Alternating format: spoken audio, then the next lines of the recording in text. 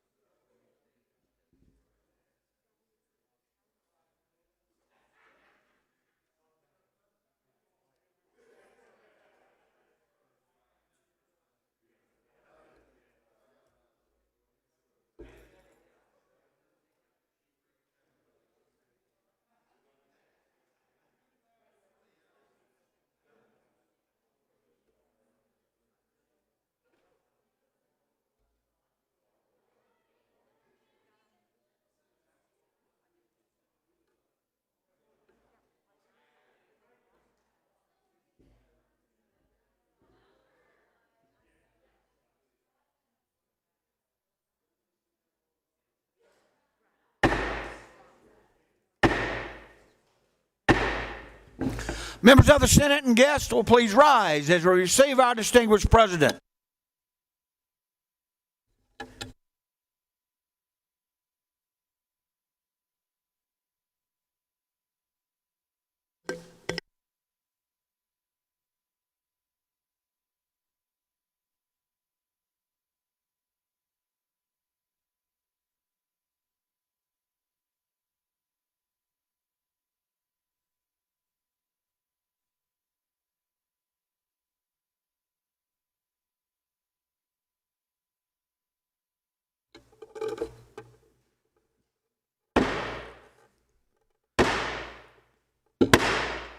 Senate will please come to order.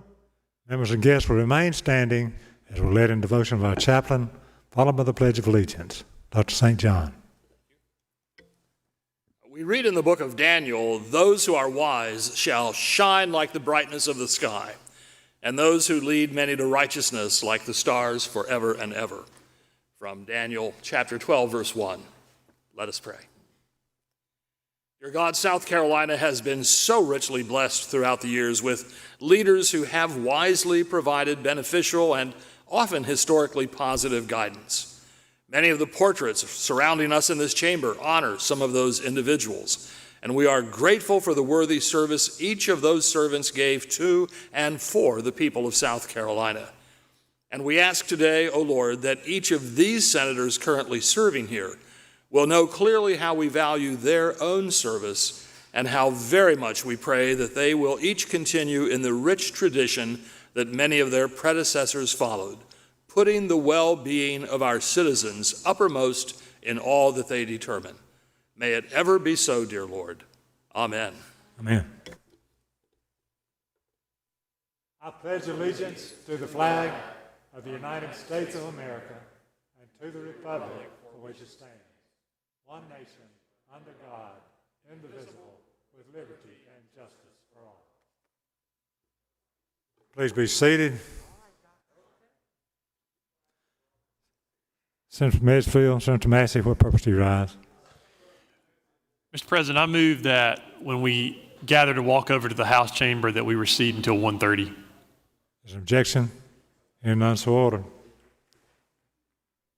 Are there any petitions, memorials, presentments of grand jury, or such like paper? Clerk will read. Message from the House, Mr. President, members of the Senate. House respectfully informs your honorable body it concurs in the amendments proposed by the Senate, H. 3539. Bill amending the code adds a section to prohibit the transportation of live swine on public road or waterways without an official form of identification, and is enrolled the bill for ratification. Received some information. We have no further communications. Therefore, we're on the introduction of new bills and resolutions. Clerk will read. Introduction of House Bill 3416. This is a bill amending the code relating to county Veterans Affairs officers so as to designate county Veterans Affairs officers as county employees and provide that they may be removed by the county legislative delegation.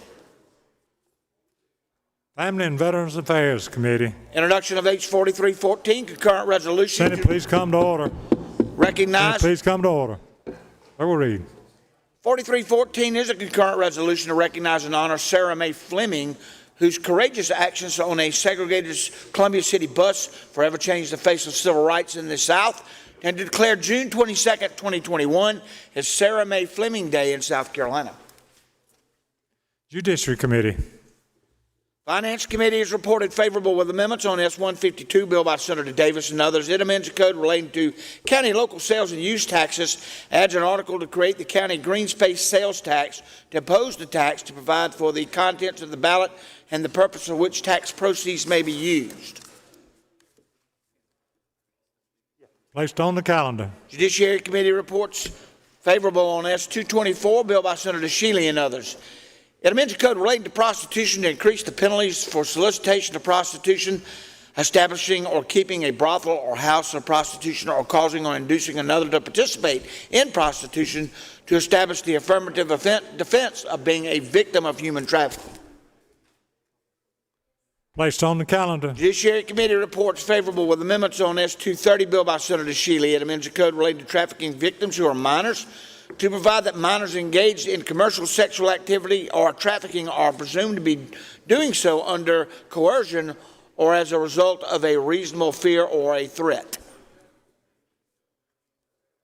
Placed on the calendar. Judiciary Committee has reported favorable on S-591, bill by Senators Hutto and Shealy. It amends the code relating to the minimum age a person may enter into marriage, so as to provide that a marriage entered into by an individual younger than 18 years of age is void ab initio.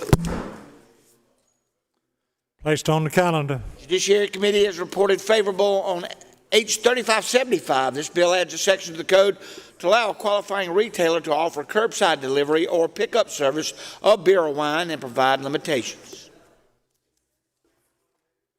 Placed on the calendar. Judiciary Committee reports favorable with amendments on S-3620. This is a bill adds a section to the code so as to entitle the article Penalty Enhancements for Certain Crimes, to provide additional penalties for persons who commit certain delineated crimes when the victim was intentionally selected based on certain factors.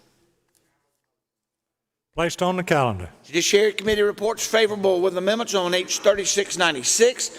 This is a bill relating to divisions of the state into 16 judicial circuits, so as to increase the number of circuit court judges by one in the 9th, 14th, and 15th circuits.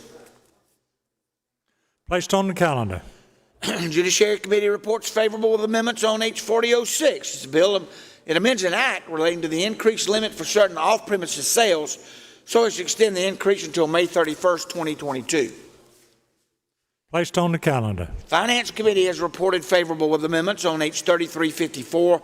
This is a bill relating to property tax exemptions, so as to exempt a renewable energy resource property having a nameplate capacity of and operating at no greater than 20 kilowatts. Placed on the calendar. Finance Committee reports favorable. H-3482, bill relating to the installment payments of property taxes, so as to authorize the county to establish an alternative payment schedule. Placed on the calendar. Finance Committee reports favorable on H-3605. It's a bill repeals a section of the code relating to meetings of appropriation committees. Placed on the calendar. Finance Committee reports favorable with amendments on H-3899. This bill relates to the Exceptional Needs Child Tax Credit, so as to provide that the proceeds of the fund must be administered to increase the amount of the that a public charity may expend for administrative costs. Placed on the calendar. Finance Committee reports favorable with amendments on H-4017. This is a bill relating to the application of the Internal Revenue Code to state income tax laws, to update the reference date to the Internal Revenue Code to the year 2020, to provide the Internal Revenue Code sections adopted by this state are extended. Placed on the calendar. House has returned to the Senate with amendments. S-435, bill by Senator Cromer, adds a section to the code so as to authorize the Director of the Department of Insurance to issue limited lines travel insurance producer licenses, amending further sections relating to definitions applicable to the code so as to delineate the definition of travel insurance. Placed on the calendar. House has returned to the Senate with amendments. S-425, bill by Senator Alexander and others. It amends the code relating to duties and procedures of the investigative entities concerning adult protection, adds a section of the code authorizing banking institutions to decline certain financial transactions requests in cases of suspected financial exploitation of a vulnerable adult. Placed on the calendar. House has returned to the Senate with amendments. S-36, bill by Senator Grooms, amending the code relating to the possession of blue catfish to provide it's unlawful to possess more than 2 blue catfish longer than 32 inches per day in Lakes Marion, Moultrie, and the upper reaches of the Santee River and the Congaree and Wateree rivers. Placed on the calendar. House is returned to the Senate with amendments as 545, bill by Senator Goldfinch. It relates to non-game fishing devices permitted in certain bodies of water so as to allow for the use of set hooks within certain portions of the Santee River. Placed on the calendar. House has returned to the Senate with Senate amendments amended, H 3991. This is a bill relating to permits to purchase non-ferrous metals, transportation, and sale of non-ferrous metals and various offenses associated with non-ferrous metals so as to include the purview of the statute, procedures for the lawful purchase, sale, and possession of used detached catalytic converters. Placed on the calendar. Spartanburg County Delegation reports favorable on the Spartanburg County Master in Equity, Ms. Sharon M. Phillips of Inman. Senator from Spartanburg, Senator Martin, what purpose do you rise? I'd like to ask immediate consideration. Question is confirmation. All in favor say aye. Aye. Opposed, no. The ayes have it. It is confirmed. It's clear, Mr. President. The time's come to line up for the joint assembly. Senator from Greenville, Consent. state your request, sir. Request for leave for the senator from Lawrence until 1:30. Is an objection? Hearing none, so ordered. Time's come to line up for the joint assembly. Don't forget, we will reconvene after the joint assembly at 1:30.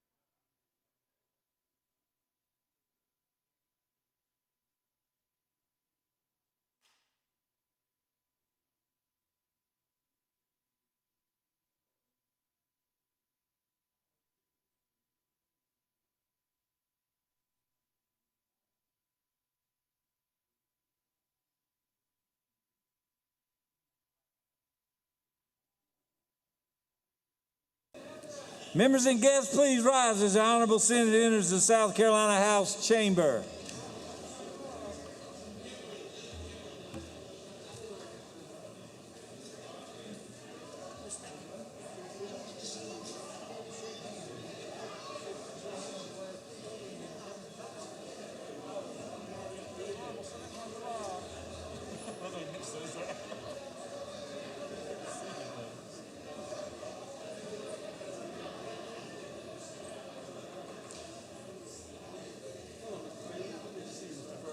Hello, Mr. President. How are you, sir? Yes, Good to see you.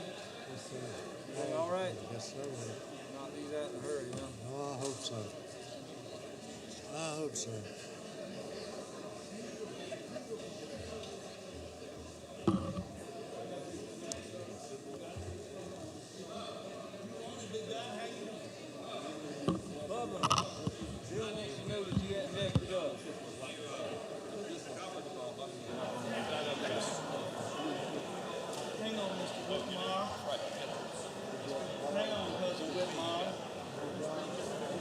There's one for you and one for the chairman. One for you and the chairman. I don't want you using whatever unless it's open. I sterilized that one myself. Yes, sir.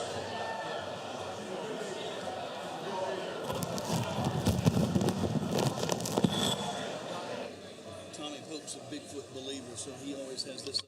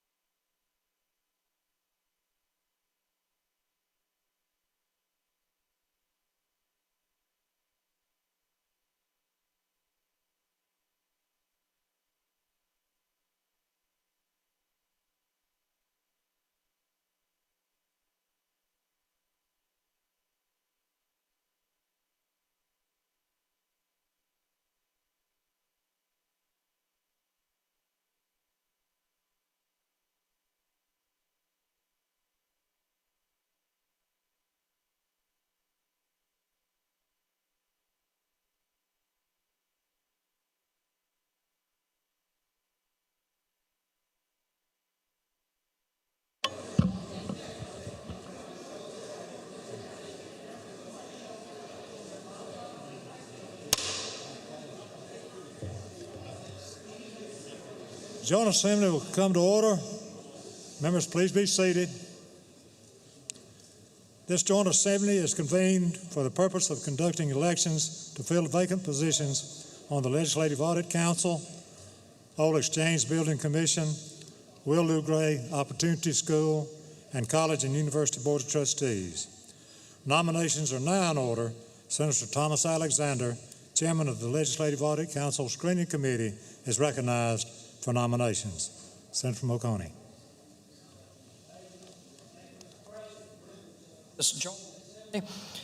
The Legislative Audit Council Screening Committee consisted of Senator Scott, Senator Verdon, Representative Sandifer, Representative Johnson, and Representative Dillard.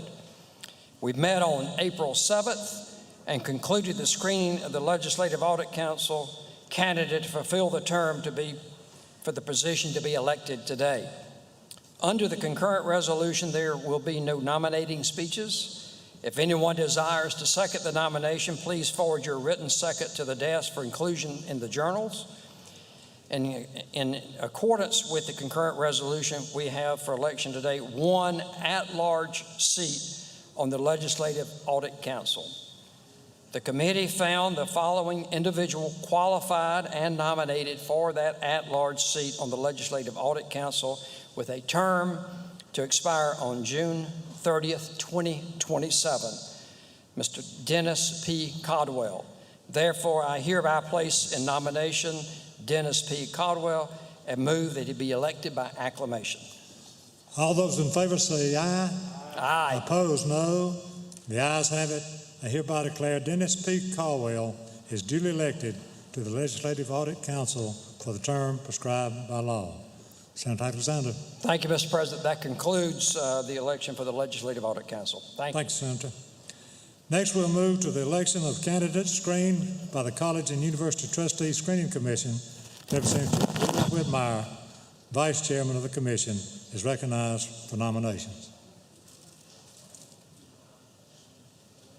Mr. Whitmire.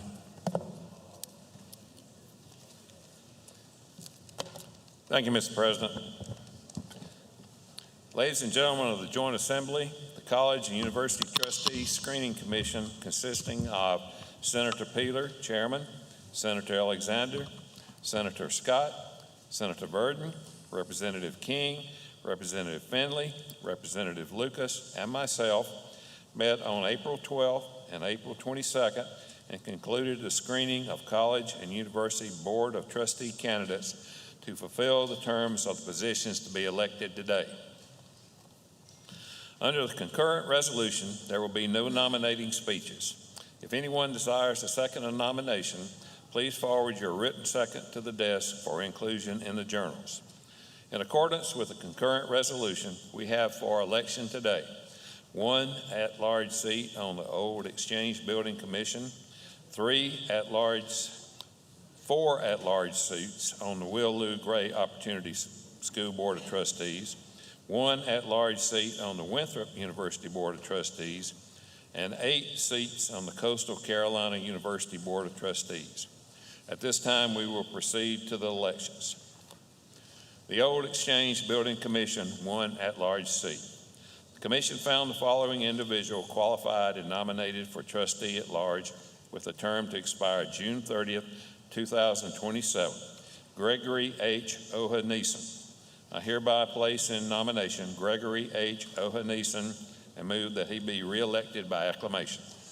All those in favor say aye. Opposed, no. The ayes have it. I hereby declare that Gregory H. Ohaneson is duly elected to the Old Exchange Building Commission for the term prescribed by law. Representative Whitmire. Thank you, Mr. President. Will Lou Gray Opportunity School. There are 4 at-large seats. The commission found the following individuals qualified and nominated for trustee at large with a term to expire June 30th, 2025. D. Stewart Cooner, Cheryl H. Freilich, Michael D. Moss, Michael J. Pryor, Gregory M. Vaughn. I hereby place in nomination D. Stewart Cooner, Cheryl H. Freilich, Michael D. Moss, Michael J. Pryor, and Gregory M. Vaughn. I move that nominations be closed and we proceed to a vote. You may vote up to 4 individuals. The reading clerk of the Senate will call the roll of the Senate.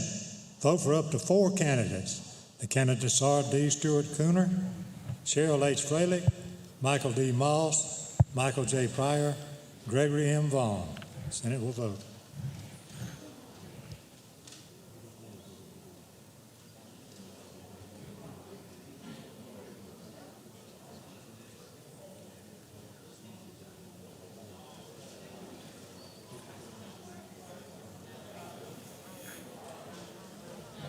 Reading clerk will call the roll of the Senate.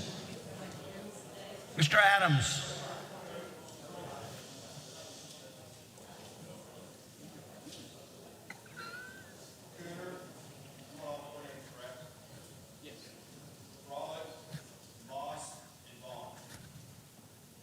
Cooner, Freilich, Moss, and Vaughn.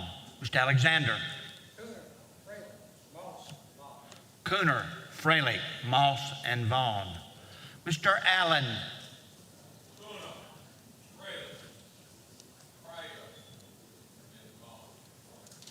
Cooner, Freilich, Pryor, and Vaughn.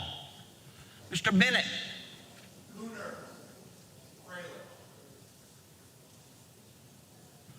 Mr. Bennett's votes are for Cooner and Freilich. Mr. Campson.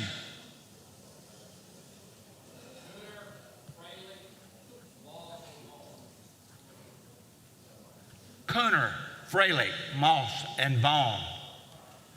Mr. Cash. Cooner, Freilich, Moss, Vaughn. Mr. Clymer.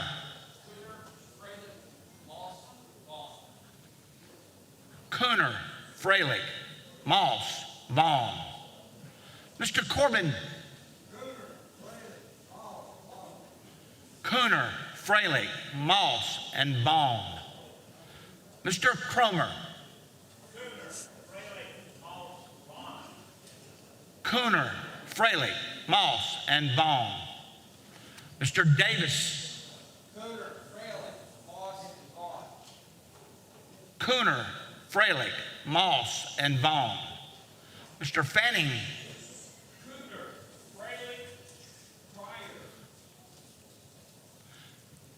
Mr. Fanning's votes are for Cooner, Freilich, and Pryor. Mr. Gambrell. Cooner, Freilich, Moss, and Vaughn. Mr. Garrett. Cooner, Freilich, Moss, and Vaughn. Mr. Goldfinch. Cooner, Freilich. Mr. Grooms.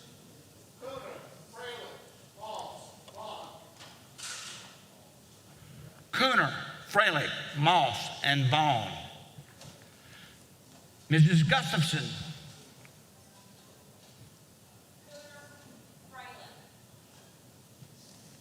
Cooner, Freilich. Mr. Harpootlian.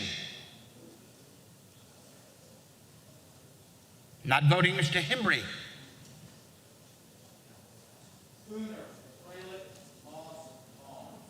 Cooner, Freilich, Moss, and Vaughn. Mr. Hutto. Not voting, Mr. Jackson. Not voting, Mr. Kevin Johnson.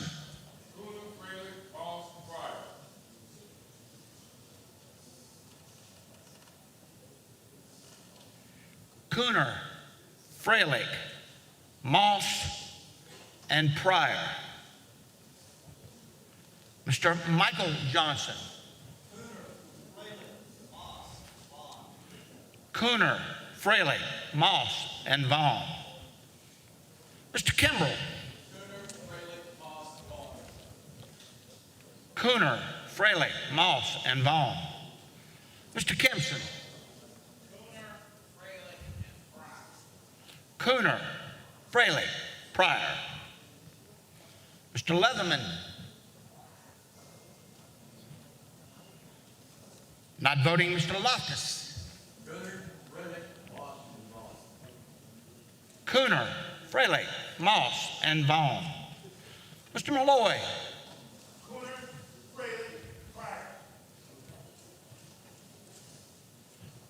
Cooner, Freilich, Pryor.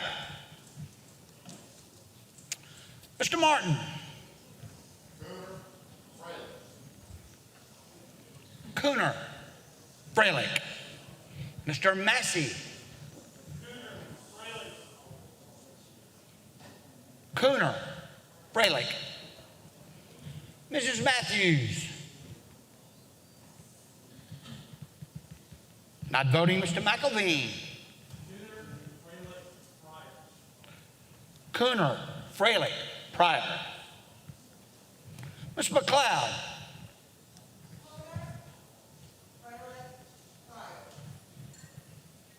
Cooner, Freilich, Pryor. Mr. Peeler. Cooner, Freilich, Moss, Vaughn. Cooner, Freilich, Moss, and Vaughn. Mr. Rankin.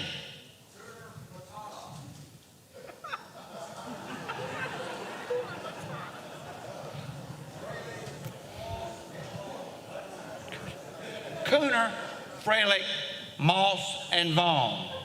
Sergeant, look over there. Mr. Rice. Cooner, Freilich, Moss, and Vaughn. Mr. Sad. Cooner, Freilich, Pryor. Mr. Scott. Cooner, Freilich, Pryor. Mrs. Sin. Not voting, Mr. Setzler.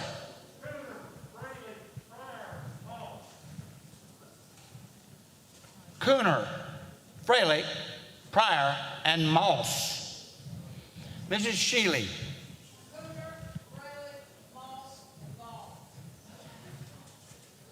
Cooner, Freilich, Moss, and Vaughn. Mr. Stevens. Cooner, Freilich, Pryor. Mr. Talley. Freilich, Moss. Mr. Turner. Cooner, Freilich, Moss. Mr. Verdon. Mr. Verdon has leave. Mr. Williams.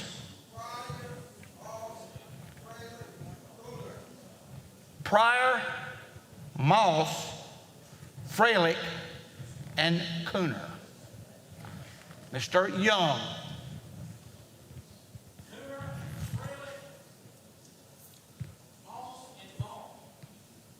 Cooner, Freilich, Moss, and Vaughn. Have all senators voted? Have all senators voted?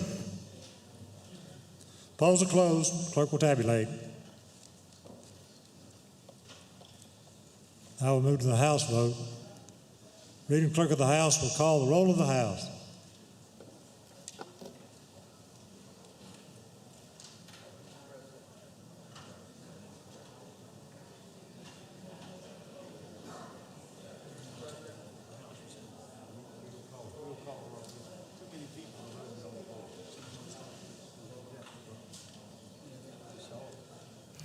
Reading Clerk will call the roll. Yes.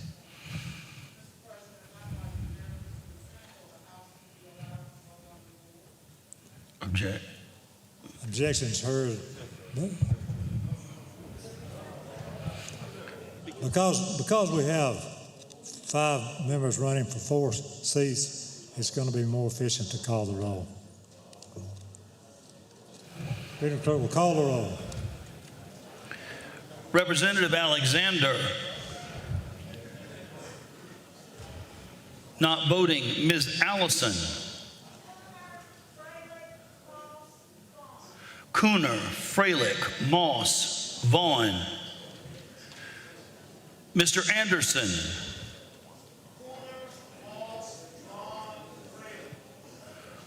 Cooner, Moss, Vaughn, Freilich, Atkinson. Cooner, Freilich, Moss, Pryor. Mr. Bailey. Cooner, Freilich, Moss, and Pryor. Excuse me, Vaughn.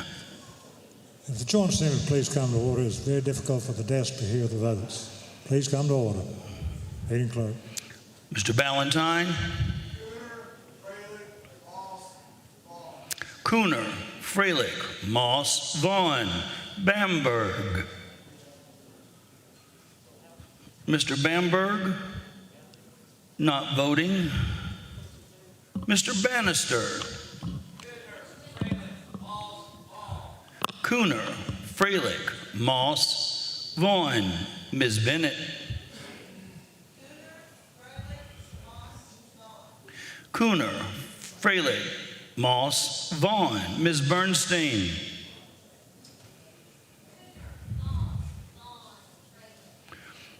Cooner, Moss, Vaughn, Freilich. Mr. Blackwell. Cooner, Freilich, Moss, Vaughn. Mr. Bradley. Cooner, Freilich, Moss, Vaughn. Ms. Brawley. Pryor and Freilich. Mr. Britton. Cooner, Freilich, Moss, Vaughn. Mr. Bryant. Not voting. Mr. Byrne. Oh, excuse me. Sheriff, once again.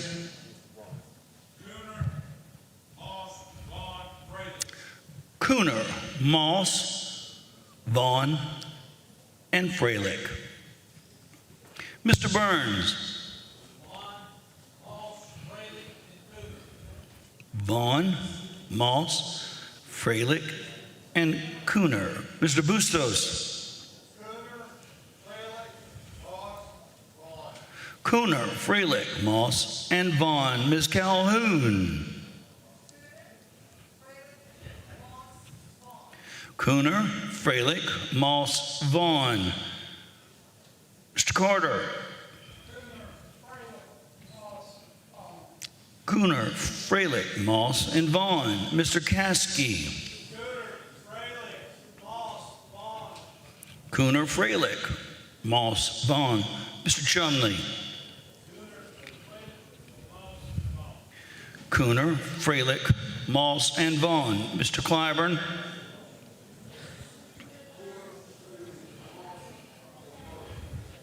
Cooner, Freilich, Moss, and Vaughn. Ms. Cobb Hunter. Cooner, Freilich, Moss, and Pryor. Mr. Cogswell. Cooner, Freilich, Moss, Vaughn. Mr. Collins has leave. Mr. Bobby Cox.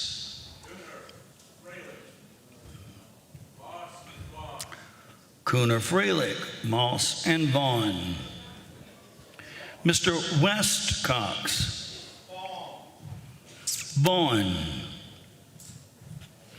Ms. Crawford.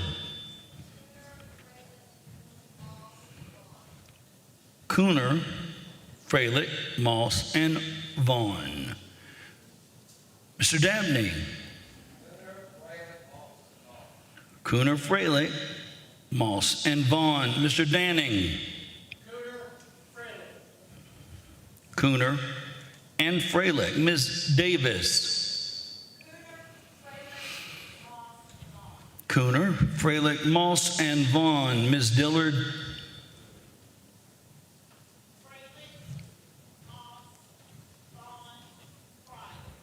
Freilich, Moss, Vaughn, and Pryor.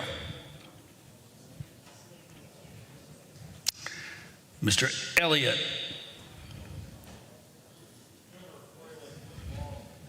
Cooner, Freilich, Moss, and Vaughn. Ms. Erickson. Cooner, Freilich, Moss, and Vaughn. Ms. Felder.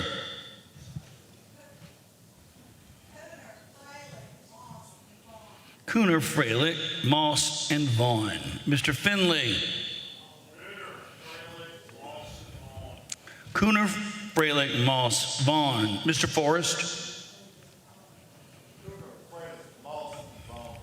Cooner, Freilich, Moss, and Vaughn. Mr. Fry. Cooner, Freilich, Moss, and Vaughn. Monsieur Guénon. Cooner, Freilich, Moss, and Vaughn. Mr. Garvin. Cooner, Freilich, Moss, and Pryor. Mr. Gatch. Cooner, Freilich, Moss, Vaughn. Mr. Gillum. Vaughn. Moss. Next is Mr. Gilliard. Cooner, Freilich, Moss, and Pryor. Mr. Govan. Pryor. Mr. Haddon.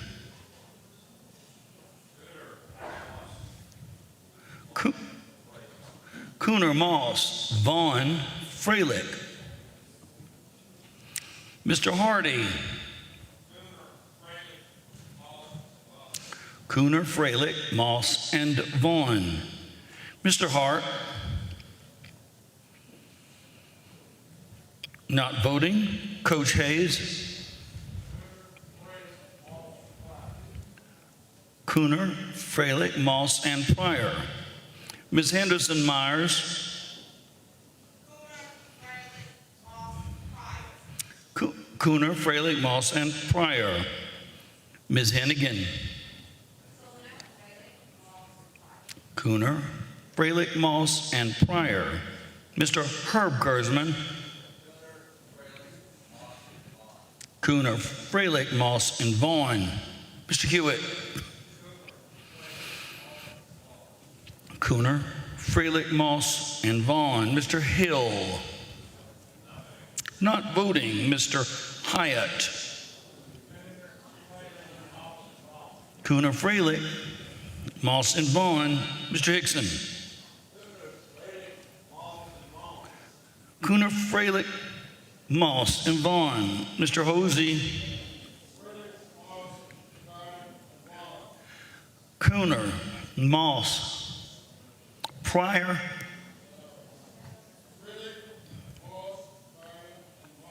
Freilich, Moss, Pryor, and Vaughn.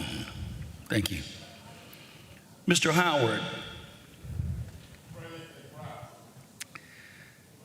Freilich and Pryor.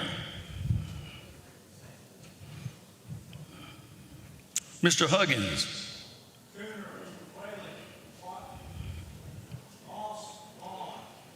Cooner, Freilich, Moss, and Vaughn. Mr. Hyde. Cooner, Freilich, Moss, and Vaughn. Mr. Jefferson.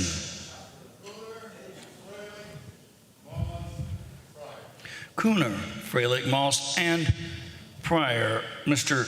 Jeff Johnson.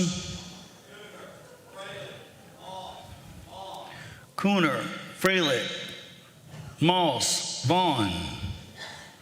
Mr. Jermaine Johnson.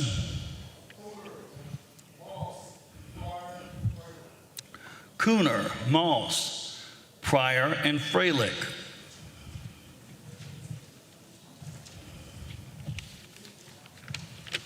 Ms. Kimberly Johnson. Cooner, Freilich, Moss, and Pryor. Mr. Jones has leave. Mr. Jordan. Not voting, Ms. Kimmons. Cooner, Freilich, Moss, Vaughn. Mr. King. Pryor. Cooner. And Moss. King votes Cooner. Pryor and Moss. Mr. Kirby. Cooner, Freilich, Moss, Vaughn. Colonel Ligon. Cooner, Freilich, Moss, and Vaughn. Mr. Long. Cooner, Freilich, Moss, Vaughn. Mr. Lowe. Not voting, Mr. Lucas. Cooner, Freilich, Moss, Vaughn. Mr. Magnuson. Cooner, Freilich, Moss, and Vaughn. Mr. Martin. Cooner, Freilich, Moss, and Vaughn. Ms. Matthews. Freilich, Pryor. Mr. May. Cooner, Freilich, Moss, Vaughn. Mr. McCabe. Cooner, Freilich, Moss, and Vaughn. Mr. McCravey. Cooner, Freilich, Moss, and Vaughn. Ms. McDaniel.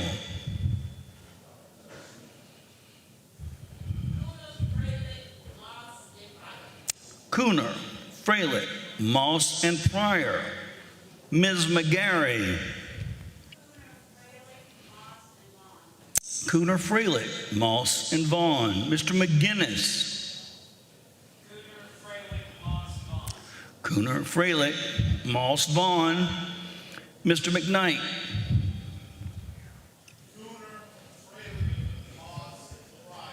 Cooner, Freilich, Moss, Pryor. Mr. J.A. Moore. Cooner, Freilich, Moss, and Pryor. Mr. Travis Moore. Cooner, Freilich, Moss, and Vaughn. Mr. Morgan. Cooner, Freilich, Moss, Vaughn. Mr. Dennis Moss. Cooner, Moss, Vaughn, and Freilich. Steve Moss. Cooner, Freilich, Moss, and Vaughn. Mr. Murphy.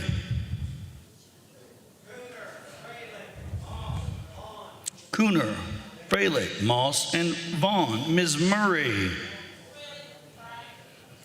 Freilich and Pryor. Mr. Brandon Newton.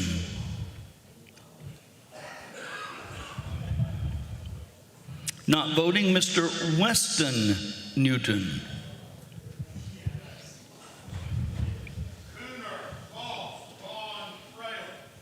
Cooner, Moss, Vaughn, Freilich. Mr. Nutt. Cooner, Freilich, Moss, and Vaughn.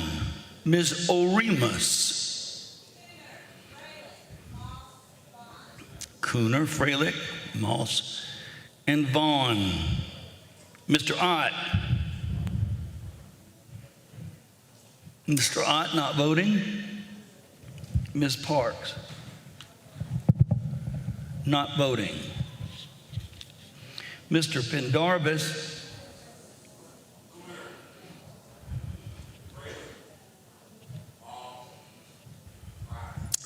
Cooner, Freilich, Moss, and Pryor. Mr. Pope. Cooner, Freilich, Moss, and Vaughn. Mr. Rivers. Pryor. Ms. Robinson.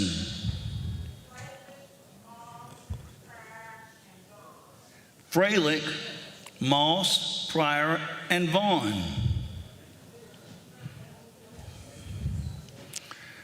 Mr. Rose.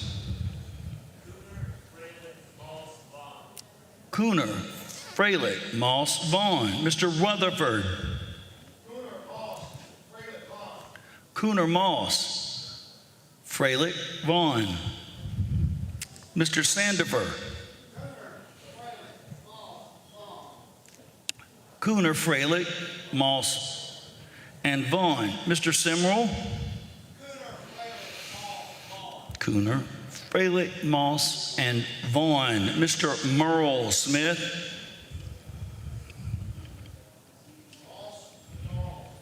Moss and Vaughn.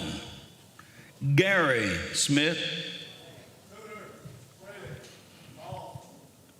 Cooner, Freilich, Moss, and Vaughn. Mr. Mark Smith. Cooner, Freilich, Moss, Vaughn. Mr. Stavronakis. Cooner, Freilich, and Pryor. Mr. Stringer. Cooner, Freilich, Moss, and Vaughn. Mr. Taylor.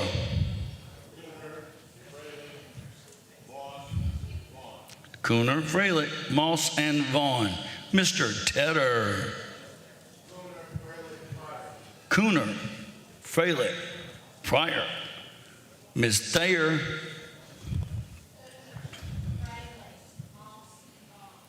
Cooner, Freilich, Moss, and Vaughn.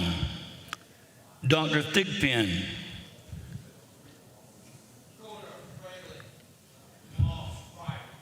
Cooner, Freilich, Moss, Pryor. Ms. Trantham. Cooner, Freilich, Moss, and Vaughn. Mr. Weeks. Mr. Weeks not voting. Mayor West. Cooner, Freilich, Moss, Vaughn. Ms. Wetmore. Cooner and Freilich. Mr. Wheeler. Not voting. Mr. White. Moss and Vaughn. Mr. Whitmire. Cooner, Freilich, Moss, Vaughn. Cooner, Freilich, Moss, and Vaughn. Mr. Robert Williams. Freilich, Vaughn, Cooner, and one more time, I'm sorry, Mr. Freilich, Vaughn, Crooner, and Freilich. Thank you, sir. Mr. Shedron Williams.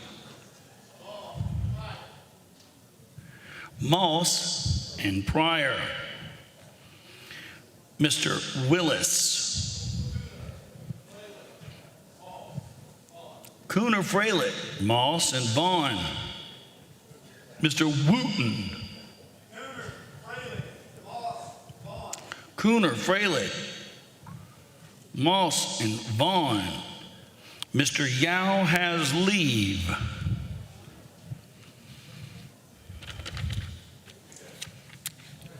Any members of the House need to reflect their vote, beginning with Mr. Alexander. Cooner, Moss, Vaughn, and Freilich.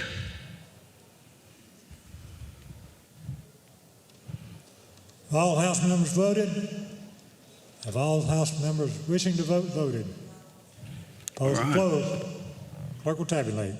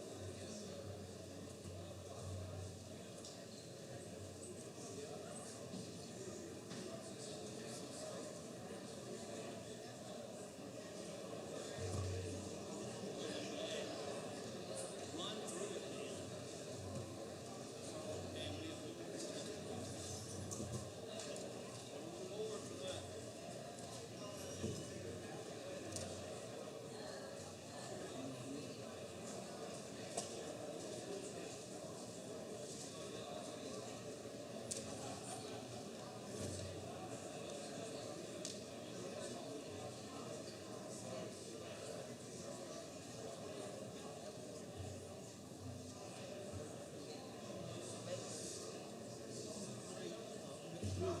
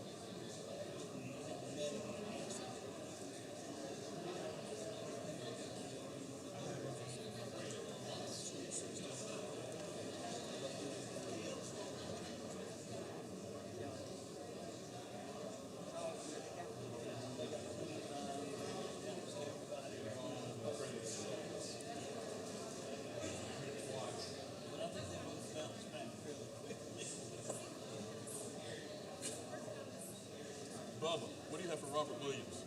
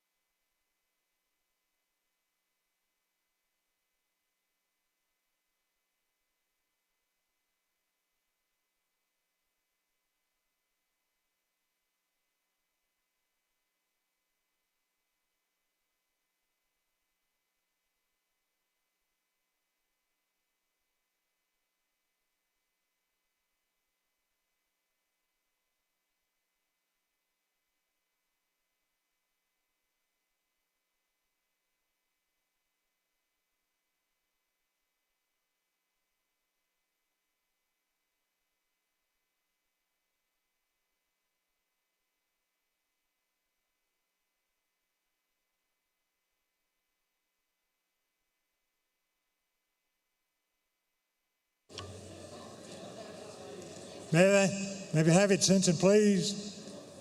May I have your attention, please? Thank you for your patience. Total number of senators voted 39.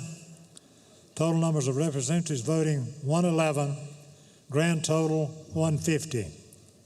Necessary to a choice 76, of which Mr. Cooner received 135, Freilich 142, Moss 124, Pryor 40, Vaughn 104. I hereby declare that Stuart Cooner, Cheryl Freilich, Michael Moss, and Gregory Vaughn are duly elected to the Will Gray Opportunity School Board of Trustees for the term prescribed by law. Representative Whitmire. Good evening, folks. Winthrop University, 1 at-large seat. The commission found the following individual qualified nominated for trustee at-large, seat 10, with a term to expire June 30th, 2027. Glenn A. McCall. I hereby place in nomination Glenn A. McCall and move that he be reelected by acclamation. Those in favor say aye. Opposed, no. The ayes have it. I hereby declare that Glenn A. McCall is duly elected to the Winthrop University Board of Trustees for the term prescribed by law. Mr. Whitmire. Coastal Carolina, 8 seats. The commission found the following individual qualified and nominated for trustee from the 2nd Congressional District, seat 2, with a term to expire June 30th, 2025. Orrin P. Smith. I hereby place in nomination Orrin P. Smith and move that he be reelected by acclamation. All those in favor say aye. Opposed, no. The ayes have it. I hereby declare that Orrin P. Smith is duly elected to the Coastal Carolina University Board of Trustees for the term prescribed by law. Mr. Whitmire. The commission found the following individual qualified and nominated for a trustee from the 4th Congressional District, seat 4, with a term to expire June 30th, 2025. Bradley J. Poston. I hereby place in nomination Bradley J. Poston and move that he be elected by acclamation. All those in favor say aye. Opposed, no. The ayes have it. I hereby declare that Bradley J. Poston is duly elected to the Coastal Carolina University Board of Trustees for the term prescribed by law. Mr. Whitmire. The commission found the following individual qualified and nominated for a trustee from the 6th Congressional District, seat 6, with a term to expire June 30th, 2025. John H. Bartell. I hereby place in nomination John H. Bartell and move that he be reelected by acclamation. All those in favor say aye. Opposed, no. The ayes have it. I hereby declare that John H. Bartell is duly elected to the Coastal Carolina University Board of Trustees for the term prescribed by law. Mr. Whitmire. The commission found the following individual qualified and nominated for trustee at large, seat 8, with a term to expire June 30th, 2025. Jason M. Repack. I hereby place in nomination Jason M. Repack and move that he be reelected by acclamation. All those in favor say aye. Opposed, no. The ayes have it. I hereby declare that Jason M. Repack is duly elected to the Coastal Carolina University Board of Trustees for the term prescribed by law. Mr. Whitmire. The commission found the following individual qualified and nominated for trustee at large, seat 10, with a term to expire June 30th, 2025. Mark S. Kelly, Robert L. O'Brien. Robert L. O'Brien has withdrawn. Hereby place in nomination Mark S. Kelly and move that he be elected by acclamation. All those in favor say aye. Opposed, no. The ayes have it. I hereby declare that Mark S. Kelly is duly elected to the Coastal Carolina University Board of Trustees for the term prescribed by law. Mr. Whitmire. The commission found the following individuals qualified and nominated for trustee at large, seat 12, with a term to expire June 30th, 2025. Brett C. Porterfield, H. Delane Stevens. I hereby place in nomination Brett C. Porterfield and H. Delane Stevens. I move that nominations be closed and we proceed to a vote. Reading Clerk of the Senate will call the roll of the Senate.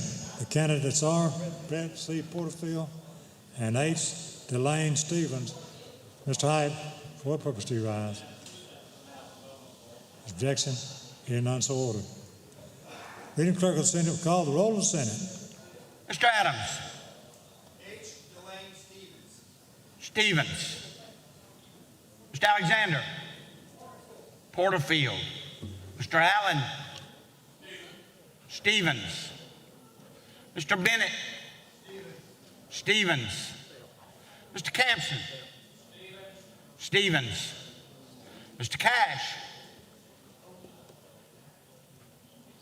Mr. Cash not voting. Mr. Clymer. Not voting. Mr. Corbin. Stevens. Mr. Cromer. Stevens. Mr. Davis. Stevens. Mr. Fanning. Stevens. Mr. Gambrell. Stevens. Mr. Garrett. Stevens. Mr. Goldfinch. Stevens. Mr. Grooms. Stevens. Mrs. Gustafson. Stevens. Mr. Harpootlian. Not voting. Mr. Hembry. Stevens. Mr. Hutto. Not voting. Mr. Jackson. Not voting. Mr. Kevin Johnson. Stevens. Mr. Michael Johnson. Not voting. Mr. Kimbrell. Not voting. Mr. Kempson. Not voting. Mr. Leatherman. Mr. Leatherman not voting. Mr. Loftus. Stevens. Mr. Malloy. Stevens. Mr. Martin. Stevens. Mr. Massey. Stevens. Mrs. Matthews. Not voting. Mr. McElveen. Stevens. Ms. McLeod. Porterfield. Mr. Peeler. Stevens. Stevens. Mr. Rankin. Stevens. Mr. Rice. Stevens. Mr. Sabb. Porterfield.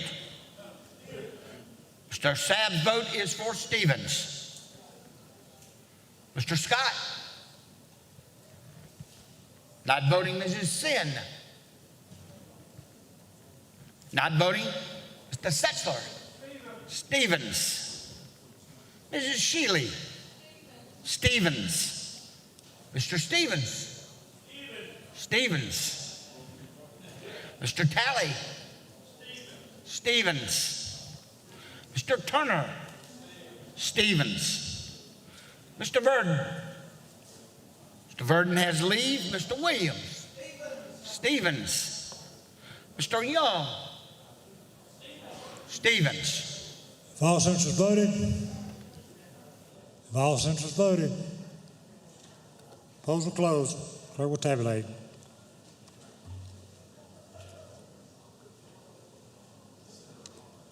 Now we'll proceed to the House vote.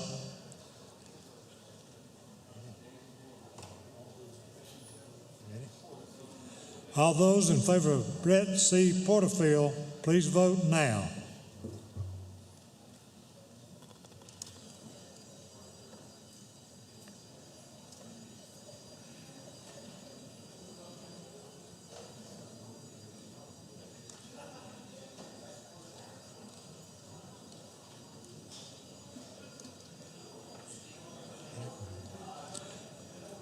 Have all House members wishing to vote for Betsy Porterfield voted? Polls are closed. Clerk will tabulate.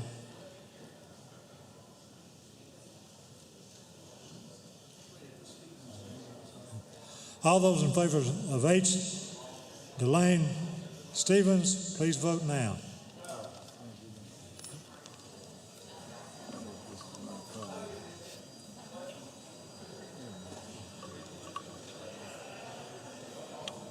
Thank you.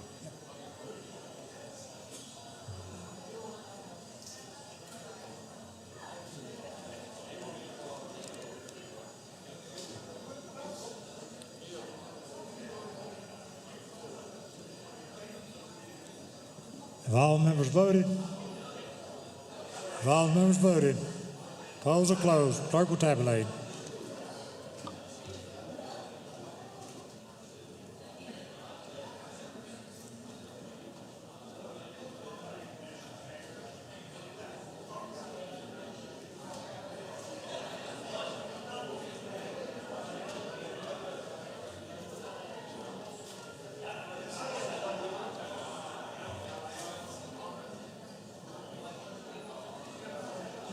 Oh, God, it's long today. For nothing. We gotta sit around and listen to Bamberg yak about this thing. He's not going to be the only one, I got a feeling. Oh, I know.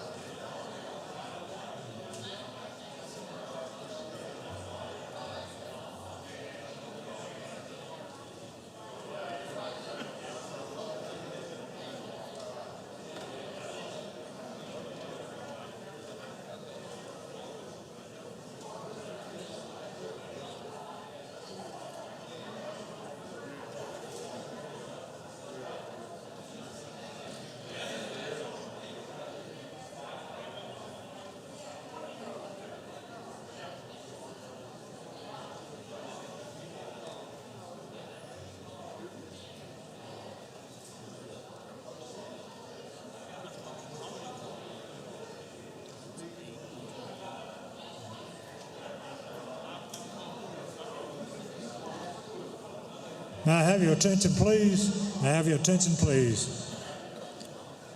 Total number of senators voted, 33. Let me have your attention. Total number of House members voting, 105. Grand total, 138. Necessary to a choice, 70, of which Porterfield received 10 and Stevens received 128. I hereby declare H. Delane Stevens as duly elected to the Coastal Carolina University Board of Trustees for the term prescribed by law. Mr. Whitmire.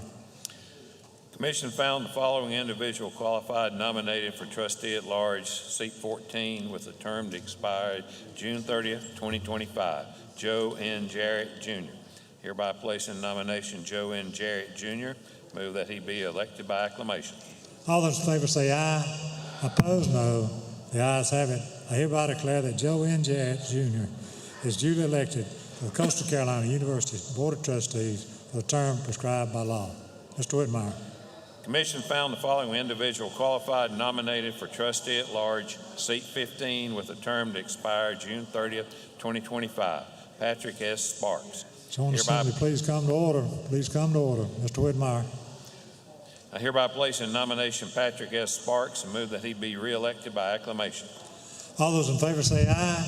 Opposed, no. The ayes have it. I hereby declare that Patrick S. Sparks is duly elected to the Coastal Carolina University Board of Trustees for the term prescribed by law. Mr. Whitmire. Mr. President, thankfully, this concludes the election of boards of trustee members at this time. Praise the Lord. Purpose of the joint assembly is now completed. I hereby declare it adjourned. You're the best. Don't go change it.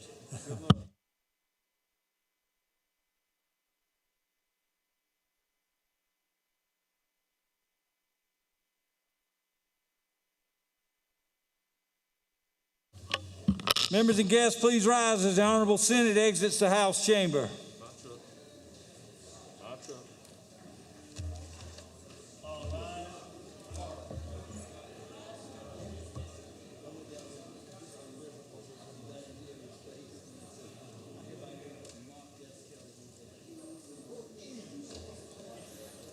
All right, members, we're on Amendment 2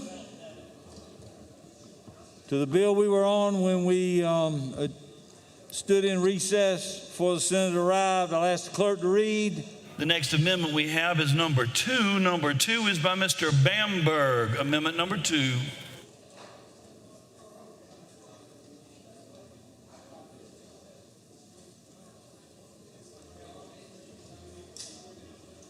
Who's Mr.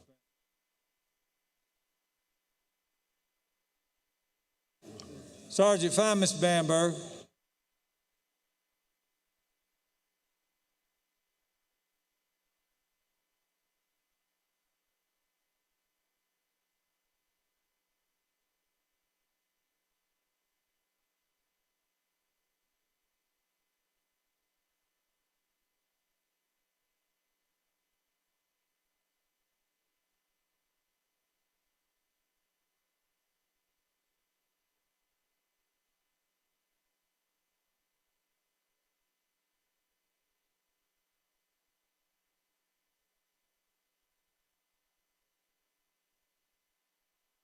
All right, House be in order.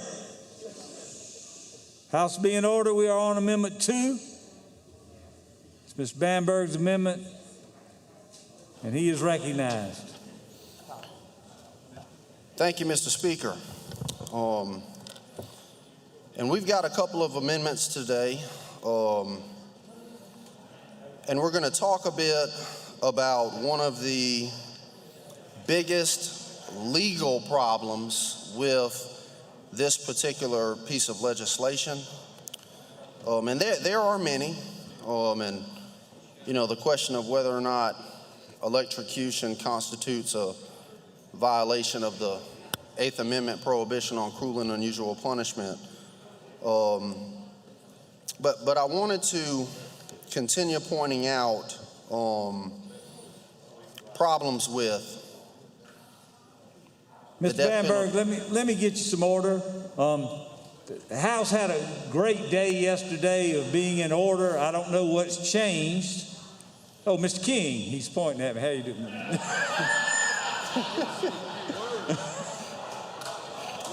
House to be in order. Mr. Bamberg. Thank you, Mr. Speaker. All right. One of the biggest problems with this particular piece of legislation, and as lawmakers, it is incumbent on us to look at the things that matter with the letter of the law.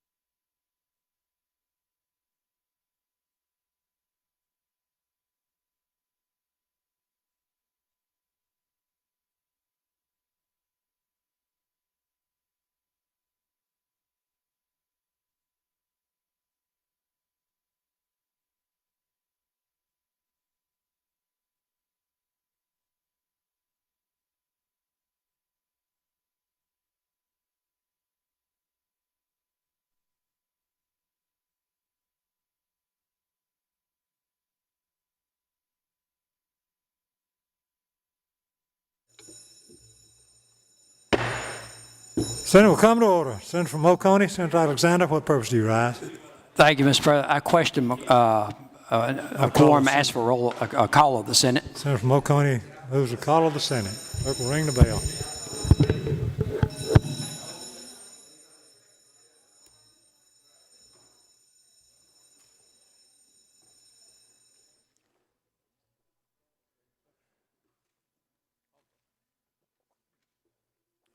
Leading clerk will call the roll.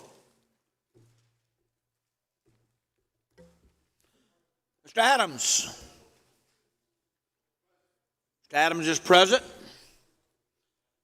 Mr. Alexander is present. Mr. Allen. Absent. Mr. Bennett is present. Mr. Campson. Absent. Mr. Cash. Mr. Cash is present. Mr. Clymer. Absent. Mr. Corbin. Mr. Corbin is present. Mr. Cromer is present. Mr. Davis is present. Mr. Fanning. Absent. Mr. Gambrill. Present. Mr. Garrett is present. Mr. Goldfinch. Present. Mr. Grooms.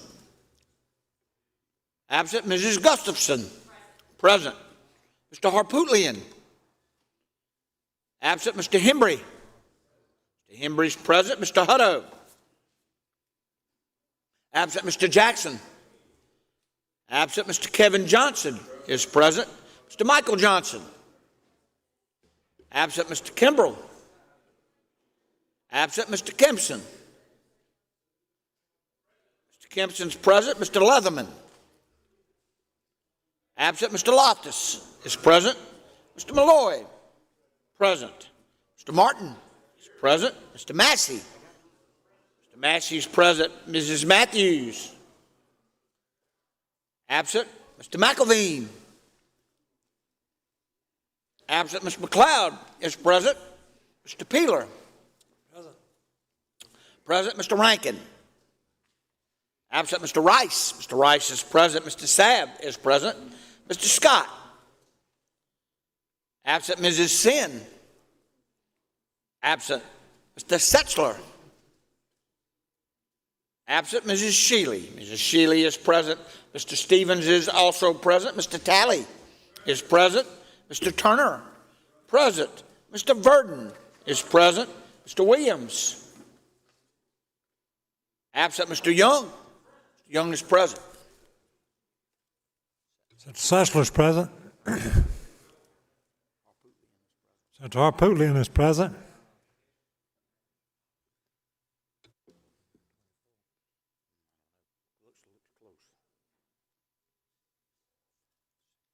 Senator Harpootlian is present.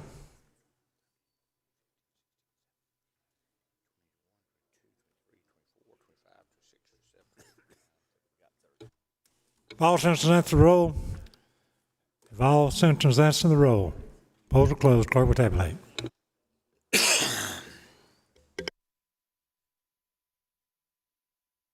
Thirty members are present. A quorum is present. Clerk will read.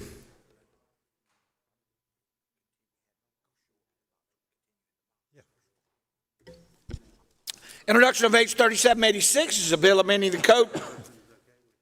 Correction. Finance Committee has polled favorable. H 3786 is a bill amending the code relating to the annual salaries of state constitutional officers so as to provide that beginning with the fiscal year 2022-23, salaries for the state constitutional officers must be based on recommendations by the agency's Salary Head Commission.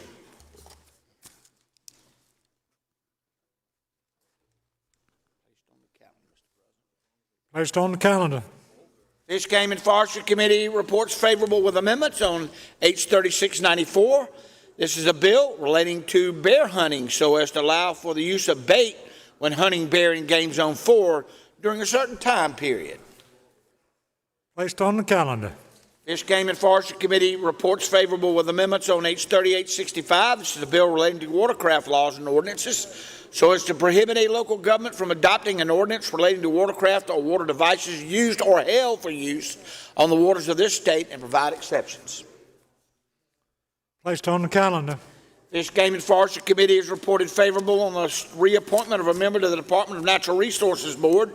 Chairman from the 4th Congressional District, Mr. Norman F. Pulliam of Spartanburg. Received as information. Fish, Game, and Forestry Committee reported favorable reappointment of member to the Department of Natural Resources Board, 6th Congressional District, Mr. Dwayne M. Swigert of Hardyville. Received as information. Introduction of a Senate resolution by Senator Verdon. Recognized May 2021 as Cystic Fibrosis Awareness Month in South Carolina. Senator from Lawrence, Senator Verdon, what purpose do you rise?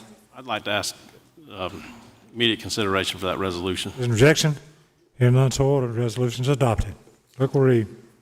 Introduction of a Senate resolution by Senator Matthews to authorize Greenville Young Men's Christian Association use the chambers of the Senate and available committee hearing rooms of the Gresham Building for its youth and government program on Monday, November 8th and Tuesday, November 9th, and Monday the 15th and Tuesday the 16th of November 2021.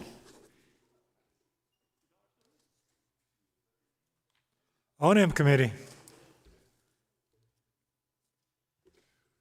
House has returned to the Senate. Senate amendments amended.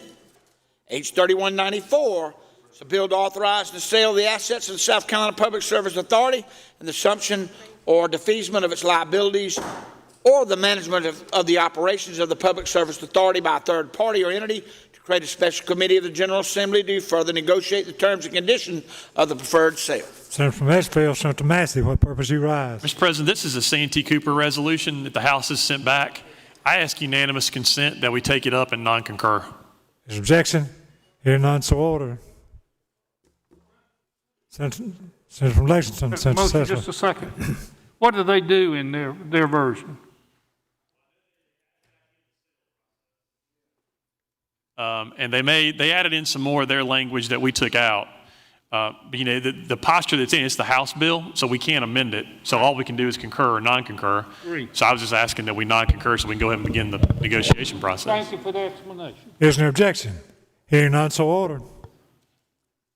Desk is clear, Mr. President. The desk is clear. Are there any requests for local bills? Any requests for local bills? Hearing none, that brings us to interrupted debate. Page 5, House Bill 3094. Amendments on the desk. Clerk will publish the First Amendment.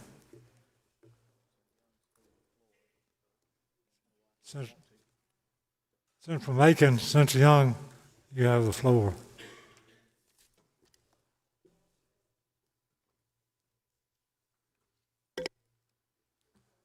Senator Young.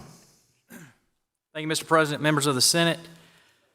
This is House Bill 3094. We were on it yesterday for over an hour. As I told the members yesterday, we had 2 subcommittee hearings on this bill last week. There was testimony that lasted for more than 3 hours combined within the 2 subcommittees. We heard from a number of people that were opposed to the bill. There were some people that were for the bill. The bill as drafted currently before you does not expand who can carry a firearm or where they can carry a firearm. It adds another way to carry as long as the person is a licensed concealed weapon permit holder in South Carolina. So just briefly before we go to the First Amendment, I want to just tell you again what the bill does as currently drafted. Number 1, the bill would allow a concealed weapon permit holder to carry a concealable weapon openly on their person or in their motor vehicle. Property owners would be able to post conforming signage to allow or to prohibit either concealed or open carry of a handgun or both to be carried on their property. Also, the bill adds additional training in the concealed weapon permit process. The training it adds instruction on properly securing a firearm in a holster. It adds instruction on what is cocked and locked firearm carrying. It adds instruction on the methods for responding to someone who attempts to take a firearm or a permit holder's firearm from a holster. And it adds instruction on de-escalation techniques in hostile situations.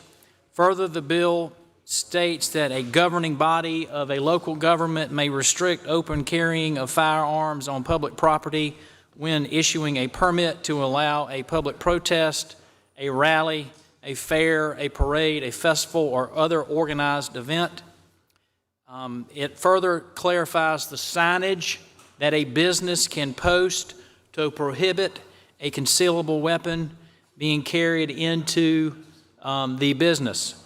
And finally, it allows a church which is leasing a school facility to give permission to people that attend the church under existing law, or as allowed under existing law, to carry a concealable weapon at the church service, as long as the school that the church is leasing the property from does not have any school activities that are going on at the time of the church service. So those are the things that this bill does. Again, as I told you yesterday, there are 45 states that currently allow some version of open carry of a handgun. South Carolina is one of 5 that does not allow that. Georgia and North Carolina, our neighboring states, do allow. Georgia allows with a weapons carry license, and North Carolina allows open carry of a handgun, and no permit or license is necessary. If there's no questions, I ask that we move to the First Amendment. Senator from Charleston, Senator Kempson, what purpose do you Like rise? to be heard on the bill.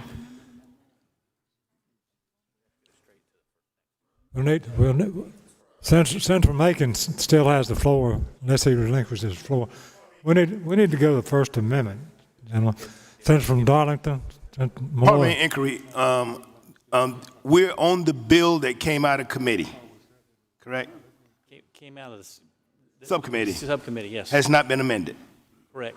Okay, and so it would seem as though that we would get the bill moving and then get on the First Amendment, because we are now having explanations of the bill, and I'm just trying to see if that's what the senator's intentions were. Yeah, I am explaining the bill as it was presented in the subcommittee, and the subcommittee passed it out as it. We did not amend it in the subcommittee, and the full Senate voted to set it for a special order last Thursday. So the procedure at this point in time would be get to the First Amendment. Okay, so when you relinquish the floor, then we'll be on the First Amendment. I'll relinquish the floor to go to the First Amendment. Clerk will read the First Amendment. First Amendment is Amendment number 1A by Senator Massey, amends the bill, strike section 4 and 5 in their entirety and inserts. Senator from Edgefield. I don't mind if he's... Explanation has been requested.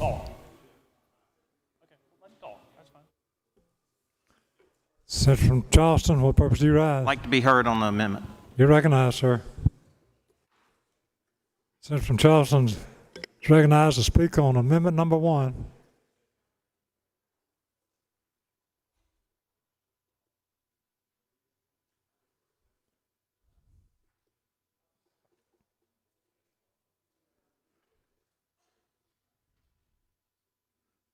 Please give the Senator your attention.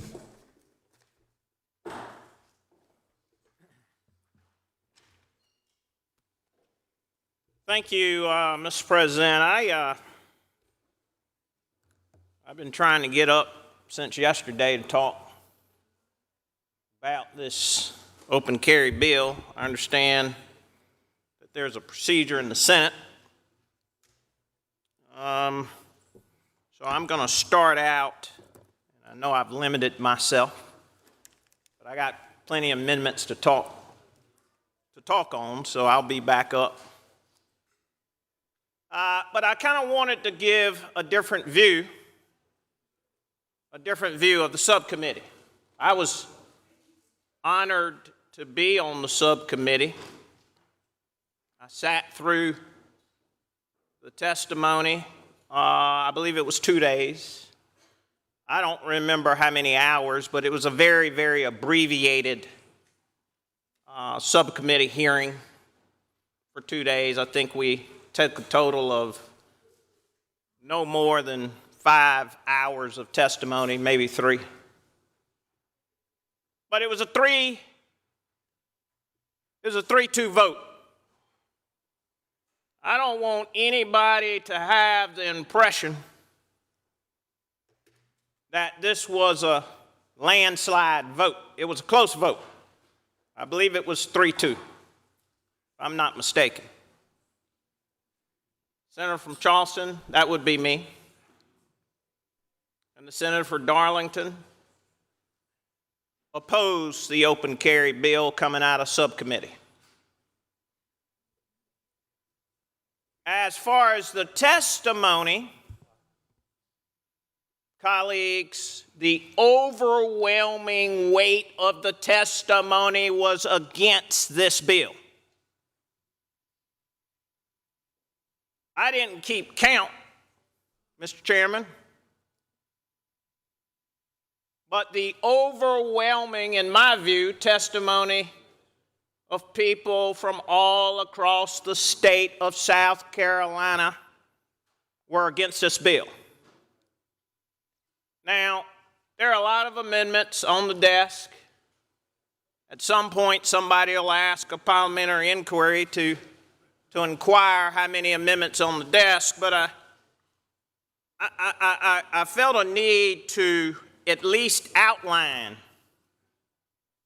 the medical testimony that was given in the subcommittee hearing by our state's leading doctors. Now, why would the doctors, I think more than 200 doctors signed a letter begging, pleading, respectfully requesting that we not pass open carry in the state of South Carolina. Why? Why would the doctors take time off their jobs? They don't work for free. But the doctors found a need to take off their jobs because they are the people that have to care. They are the people that got to care for the children who are in the emergency ward due to gunshots. I think one doctor testified, look, you wouldn't be passing this bill if you had to sit in the ER room all night watching the number of children that, particularly in Charleston, and much of the data that I have, and I'm talking to my colleagues from the county of Charleston, much of the data I have is about Charleston. I represent Charleston. I believe I have the largest part of Charleston than any other senator in the state. And so I have a particular interest in data from Charleston. So when they say they question the wisdom and need, that's their opinion for this bill, but then they go on to talk about their daily work assignments and how it's already complicated by gun violence. It is for many unsettling, a setting of uncertainty, anxiety, and fear. This is not a healthy community environment, especially for children. The passage of an open carry bill with or without permit would allow people to do just that. At a time when political tensions are high and an unarmed insurrection and multiple mass shootings have already shocked our nation, this bill will intensify the public health burden of gun violence in South Carolina. Let it be no mistake, we and our medical colleagues will be using our skills to save the lives of more victims that did not have to die. And so I only had 5 minutes, but members, I just wanted to, with all due respect to the senator from Aiken, you know, he's a good lawyer. And lawyers cite the facts most favorable to them.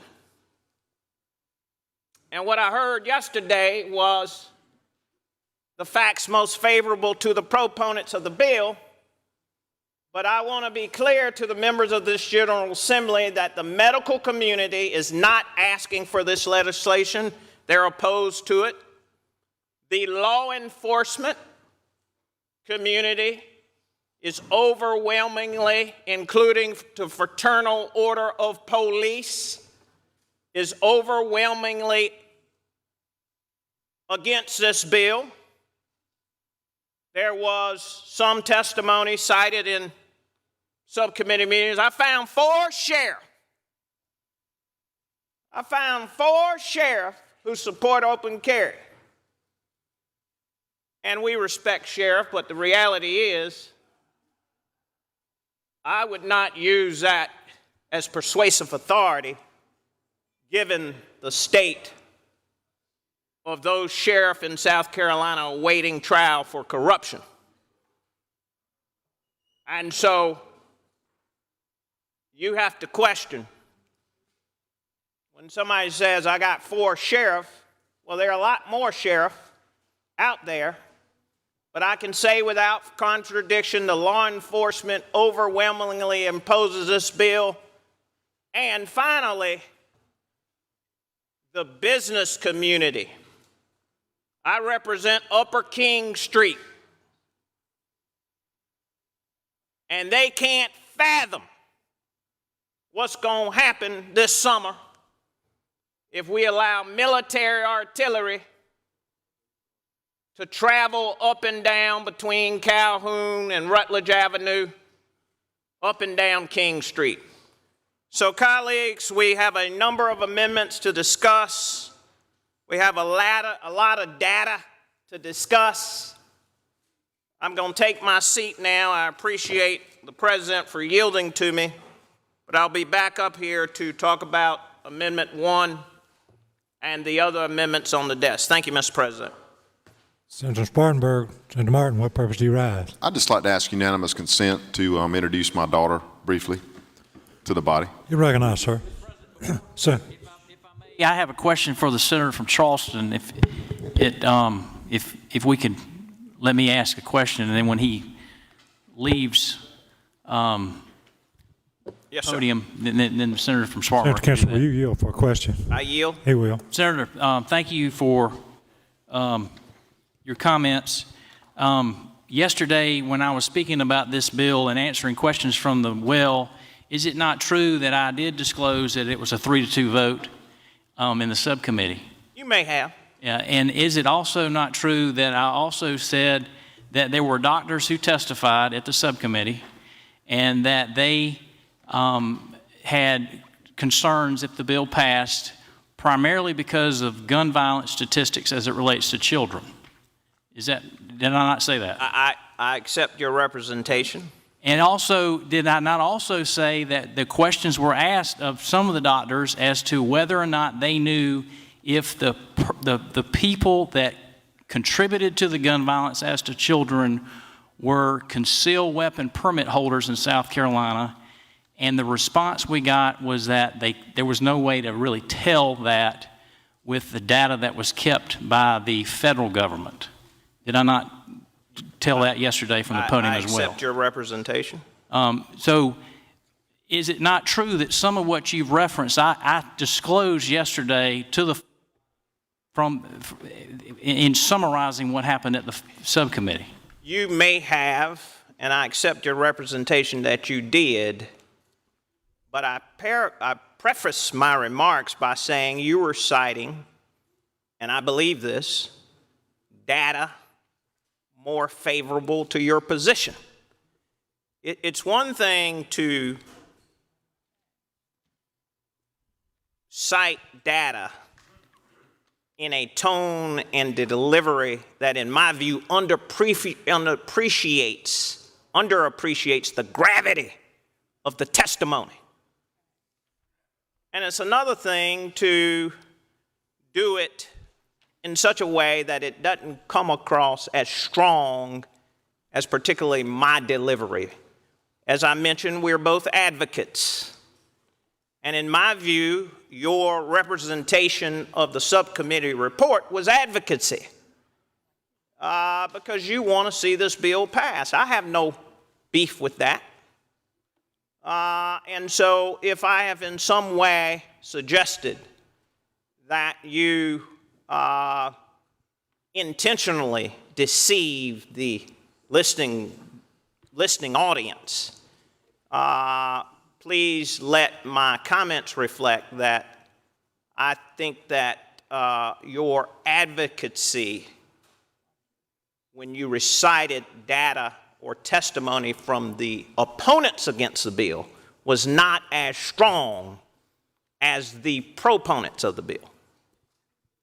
I understand that. So, Senator, I can't solve your problem. You know, you'll have plenty of time to get up at the well and make those arguments. You know, I, for one, have been, with many others here, have been against open carry and expansion of gun rights. I believe we ought to spend our time solving the real problems of the state. And so that's where we are.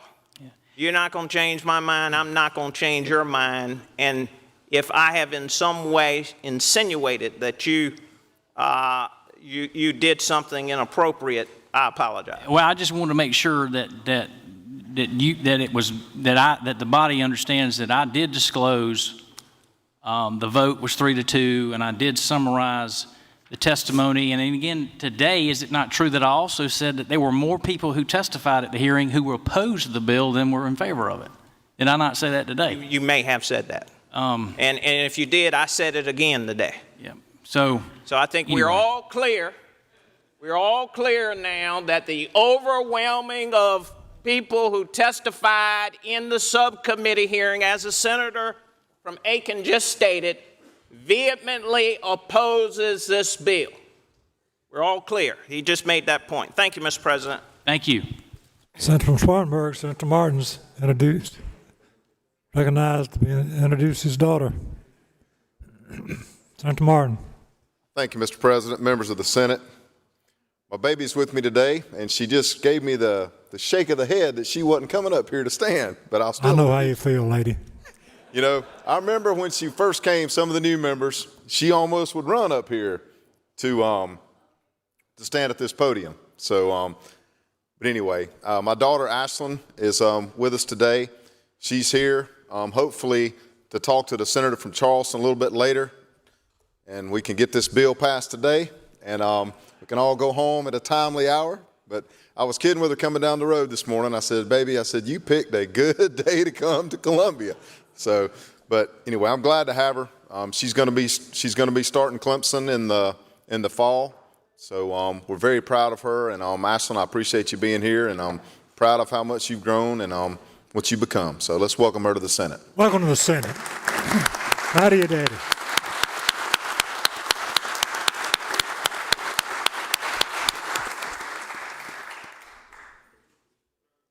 Senator from Clarendon, Senator Johnson, Senator Kevin Johnson. Thank you. I'd like to be heard briefly on the amendment of bill. Amendment. You're recognized on the amendment.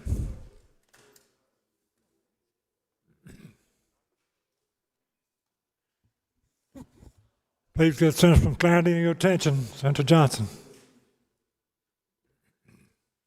Thank you, Mr. President, and members. I'm going to be brief because I'll probably be back before we wrap up this particular bill. I didn't read the amendment in detail, but I glanced over it, and from what I gleaned by glancing over it, I have some issues. The intent, I think, of the amendment is good, but it brings me back to this whole idea of wearing face masks. And I reminded myself of how when certain businesses and other property owners had signs up that said face masks are required, that caused, in some cases, some issues because people, although the business owner or the property owner had a right to put up a sign and to say that masks are required, they had customers and other folks who wanted to enter their property that still wanted to ignore those signs, and it caused some problems for those business owners and for some of their employees. And I submit to you today that it's going to be worse with guns. We're going to have businesses that are going to have signs up saying no guns are allowed, as the amendment calls for, maybe the bill calls for. And you're going to have folks who have their weapon on their hip, carrying it openly, that are going to ignore that, and that's going to be, I think, present some potentially dangerous circumstances. And so, as I alluded to yesterday, I'm very concerned even with the optics of us being a tourism state and people walking around our beautiful state where people come to visit our beaches, our mountains, our coast, and we have residents and others walking around with guns on their hips. And we go in grocery stores where we have our children and our grandchildren to shop for groceries, and we have people walking around with guns on their hip. And then as somebody said a while ago, and I think it bears repeating. I'm not saying it wasn't said. It was said at least by the two previous speakers on this bill. I was not at any of the subcommittee meetings, but it was brought to my attention a number of times yesterday that there were more opponents of the bill than there were supporters. And so it tells me that we're not listening to how the people of South Carolina really feel. We're listening to the folks who bombard us with emails and messages. Most of them, or some of them, are hate-filled, demanding that they be allowed to carry their gun openly. Chief Kill said one time that our concealed weapon program is a gold standard of concealed weapon programs throughout this country. So I'm wondering, what are we really trying to do to this state? We have one of the best concealed weapon permit programs in this state. It's working, and now we want to say carry your guns open, which I think is going to be a detriment to our state. I think the people who are going to have to deal with this a lot more than us are medical professionals, as the senator from Charleston stated a while ago, especially pediatricians, and law enforcement people. Now, law enforcement are saying over and over again that this particular bill is going to endanger their lives and make their jobs much more difficult. Is that really what we want to do, is endanger the lives of citizens and ignore the people who have the professional, who are most professional in this area, in favor of people who want to just carry guns around for whatever reason? We know now that the life we live in, the world we live in, all across our country, including South Carolina, there are protests going on for different issues. And then what do you have at the protests? You have counter-protesters. And so now we're going to have a state where you can protest peacefully, which is our right, but you're going to have protesters coming, wearing guns openly, and then you're going to have counter-protesters coming, wearing guns openly. You're going to have gangbangers all across our state wearing guns openly. It's just a recipe for disaster that can easily be avoided. Pediatricians say the bill will lead to more gun issues, and the bill will be very harmful to our children. So I'm just wondering, especially this session, what are we really trying to do to our state? We're taking our state backwards. And I'm just so happy that when people come to me with nonsense, I stand up to them. And if that means I don't get reelected, I don't get reelected. I'm not going to compromise how I feel, and I'm not going to endanger our state, at least with my one vote, with these folks who want to walk around with guns in our streets, in our downtown areas, in our grocery stores, anywhere that they will be allowed. And mark my word, there's going to be confusion, because you're going to have people that want to take guns in businesses and on property, although that business owner or that property owner has a sign saying no guns allowed, and that's going to become an issue. And I'll end with this, because I'm sure I'll be back. As it's been said over and over again, all this stuff with open carry, which I know next in line is going to be constitutional carry, but all this stuff with open carry, when this stuff breaks out, and when law enforcement is called, I can tell you several instances that happened just recently, they don't know who the bad guy is, who the bad, because everybody's got guns. And so I just ask that we really look at this for what it is, and look at how it's going to affect our state in a negative way, how it's going to affect our tourism industry, which is our most viable industry. It brings a lot of dollars into our state. And I think somebody said yesterday, well, they're going to see the same thing they see in their state. Maybe so. But we have people, as fast as they can or as much as they can, leaving those states because of things like open carry. and they're coming to South Carolina, so I guess now they leave South Carolina and go somewhere else. And I do not buy the argument that so many other states have done it, because as I said before, there are a lot of bills that I've sponsored.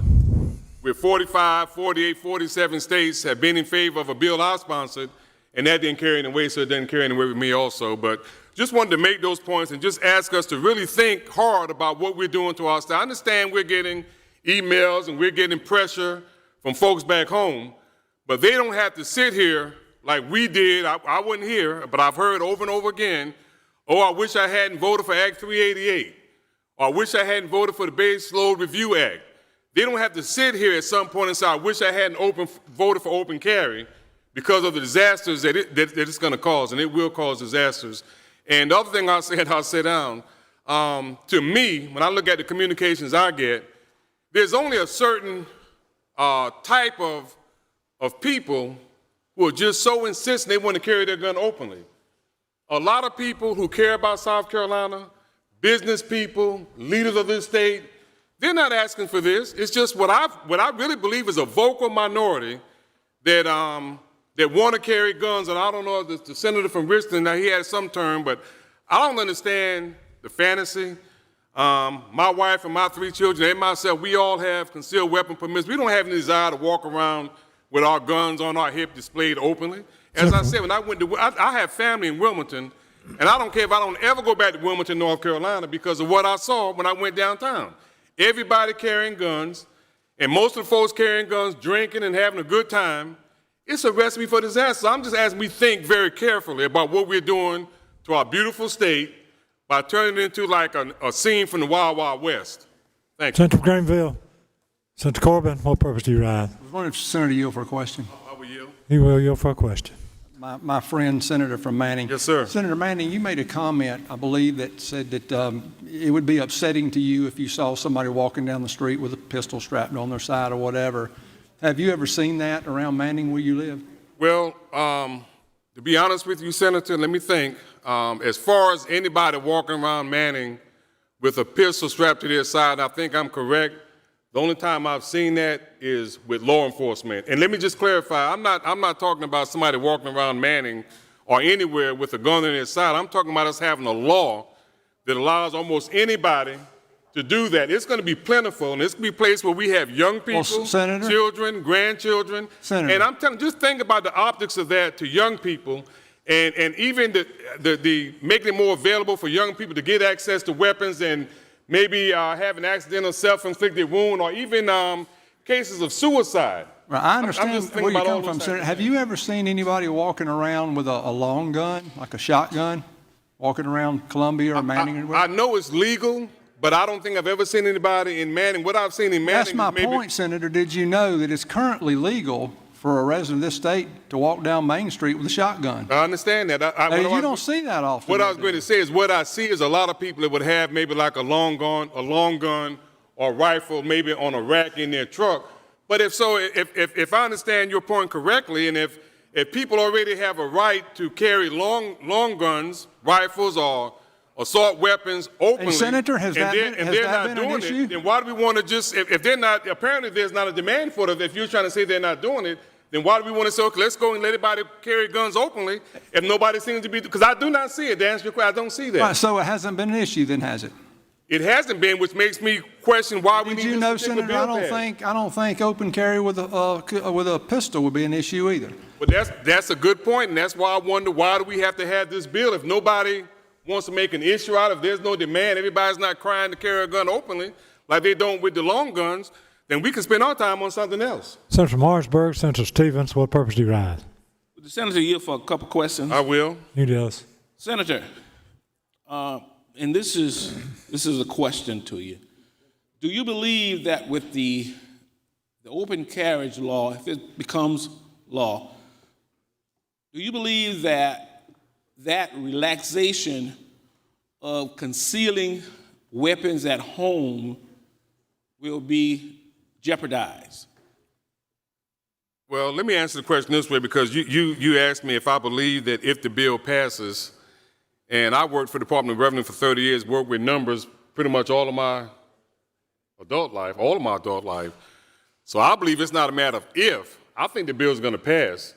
And I think it is going to make it more convenient, if I understand your question, that guns are going to be more readily available. And I would tell you this, in Manning and other places when I read in the newspaper, there are a lot of cars, particularly cars being broken into, and you know what they want? Guns. And I think if we pass an open carry bill, we're going to have more people, because they'll be allowed to carry openly with guns that'll be more readily available in people's automobiles for young people to break in and to steal. And I would tell everybody that this particular group of people, just being completely honest, when they get these guns and what they plan to do with these guns, again, I think we would wish that we did not pass this bill. It's going to make it more easy and more accessible for people who should not have guns to have guns. And Senator, that mentality of relaxation and not being as safe as can be can lead to accidental gun death. And that's what a lot of the pediatricians are saying. They have young people that they're treating because the gun care or whatever is more relaxed and guns are more readily available. That would be, I think, an unintentional consequence of this particular bill, is that it will lead to more accidents. And Senator, do you know that in 2018, there was approximately 39,000 accidental gun discharges? Right. And Senator, do you know that there was 453 children that was hurt because of accidental gun discharge? Right. And we're willing to put all that aside to pass this bill. And that's why I say it's really a recipe for disaster. And sometimes what I find is that in a lot of things we do up here is that until it hit close to home, we can't see that. And I know that there have been folks that have testified about the dangers of that happening, accidents. Suicide rates are up. And with these guns being more readily available, I expect the suicide rates to go even higher. And so I think we can be more responsible. And as I said, in Chief Keel's own words, our CWP program in South Carolina is the gold standard across this nation. I'm perfectly fine carrying mine concealed. I don't have to walk around with a gun on my side so everybody know that I have a gun. We can have guns. They're just concealed. And even with the fact that this bill calls for training, there are going to be accidents and unintended things that will happen. A person who is trained could still accidentally, fire the gun unintentionally. Right. So, And Senator, of those 39,000, yes, there was only 453 that was related to young folks. However, we lost 200 and some odd kids because of accidental gun death. And I believe, Senator, that with the open carriage, there will be a mental part of a person's thinking that I no longer have to relax my safety. I can relax my safety procedures in home, in my vehicles, anywhere I may carry my gun. And that is going to lead to death, not only of young children, but also of adults. You believe, Senator? It's going to lead to unnecessary death. You're exactly right. And I still say that outside of this chamber, there are more people opposed to open carry and even more opposed to constitutional carry. And so, to me, this is my opinion, to pass this bill will not be doing the will of the people. Accidental gun, and for some reason I want to stay on accidental guns. But if you look at the numbers the past 2 years, Senator, and look at the numbers from March through July of January through January through June of last year, those numbers went up because of the pandemic and relating to the pandemic, 77%.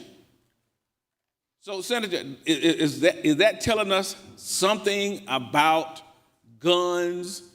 And because we were kind of like locked in at home, guns was readily, I won't say readily available, but they were there. I read some of kids that were same there. information. I think that point could be made, but since you want to stay on accidental death, I would tell you that gun death alone is horrible. But when gun death is the result of an accident, it's much more horrible. And I think that that's what we're going to see. We're going to see more accidental death because, as you said, people will become more lax with how they handle their guns, how they secure their guns, and it's going to be bad. And I think we're going to regret it. Thank you, Mr. President. Thank you, Mr. Senator. Senator from Richland, Senator Putlin, what purpose do you rise? Mr. President, I'd ask unanimous consent to introduce the doctor of the day. Without objection, Senator Putlin is recognized. Would you like to join me?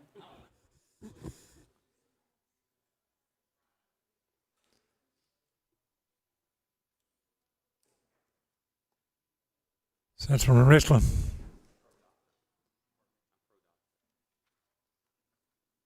Thank you, Mr. President. I'd like to introduce Patricia Weatherspoon, young lady right up here.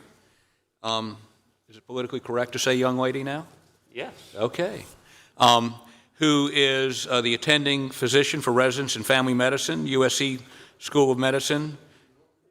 With her today is Dr. Lynette Ayarbo, that right? Who's a first-year resident. I want all of you to welcome Dr. Witherspoon here today. Thank you very much. Welcome to the Senate, Doctor. Thank you for what you do for us.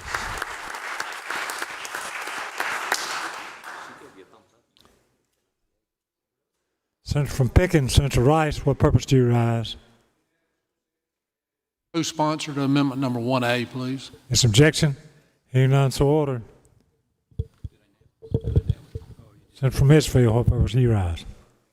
Mr. President, I ask to be recognized to explain Amendment 1A. You recognize, sir. Please give Senator Massey your attention. Thank you, Mr. President. Amendment 1A does two things, really. One, it makes a couple of what really are technical changes to the House language, and I'll explain what those are. The House, in its bill, redefines what a concealable weapon is. And it redefines it to include a concealable weapon is one that can be concealed or carried openly. Well, then there are other parts in the bill when they say concealable weapon or openly carried. So it's inconsistent. And so what I've done here is that there are places where it says concealable weapon, and we just make that clear what we're talking about. There's also a provision in the House bill that deals with the signs that you see these signs up on some businesses, some locations where it says now they say no concealable weapons allowed. The House added in language that would say no concealable or open carried weapons allowed. And I think that it's too much for a sign. And because concealable already includes openly carried, what I've done is taken that back to just be the sign that you see now. It doesn't say no concealed weapons, it says no concealable weapons. It's a difference. So if the signs say no concealable weapons, that tells people that you can't have any concealable weapon, whether you conceal it or you carry it openly. The final thing change that I make to the House's language, and this is actually similar to what I explained before, but in the section that deals with churches that are leasing school space for meeting, that they also had the concealable or openly carried language in there. And so I've tried to change that back to make it consistent. But the idea, of course, is that a concealable weapon is one that can be concealed or carried openly. Now, the second part of my amendment is different. The second part of my amendment, this is the last section in the amendment, it is an anti-commandeering provision. It is essentially sanctuary state status for South Carolina related to the ownership or carrying of weapons. And what it does is it uses Supreme Court precedent, U.S. Supreme Court precedent, that says that the United States government cannot compel state governments or local governments to enforce federal law. And so that's the language that I have here. We looked at the U.S. Supreme Court precedent on that. There have been a few cases that have dealt with that specifically. One of the more specific ones, actually, Prinz, which got a lot of attention, was one from 1997 where they really set out the language here. It dealt with the Brady handgun bill. And that law, when Congress passed it, required county sheriffs to perform background checks. And the U.S. Supreme Court, in this opinion, said, you can't do that.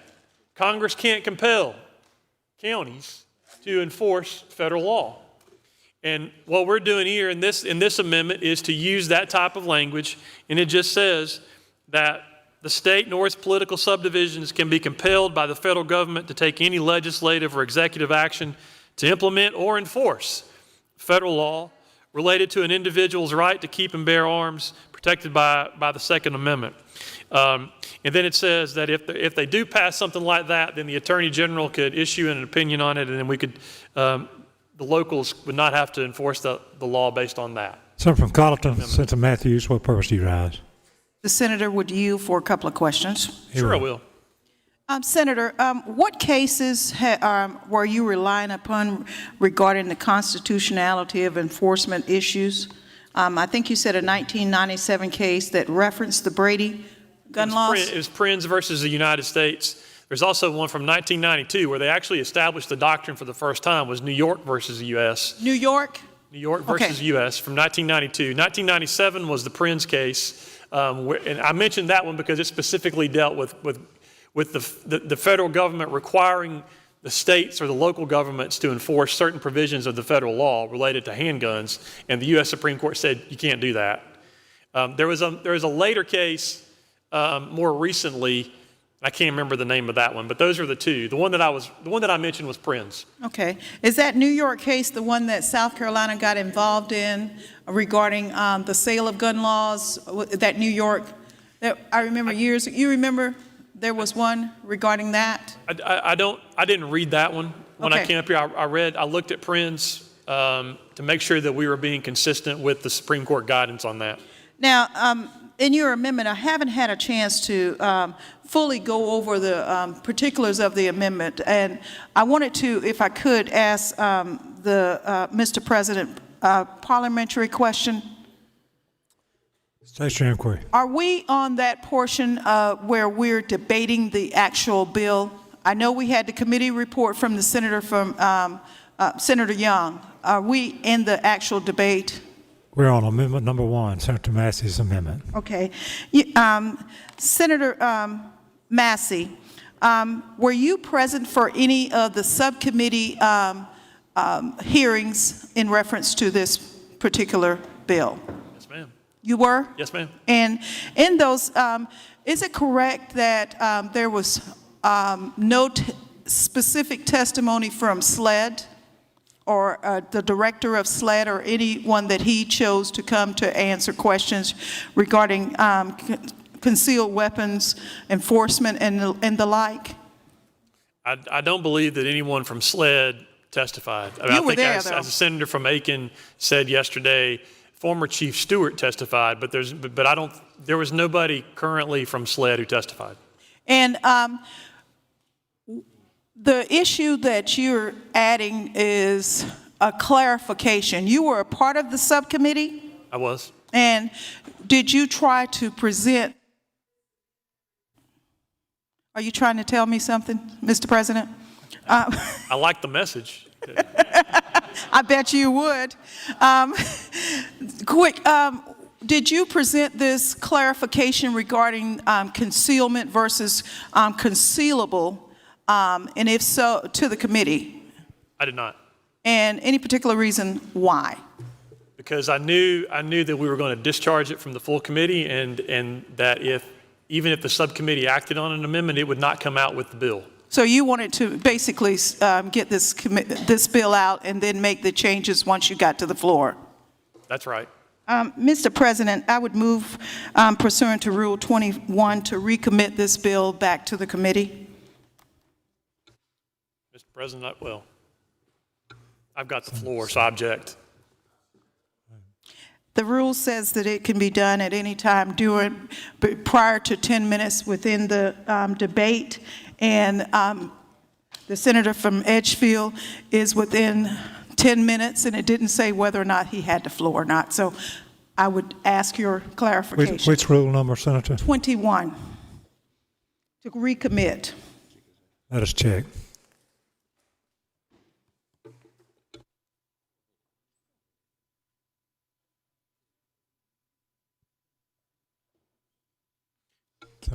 You're giving the you desk want to speak to that? here.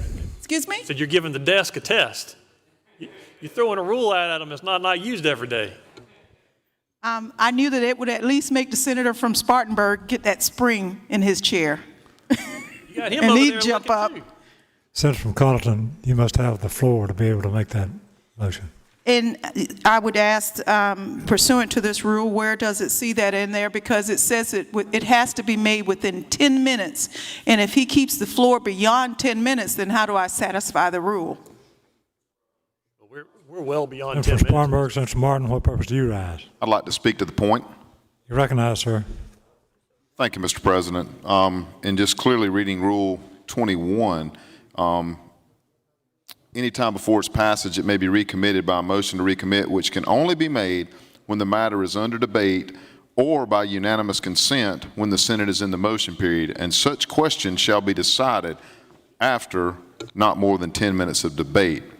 And at any time, the President or his designee may move to recommit a bill that has been on the calendar for a minimum of 9 legislative days. So, Mr. President, this bill has not been on the calendar more than 9 days, and the matter is under the debate, and the senator making the motion does not have the floor.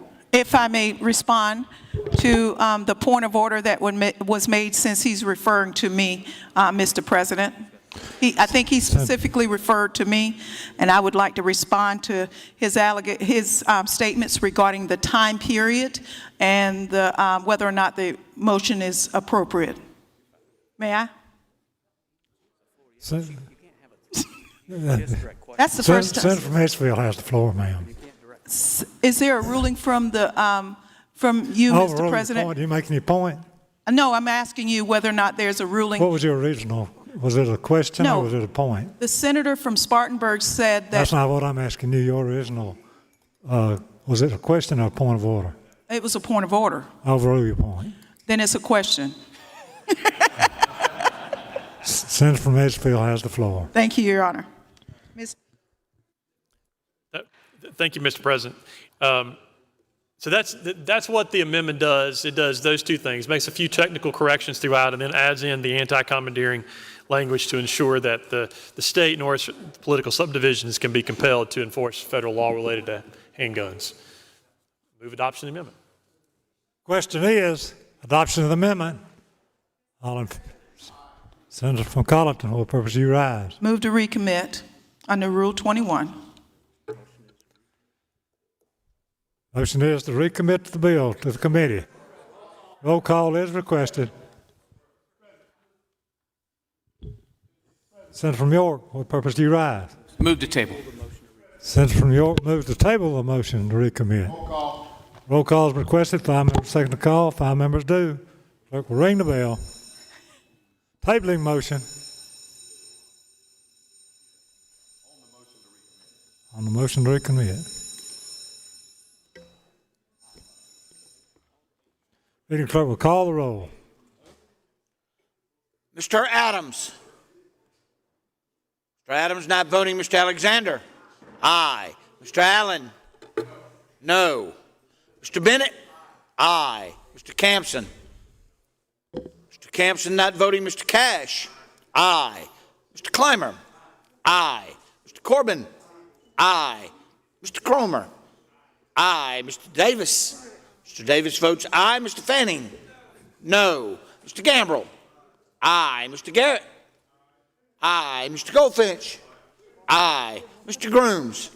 Aye. Mrs. Gustafson. Aye. Mr. Harpootlian.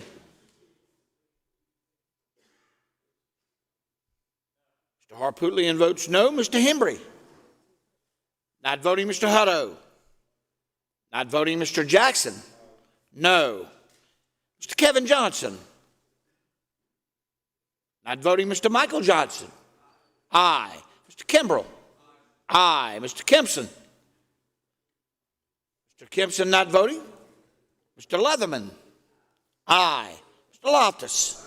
Aye. Mr. Malloy. Malloy votes no. Mr. Martin. Aye. Mr. Massey. Aye. Mrs. Matthews. No. Mr. McElveen. Not voting Ms. McLeod. No. Mr. Peeler. Aye. Aye. Mr. Rankin. Not voting Mr. Rice. Aye. Mr. Sabb. No. Mr. Scott. No. Mrs. Sin. Aye. Mr. Setchler. No. Mrs. Shealy. Aye. Mr. Stevens. Mr. Stevens votes no. Mr. Talley. Aye. Mr. Turner. Aye. Mr. Verdon. Aye. Mr. Williams. No. Mr. Young. Mr. Young votes aye. Senator Hembry votes aye. Senator Adams votes aye. Senator Kevin Johnson votes no. Senator Kempson votes aye. No, well, you're pointing at your eye, sir. Senator Kempson votes, and that would be you. Senator Kempson votes no. All senators voted. Last call of all senators voted. Polls will close. Clerk will tabulate.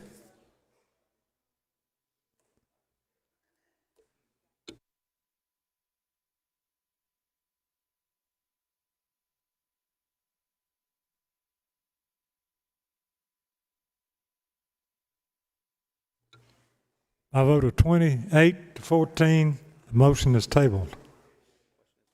Question is the adoption of the amendment. Senator from Colleton, what purpose do you rise? Move to table the amendment. Question is tabling the amendment. Roll call is requested. 5 members do. Second it.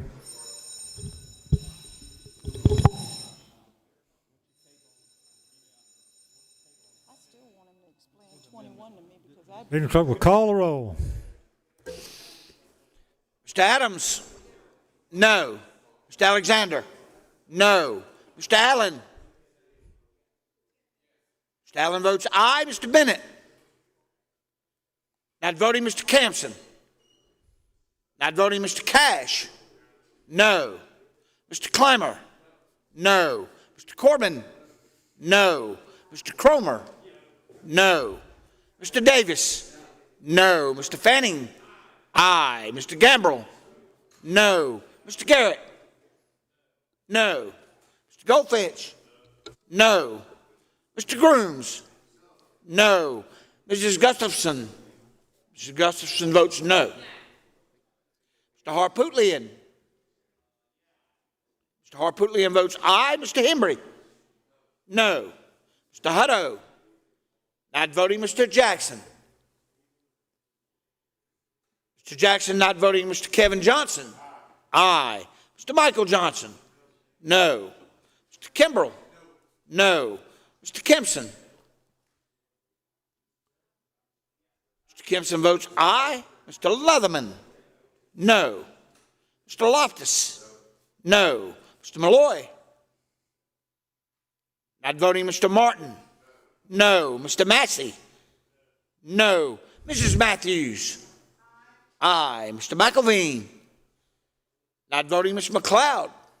Aye. Mr. Peeler. No. No. Mr. Rankin. Not voting Mr. Rice. No. Mr. Sabb.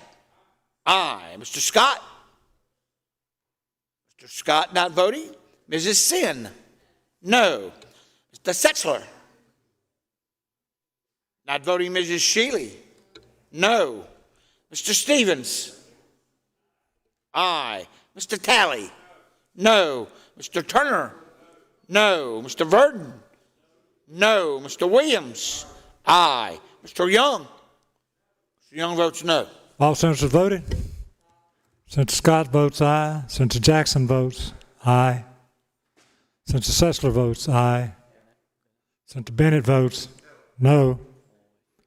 Senator Malloy votes aye. All senators voted. Polls will close. Clerk will tabulate.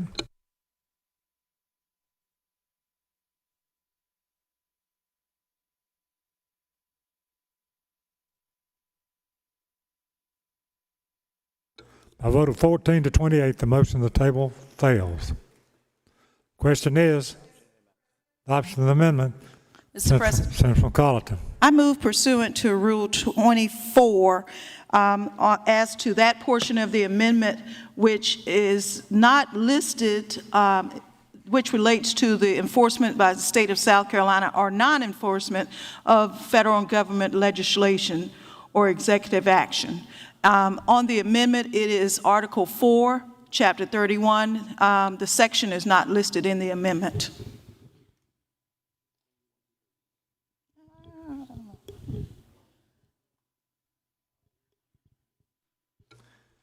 You raising a point of order, ma'am? Yes, Rule 24. Anyone else want to speak to the point?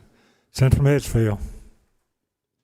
Mr. President, the legislation clearly deals with handguns. It deals with concealable weapons. It deals with those that are concealed and those that are non-concealed. The bill deals specifically with openly carried weapons, but it deals with handguns. The portion of the amendment that the senator from Colleton is referencing specifically deals with handguns. It is limited specifically to handguns. And it is a natural and logical extension of the subject matter of the bill. I specifically limited it to handguns so that it would be germane, and I would argue that because of that specific limitation, and that it's not just broad applying to everything, because it applies only to handguns, that it would then be satisfactory under Rule 24. Mr. President. Senator Colleton. In response, unfortunately, even though he crafted it well, it still isn't germane as it gives the state of South Carolina, it relates to the state's power, whereas the bill itself only relates to concealed weapons permits as it relates to the citizens. This is one as it relates to whether or not we can follow our own Constitution, so therefore it is not germane, no matter how crafty it is drafted. It's trying to circumvent our Constitution as it relates to concealed weapons. I'll overrule your point. Surprise. Thank you. Question is, adoption of the amendment. All in favor say aye. Opposed, no. The ayes have it. The amendment's adopted. Clerk will publish the next amendment. There's amendment number 2B by Senators Massey, Malloy, and Campson. Senator from Darlington, Senator Malloy, what purpose do you rise? Be heard on the amendment. You recognize, sir. Please give the senator from Darlington your attention. Senator Malloy.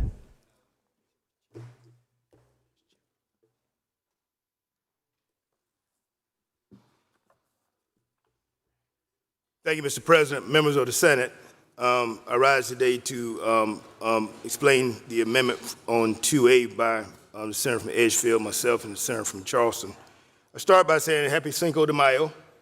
It's an interesting day when we had a little force at some point in time in our history that took on a big force, which seems the same thing that's going on now. And basically what we have is that we have this festive day that's going on around our country that later the larger force overtook the smaller force. And so it reflects as to what happens in this particular legislation. And I think it's important that we pause for a second and let me take you through a little bit of a time trail as it relates to the legislation. You recall June of 2015, we had the tragic event that we had down at Mother Emanuel, and we lost our brother, Clemente Pinckney. When we came back over here, this Senate and this General Assembly started talking about the fact is, what are we going to do with guns? What are we going to do with guns? And so I was thinking about it last night, and I went back and I pulled out my notebook. Here's a notebook that we had, the Gun Issues Committee, that goes all the way back to 2016. And in 2016, I chaired the committee along with the senator from Charleston, Senator Campson, the senator from Lancaster, Senator Gregory, and the senator from Orr Reed, Senator Hembry, and the junior senator from Charleston, Senator Kempson. And so during the time, we had hearings all over the state. Senator from Oconee, Senator from Florence, Senator from Orr Reed. We traveled to the four corners of our state. And we said we need to handle and work on the issues as it relates to gun issues. A couple of things that we heard that obviously were things that we could do. One was dispositions. And so I will go back and talk about this particular legislation. And with the senator from Aiken, I was on the subcommittee. I heard the testimony. I listened intently, and I talked to the local law enforcement, and I had personal conversations with Chief Keel and other folks in his department. Chief Keel was discussed earlier. Did he come and testify before the committee? But his position has been well documented throughout, and it's all over the place of law enforcement's opposition to the bill. And Chief Keel says, I don't necessarily come to the committee, Senator from Aiken, but we knew his position. It was well documented as to what his position was. Also had a brief conversation with Major Frank O'Neill. I'll come back in 1 second. And so what I wanted to end up doing during that time was to make certain that we put together a bill that would reflect something that they had asked for during the process. And I'm gonna be brief in my discussion, and then we can end up raising our points and that kind of thing, so we can see. Okay, quick question. Senator from Colleton, what purpose do you rise? Let's see if the senator would yield for a quick question. Sure. He will. Senator, you said that Chief Keel's position on this has been well documented.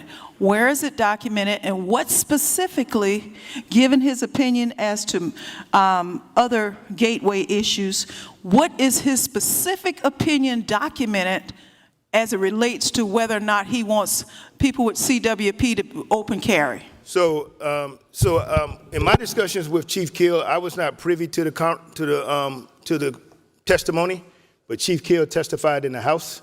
He testified his opposition to this particular legislation. It's well documented in news documents and those kinds of things. And so sometimes it takes us to end up moving beyond and just having that conversation. So, I had a specific conversation with Chief Keel. I had a specific conversation with Major O'Neill, and who I've been a longtime friend with. And obviously, we all know the history, but here we are here in the Senate. And so I think a responsibility that we have is to make a bill as good as we can make it.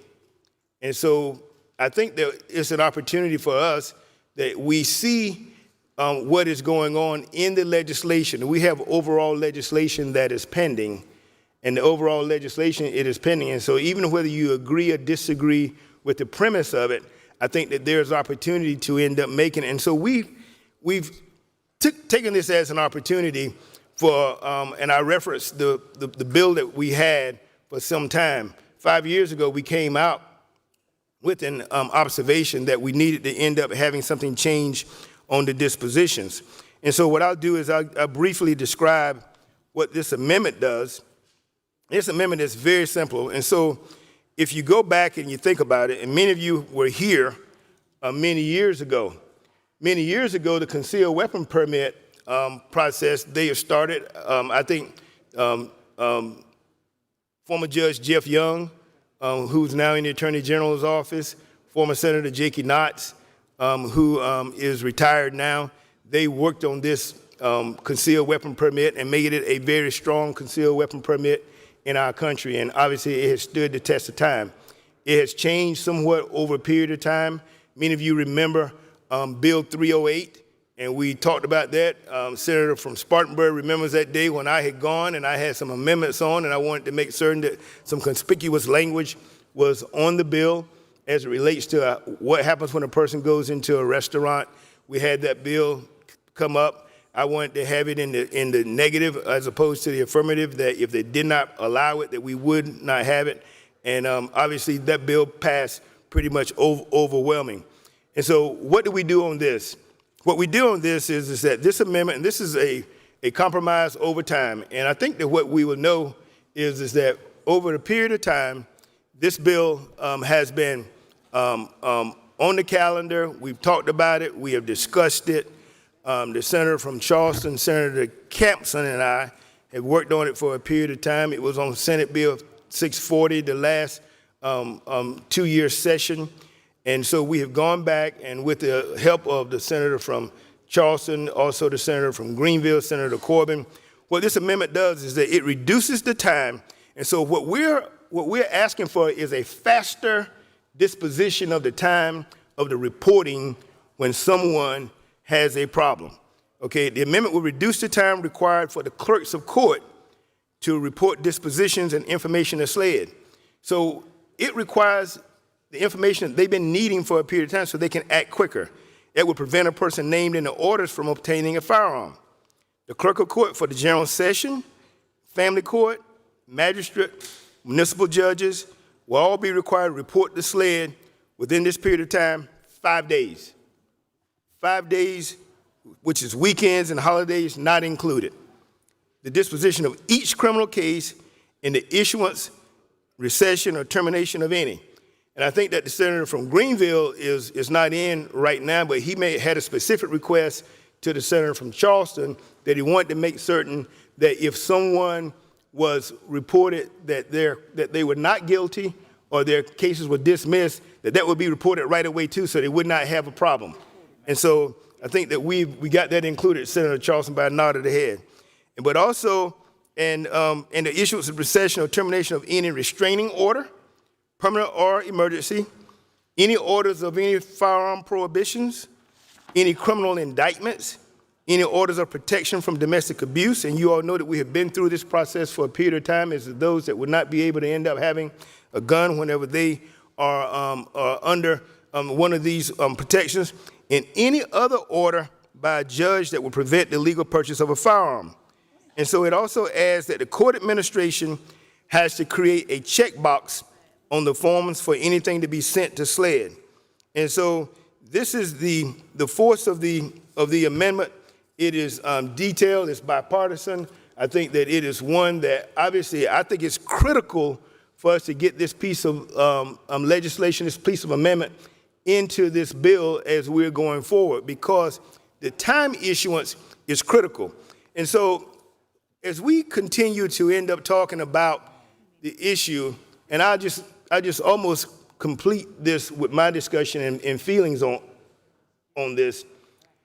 You know, the issue is not whether we have guns or not have guns and those kind of things. I mean, you've heard me stand up in this Senate body before and say, I still got my Daisy BB pistol, it looks like a 38. We have guns. We have as many guns in South Carolina as there are spiders. Spiders are right next to us. They're all over the place. Most of the people in here are gun owners.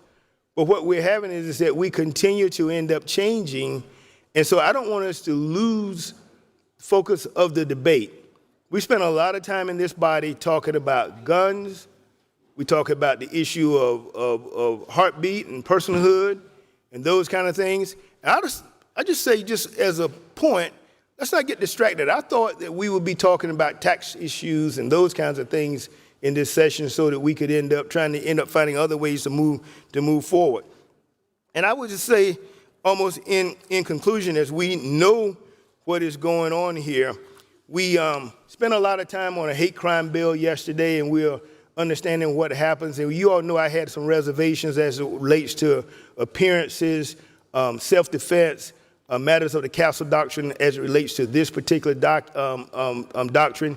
And so we'll get into that as we go along the 30-some-odd amendments that we have on the desk. But I would tell you this, folks here, this is the most critical piece that we can end up having that hits the rubber of the road, because when they're starting to do their research and they're starting to end up taking a look, if they get the information and get it quick, then obviously it gives SLED that opportunity to end up making a review. And so if we look at the premise, which we have, and I'm combining a little bit of the story of guns, a little bit overreaching, is that when we talk about what happened with Dylan Roof, he's ultimately denied the gun purchase. They missed it. Came out of the incident report that he had over at one of the local shopping malls.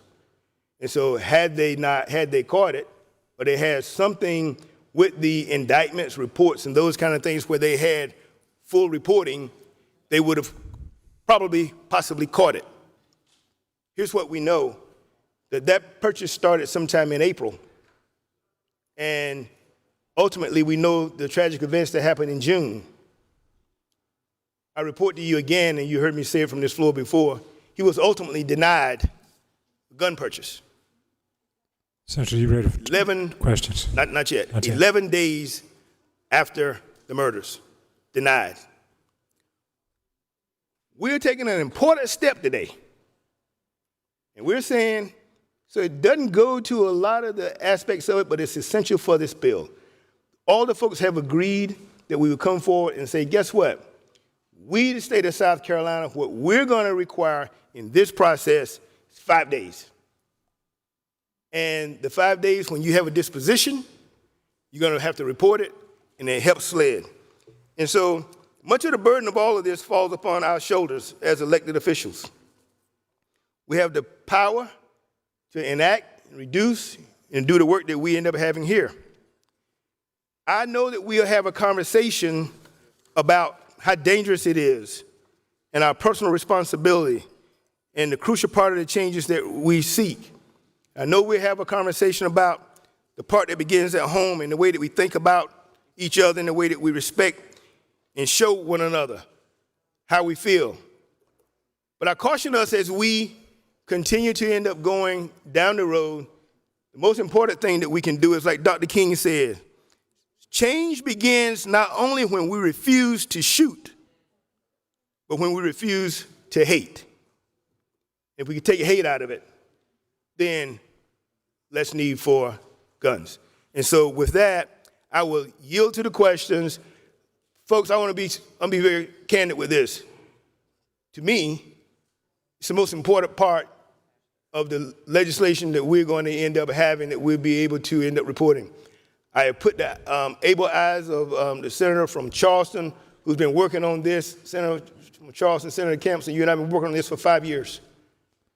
I think that we've added, Senator from Edgefield, Massey has put his eyes on it. There's many folks on this side of the aisle have ended up supporting this issue as well. As of today, Senator Hembry and others. Senator Corbin, you put your eyes on it and talk to Senator Campson to end up making certain that we get in the items so that we can end up reporting so we can have a safer South Carolina. So with that, Mr. President, I'm happy to yield. Senator Pickens, Senator Rice, what purpose do you rise? Will the senator from Darlington yield for a question? Yes, sir. You will.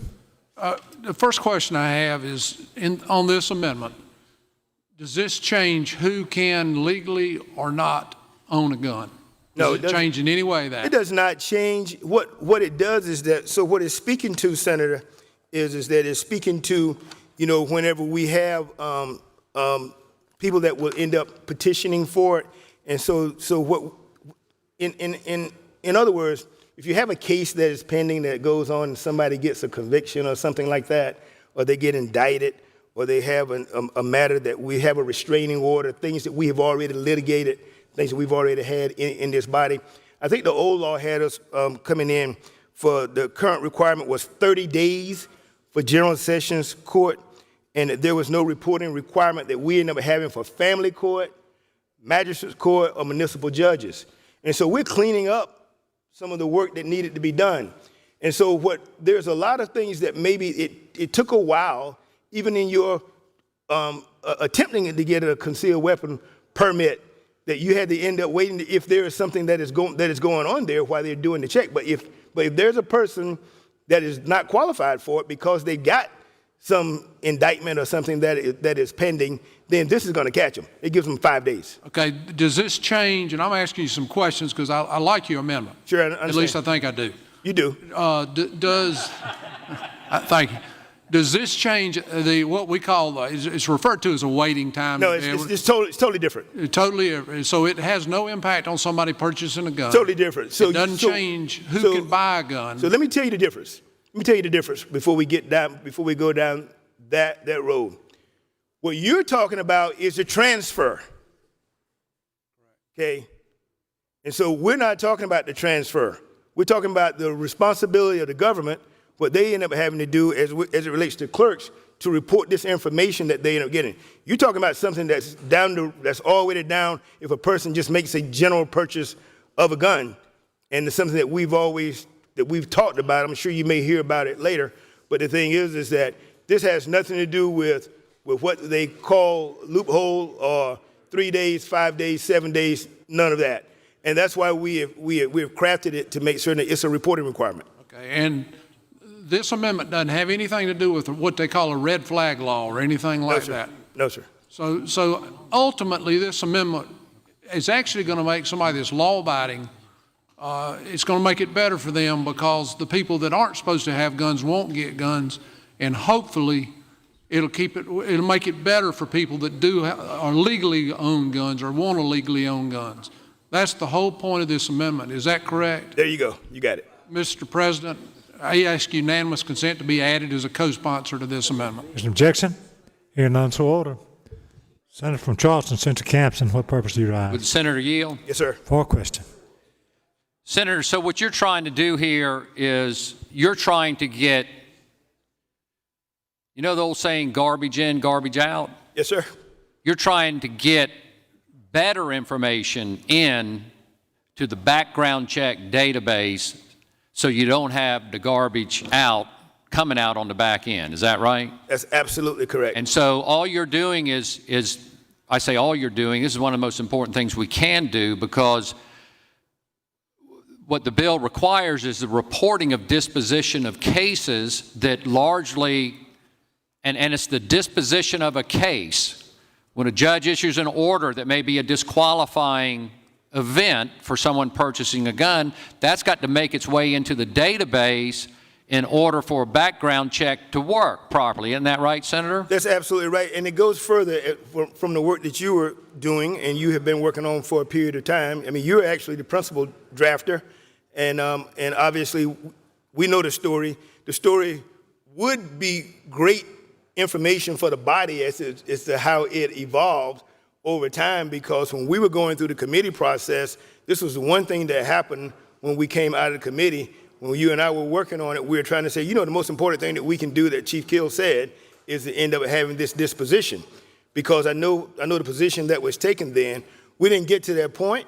It got changed in the process because we didn't get the committee report because we had things that were coming out, you know, notwithstanding the committee. But here's what we have now. Also restraining orders, permanent and emergency. And as you know, those are critical because we weren't dealing with the family court. We have any other orders of firearm prohibitions. And so it's important that our local government folks know, Chief Kildos know what is out there before that they can end up getting, as your description says, garbage out. And the criminal indictments. And so if we have a criminal indictment that comes in, well, basically, obviously, you know, if we got that pending, I mean, they're going to end up reaching the pause factor at that point in time before they end up taking someone through the process. And then, if you all will recall, that those that have been here for a period of time, the matters that we have from protection from orders of domestic abuse, the first time that you go into a court in the family court, orders of protection from domestic abuse, because so you won't have some bad event happen, they end up having an issue dealing with guns. And so we did this many times before Senator from Greenville, and so this takes care of that as well. And any other order that a judge would have done that would prevent someone from purchasing a firearm, they have all of that in. And I'll be clear again, I want to make certain, because this is the, as I say, the meat and potatoes that we have to, as it relates to guns in South Carolina. This is overall, this is an important piece. And so, yes, but what you did and we ended up doing together is that this was only for General Sessions Court. But now it goes on to family court, magistrates court, which is the local counties mostly, and the city judges, municipal judges. And this is important, Senator, isn't it? Because ultimately the NICS database relies upon information flowing from the bottom up to the database, not from the top down. NICS is not aware of anything unless a court order or the resolution or disposition of a case that is a disqualifying event for the purchase of a firearm has to come from the state level up to the NICS database in order for the NICS database to work properly. Isn't that right, Senator? Absolutely. And it's not going to catch it unless it's there. And we had a lot. Well, all the states have a lot that's really not there that makes it into the NICS database, and we're trying to do our part to make our disposition of cases more robust, more accurate, more thorough, and more timely on a five-day time frame. No question. And this has been a compromise, and it's been a work in progress for a period of time. And it just obviously just makes any bill that we would have will make it better, and it'll make the state of South Carolina better to be able to have this in there. Senator, I'm going to ask you a question. I know the answer, but under the rules, I have to ask you the question. I know you know the answer, but are you familiar with the federal case before Judge Gergel and the order he issued in the case of Sanders v. U.S.? His order was issued in June of 2018. So what the senator is referring to is the victims and survivors of Mother Emanuel, including Senator Pinckney, whenever the case was originally filed. So I represent the Pinckney family. Senator from Williamsburg has a portion of the Simmons family. And we had a case that went in front of Judge Gergel. Judge Gergel issued an order that actually was, he went way beyond and did a lot of work and research and did some of his own and put it all in his order. He dismissed the case. The case is not pending in front of him now. The case was appealed to the Fourth Circuit, and in the Fourth Circuit, we got a favorable opinion sending it back to the trial court, and so the trial court has landed now back in the federal district court in Charleston, and so we are in the middle of that now, and we are talking about now 5-6 years later, and so basically, and so to ask you, am I familiar with the order? I have the order. I keep it in my briefcase all the time. So, absolutely. Well, Senator, I think Judge Gergel and the lawyers involved who did the discovery work that worked its way into this order is one of the greatest services that has ever been done in this area of dealing with the database, because I encourage everyone to read this order, because Judge Gergel's order lays out how insufficient the NICS database has been. Right. And it also lays out how in the same building in Arlington, Virginia, is the NDX database on a different computer, a different database. But the NDX is much more robust. You can go on the NDX and you can look at police reports. You can search things online. You can look at orders issued, drafted by, signed by judges that disposition of a case. And you have a very robust database right there in the same building, run by the same agency, the FBI, and much more information that is available in the NDX database, and an ability to search if you have questions. A lot of times you have a question when you see something in the NICS database and you don't know. That's what do they do in NICS? They send a fax. I'm surprised it's not a homing pigeon, but they send a fax and just wait for some response. When the NDX, you can actually search, you can look at orders, you can look at police reports, arrest records, and yet it's in the same building, same federal agency has jurisdiction, but when it comes to background checks, the FBI uses the NICS database, not the NDX database. Right. And Judge Gergel and the lawyers, including you, who involved in this litigation, helped bring that to light. And that's still the case today, Senator. That's right. Senator, isn't that still the case today? Yes, it is. And I think that what you're really getting to, and we get a little off now because I don't want anyone to get the idea that what this legislation does is it goes to the premise of the transfer.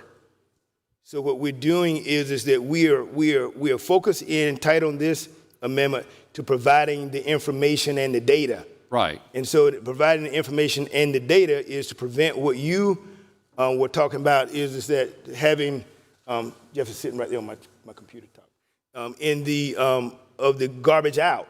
And so it gives us a better opportunity to end up knowing. So if we got 30 days and it gets, we having the General Sessions Court to have 30 days to end up reporting, what this is going to do is going to shorten that period by 25 days. And so if you got something that occurs and somebody is out and they are going to end up trying to do some more harm and they are trying to end up going through a process and getting something into the system before it clears, then they have an opportunity. This lessens that. And so what this legislation does, this amendment does, it says, guess what? Beware, folks. Thank you, clerk. Beware. South Carolina Senate says you don't have 30 days anymore. You have 5 days. And the 5-day period of time is just, and I realize it's a little bit complicated. It takes us a while, it takes me a while to end up wrapping my arms around it. And for us to sit down over a period of time to try to get this together, and there are other people that understand this well because they've been involved in this process before. But I think what it does is that it just says it's a huge change. Folks, I don't know if they realize how monumental a change this is. I think that for all of the clerks to get together to work with you, I think we started out with J.J. Gentry and others, and you continue to end up working with Mr. Maldonado and others to end up getting this into the piece that we have. And then the senator from Edgefield got a chance to review it, and that's how it got to this point. I just think it's very necessary. I appreciate the work that you. And Senator, we did deal with the question the senator from Greenville, Senator Corbin, raised about making sure that when there is a termination or the expiration of any type of protective order, that also within 5 days is reported. So if someone has lost and then regained any kind of ability to purchase a firearm, that regaining that opportunity would be reported in a timely fashion as well. Yes, sir. Thank you, Senator. Mr. President? Senator from Kershaw, Senator Gustafson, what purpose do you rise? Will the senator yield for a question? Yes, ma'am. Here we go. Thank you so much for offering this amendment. I think it's really important to this bill. And I only have one concern, and that has to do with the 5-day requirement. As I understand it, there were tons and tons of subcommittee meetings. A lot of different entities came together and talked about this, but the overwhelming response from our magistrates and our clerks was that they really, it's too much of a burden for the 5 days. And 10 days is really what they were wanting to do, what they think they could do it within a reasonable time period. We don't have huge staffs. 5 days, a requirement for the people I represent might mean additional personnel, and also might mean, it might mean that we might have a whole new reporting system, as the senator was talking about. So did y'all consider making it 10 instead of 5? And just, again, that's good question. Good question. My concern. Good question. Our senator from Charleston was there. This evolved over a period of time, okay? And there was a time when the time period less. And so then they came in and that 10-day time period was discussed. And then whenever it was less, if I recall, I may be inaccurate, but I think somebody said, 24 hours or 48 hours afterwards, then the conversation was about we needed more time. Of late, in the last few days, some of the magistrates have raised their head again. But the thing is that they said that, they would need a little bit more time. What we're talking about is a system. And so we're trying to do a systemic change here. And so our magistrate system is a part of our system, but we're talking about the clerk of courts for everyone. And so if we go through this list again, what we're talking about is the General Sessions Court. And that's where all the major cases are actually held.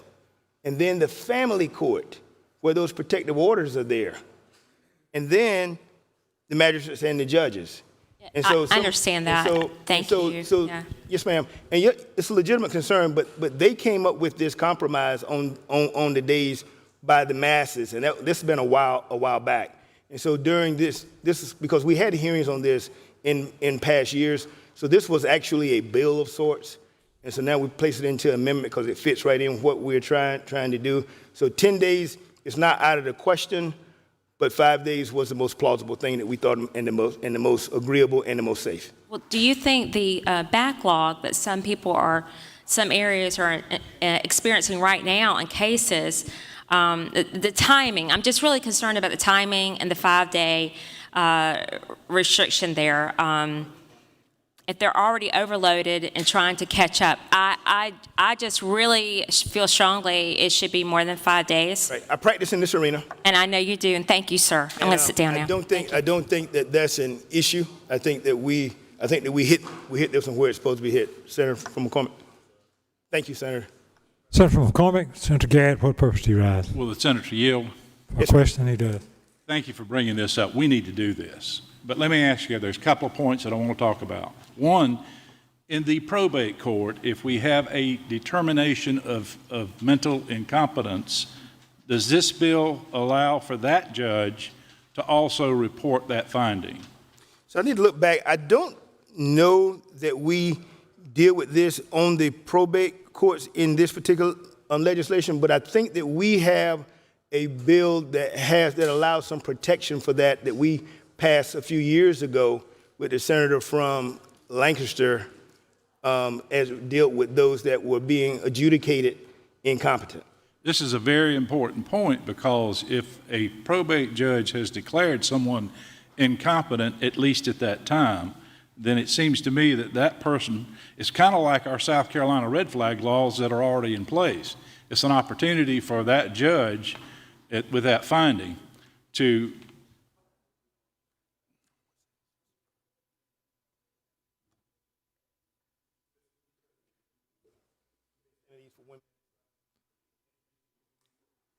We'll stand at ease for 1 minute.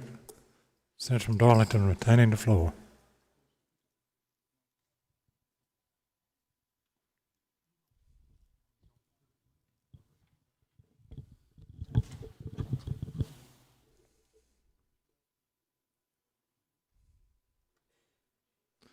Senator from Darlington. Thank you, Mr. President. And this would go back, and Senator McCormick, I'll come back to your question. I've just been provided a letter that from the Vice President of the South Carolina Clerks Association that was given to us. Says, in fact, we would even suggest it be further reduced to 5 business days for the sake of timely reporting, and that they would like to see this bill reflected to the compromise that was reached last year in the Senate, which was the bill that I was talking about beforehand. And so it shows that the Clerks Association and all those folks came in and agreed to a 5-day time period. And obviously, we have not been operating the courts, and so I don't think that they would have a backlog for the things that were filed. I think that the filings would actually be down in light of the fact that we've been in the pandemic and they've been operating but not open. Senator. Most of our magistrates court usually file, in Greenwood, for instance, we file on Thursdays. Right. I mean, it's a constant that they try to get everything, so that may change that for them, and that's fine. 5 days is fine to get it over to the clerk of court. My other question is this: what happens if somebody has filed a notice of intent to appeal? I'm concerned about that 10-day in the sense that in a criminal case, you've got 10 days to file a notice of intent to appeal. So is there some way that we can have them file with the limitation that they haven't filed a notice of intent to appeal yet? I'm concerned that we're violating their due process rights, taking their gun away from them if they have the right to appeal and they have filed for an appeal. And then the question is during that time, if the jury has come back and found him guilty, or the judge, then the burden is going to be on him to show that his appeal was successful, and then he or she had the right to get In their... the CWP process, so it also deals with indictments, and so you haven't gone through due process with that yet either.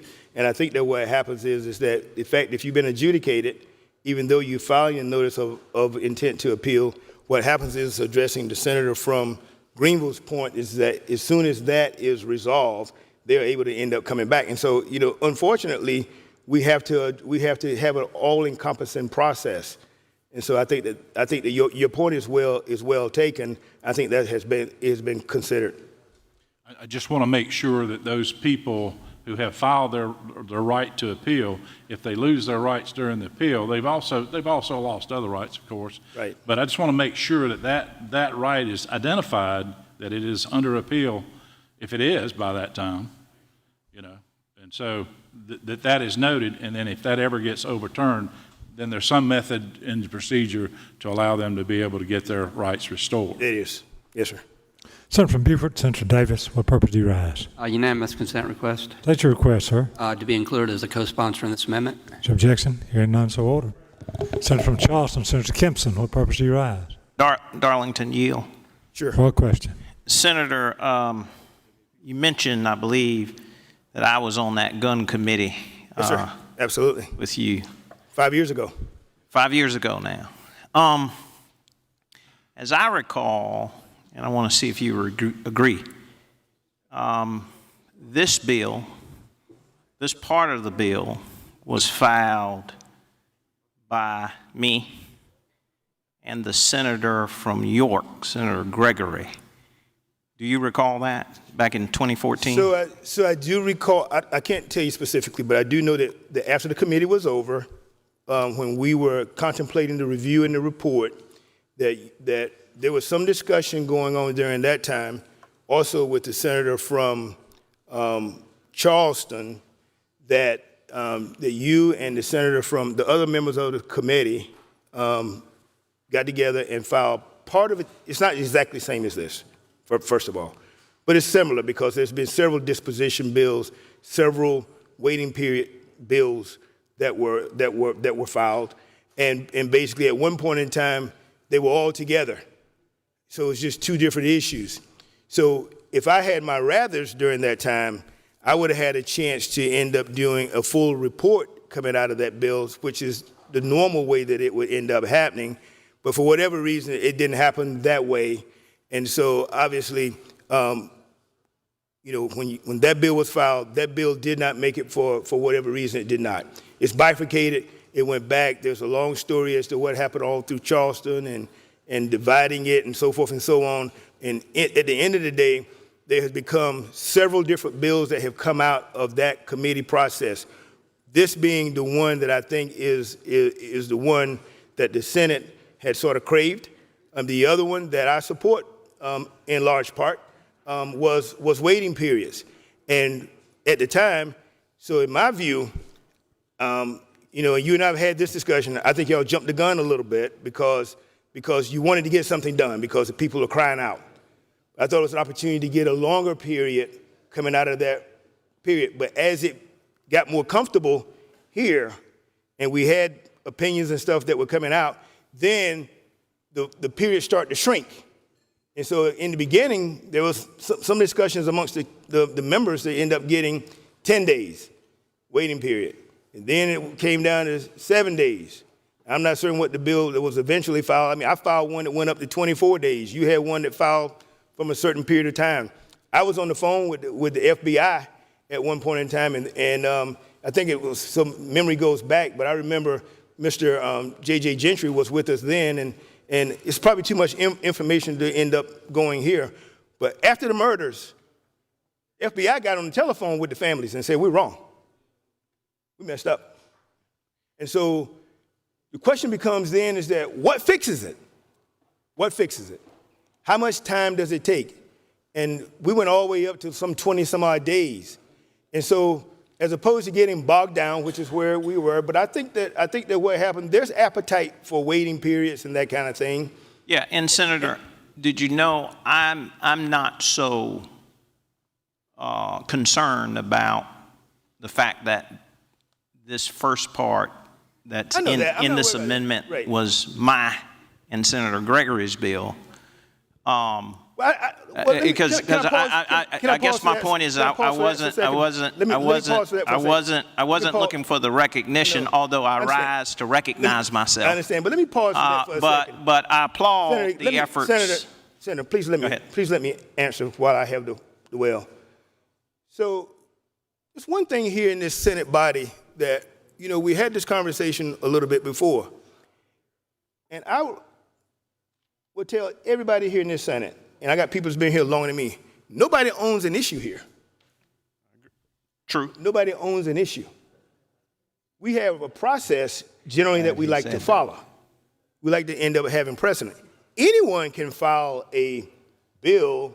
Anyone can do all of those things. The process is generally that we take it through the committee process. And we have a strong chairman process here in this Senate where the chairman gets a chance to set the priorities. If you and I were setting the priorities, I don't know that we'd be here in this position now. So, but I think that one, listen, you get credit for each and every part. You've been an advocate. And so I've been an advocate with also a cause. And so that cause has taken a lot of time out. I think that cause collides. I think that it collides and the advocacy collides on the same course, headed in the direction of trying to keep us safe. And I like my quote that I came up with, that I'm sure you would agree with, is what Dr. King says: change only begins not only when we refuse to shoot, but when we refuse to hate. And Senator, I'm going to vote for the amendment. It's a good body of work, and it was collectively done under this committee, so I applaud the amendment moving forward. The only question I would have is the bill was filed originally with an extension of the background check period from 3 to 5 days, but that is no longer the case under the current amendment, correct? Right, and I would go further, and I'm not trying to end up moving this to any direction, but what it was, if we'd have waited and got the committee report, I personally think, and we were all younger then, and y'all heard me say many times how long we've been here, because I've just seen a lot of things happen. I think we'd have had a more comprehensive package that would came out as it relates to guns during that time, but it didn't happen. And so the fact that it didn't happen, here we are today, and our responsibility is not to end up going back in time. You know what we can do? We can connect dots going backward. We can't connect dots going forward. We can connect dots going back on things that happened and see why did we have something that happened in our lives, even in that committee, that would make us go forward and do a certain thing, which is what happened in this particular thing. Because as you recall, you know, by and large, the committee talked about issues as it relates to waiting periods. That's what they talk about. But we take that information, we fast forward, we get here. What's the most plausible thing that we can get here today? And I'm anxious to see what happens. I think that we get, you know, a lot of support for this amendment because it's just necessary. And so we get stuck a lot of times on this floor to things that divide us. And sometimes we don't know the answers. We don't know the background. We don't know how we got there. But we do know it's something that is needed. And a short story, and I'll conclude, because this happened here recently. You know, some of you are old enough to remember the milkman used to come to people's houses out in the country. Milkman comes to a house one day and stops, and he sees a woman chasing a child around the yard with a fly swat. And she was chasing the child with the fly swat, hitting the child in the back with the fly swat. And he stopped and says, I got to stop this. He runs in, child runs in the house, woman runs in, she's exhausted, she falls down, and he grabs her and says, ma'am, how dare you hit that child and beat that child with that fly swat? And the woman says, sir, you may want to get that wasp out of her shirt. Sometimes things are not as you see them whenever you show up.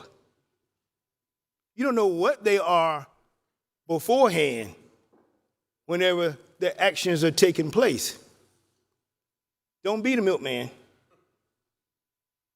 Make sure you understand what's happening.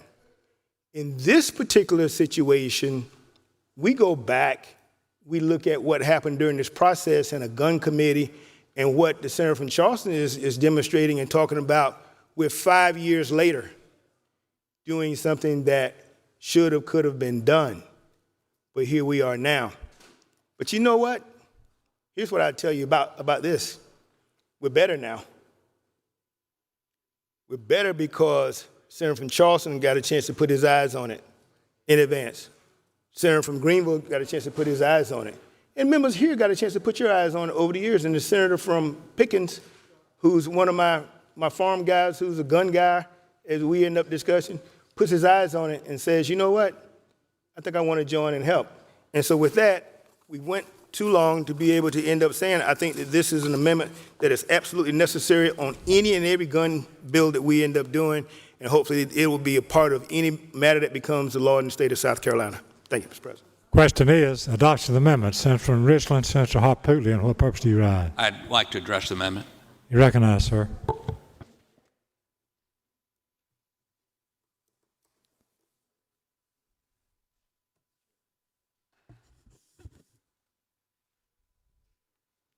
Please give the senator from Richland your attention. Mr. President. So I'm not going to lob any bombast. This is a very technical amendment. And in principle, I support it, but I got to tell you, I'm not quite sure it hits the mark, Senator from Darlington. I, last week, asked SLED what their procedures were when dealing with somebody who's been charged with a crime if they're a CWP holder. And their position was that they, when they become aware, and that's an automated process, when they become aware of somebody being charged, they revoke their CWP. That doesn't mean they can't own a gun. That doesn't mean they can't possess a gun in the same manner as anybody else without a CWP, but they can't carry it concealed. And the authority for that is Section 2331, 215, J4. It says a permit is valid statewide unless revoked because the person has been charged with an offense that upon conviction would prohibit the person from possessing a firearm. However, if the person is subsequently found not guilty of the offense, then his permit must be reinstated at no charge. So, Senator from McCormick, I think that answers your question. The statute, and by the way, it makes sense. Let me give you all a little trip down this data that SLED gave me.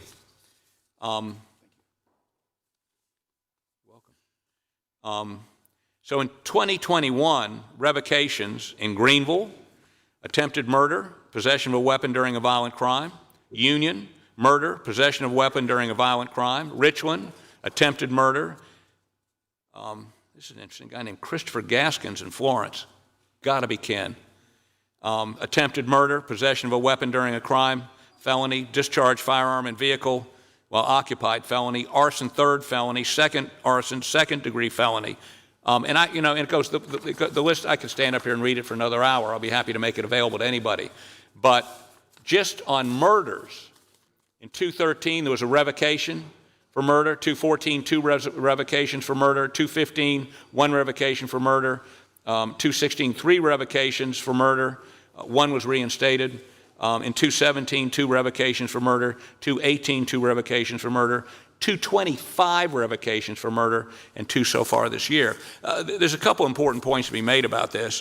One is the data that is to be collected and given to SLED may be superfluous. I don't mind so if it's upon conviction. But secondly, and also to answer a question from the senator from McCormick, in 2015, an Ethel M. Smith was adjudicated mentally defective in Darlington, and they took her CWP. I think there's 2 points to be made here. The data collection is important, but SLED is already collecting this data at arrest. Number 2, it makes me a little bit concerned that this many people that have been investigated, vetted, fingerprinted, scrubbed to see if they met our legal requirements for being able to carry a concealed weapon, are charged with murder. And these are just the serious crimes. Just the serious crimes. So when y'all let somebody like,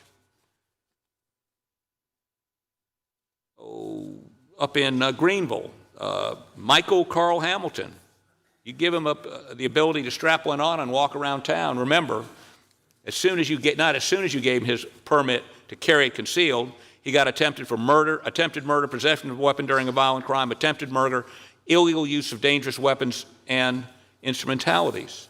For those of you from Horry County, murder. Heather Sims. In Union County, Robert Chibolek, murder, possession of a weapon during a violent crime. In Dorchester County,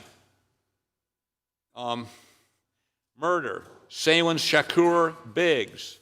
He had a concealed weapons permit. How about over in Florence, Joseph Edward Foss, murder, burglary first degree. He broke into somebody's house and killed him. He had a concealed weapons permit. We trained him, we fingerprinted him, we made sure that he was of good character. How about Jasper County, Dorothy Marie Smith, murder, possession of a weapon during a violent crime. Here in Richland, Darrell Jamal Simmons, attempted murder, 2 counts, felony, possession of a weapon during a violent crime. Discharging a firearm into a dwelling, licensed to carry, and soon will be licensed to strap one on and walk down Main Street. These are the folks. Now, if Senator from Spartanburg, Martin has his way, we won't have to, they'll just be able to carry it. They won't have to be licensed. We won't have to do the minimum vetting of them. My point is this, the data collection's great. Just like during the pandemic, we kept up with how many people got infected every week and how many people died. We didn't do anything about it. We just kept track of it. So I think the senator from Darlington's amendment will allow us to keep track of how. Ms. Colleton. See if the senator would yield for a question. Certainly. You will. Senator, your points are well taken as it relates to that issue, that it's the bad guys that are going to get the guns anyway. And did you know I agree with you on that? I hope that's what you're leading to. But as to the amendment that is before us, that Senator from Darlington is presenting, it seems to be a series of how any violations of the law should be reported. Were you here back a couple of, maybe 3 years ago when we had a spirit? No, I was not here, thank God. Were you aware of a spirited debate that we had in judiciary as it relates to the magistrates' courts wanting to get an increase in salary? Do you remember anything about that? No, I can't say I wasn't here, though, because 3 years ago is a long time ago. There was the debate, basically, if I can just tell you a little bit about it, was basically they felt that they were being overworked, their salaries hadn't been reviewed, there were computation issues that I can't quite remember. Did you know that our Judiciary Committee, basically, it did not pass, allowing them, and the reason why I bring that up is because in reading this, this amendment as it relates to magistrates court, what happens in a small town, say in Allendale, where you've got the Cooter Festival on Friday, that's a holiday technically for them. I have been to the Cooter Festival in Allendale. Wonderful event. There's a reporting here. If you admire Cooters. Yes. Right. And it's Memorial Day weekend. You've got that on Friday. And this, and I've tried to read it and make it make sense because you don't want to get any of these counties awry with this proposed amendments. Say, that is on Friday. That's one day. An offense was committed on Thursday. So the one day is Friday, Saturday, Sunday, Monday. But Monday is a holiday as such as Memorial Day or Labor Day as such. And then, so what the problem I have with this amendment is it says 5 days, no matter what, as to reporting, but then we're not equipping these smaller courts in these smaller towns to be able to do the reporting properly. Well, and did you know that this amendment does not say anything as to what happens if they don't report the way they should? Well, Senator, I think you make a good point. First of all, I find it somewhat disingenuous for us to be adding 6 new circuit court judges, a couple new family court judges, when the folks that really need the help are the magistrates. I mean, that is the court that everybody and that more people in the state come into contact with than the circuit court.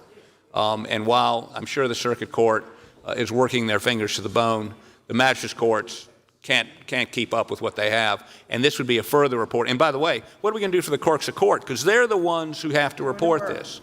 Do we give them additional people to do it? Do we in some way assist them? And how are you going to report this? We all know that those of us who go to criminal court, there's a form filled out that a judge has to sign with all kinds of codes on it. That has to be manually entered into a computer by someone in the clerk of courts. This will be a further report. And by the way, there's no time limit on those reports now. This would put a time limit on that report. I guess Senator, what I'm saying. one other question. Yes, go ahead. If you would, in looking at this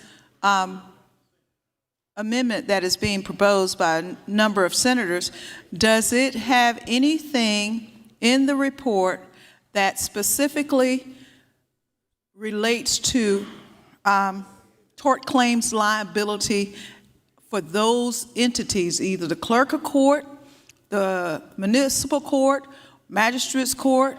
Does it have anything in there which would say that their failure to timely report, in other words, what is the remedy if they don't follow the statute for someone who gets killed? I think Senator Campson talked about the Mother Emanuel case. Judge Gergel ruled there was no liability on the part of the FBI. He was reversed by the Fourth Circuit. It's back to the district court for a determination of basically how much, rather than if. So there could be an enterprising lawyer could make the argument the clerk didn't report it in 3 days, the person kept their CWP, they concealed that weapon, walked into some place and killed somebody, that the state would be liable for up to $300,000 under the current caps unless there were 2 people killed, then it'd be $600,000. Or they wounded them and then they died, then it'd be $600,000. There's a whole bunch of, but yes, this could conceivably give tort lawyers, the most villainous group on the face of the earth, the ability to sue when this is not done properly. So I guess what I'm saying is this is what I'm hearing here is inconsistent with what SLED told me. There are a number of questions about who's going to do the work. And while I agree with it in general principle, I think we need to talk to SWED, talk to the clerks, talk to court administration, talk to the folks who are going to have to implement this rather than just have a feel-good amendment. And by the way, they revoke at arrest. When everyone's arrested, the date is put in and it pops up at SWED. They know already. So I'm not even sure the need for this. So, Mr. President, I would move to carry over. Motion is to carry over. Senator from Darlington, what purpose do you rise? I see the senator has relinquished the floor. Okay. Mr. President, move to table the carryover motion. Senator from Darlington moves to table the motion to carry over. All in favor of tabling the motion to carry over, say aye. Aye. All opposed, say no. The ayes have it. Question now is the adoption of the amendment. All in favor say aye. Aye. Opposed, no. The ayes have it. The amendment's adopted. Clerk will publish the next amendment. Senator from Spartanburg, Senator Martin, what purpose do you rise?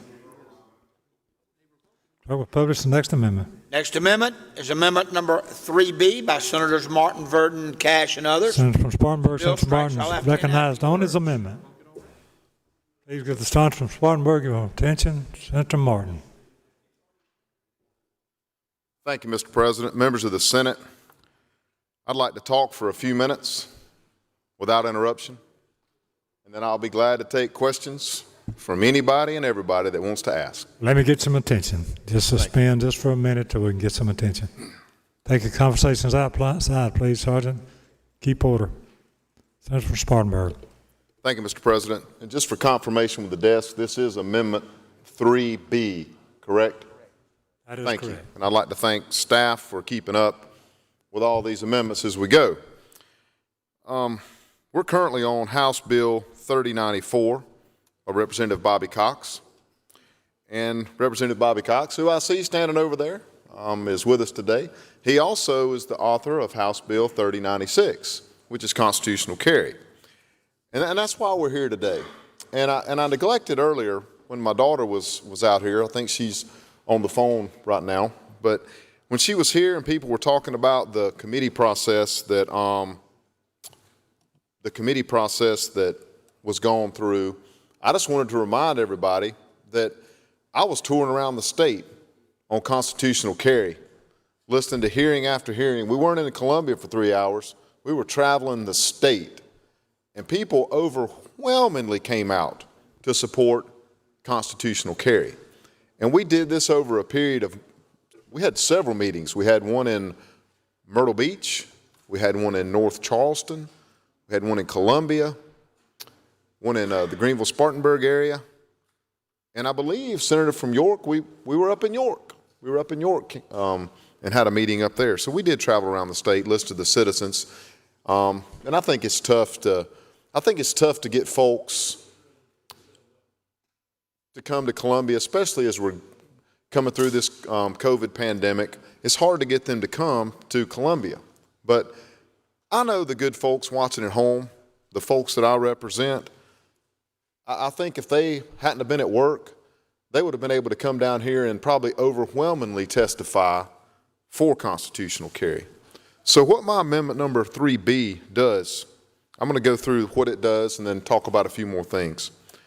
It completely eliminates the open carry with training provisions from this bill. It replaces open carry with training with constitutional carry. The constitutional carry language from House Bill 3096 is identical to what the House passed. The amendment, the one thing this amendment does, Senator from Anderson, is it leaves alone the church language allowing constitutional carry or concealed carry with a permit on church property which has already passed the Senate. The language is just slightly different than what is passed. The other version was for open carry with training, so some of the terminology needed to be adjusted to accommodate constitutional carry. But still, it in effect allows the churches that rent out facility, or schools that rent out facilities for churches, and it allows them to go through as we pass the Senate. It also contains language, and I want to make this very clear to the body. It contains language that makes it clear that this bill with this amendment, constitutional carry, does not, and I want to repeat, constitutional carry does not eliminate our concealed weapon permit here in South Carolina. We've heard from this podium people bragging on the concealed weapon permit we have. I believe it's a good permit program, and it's not going to eliminate it.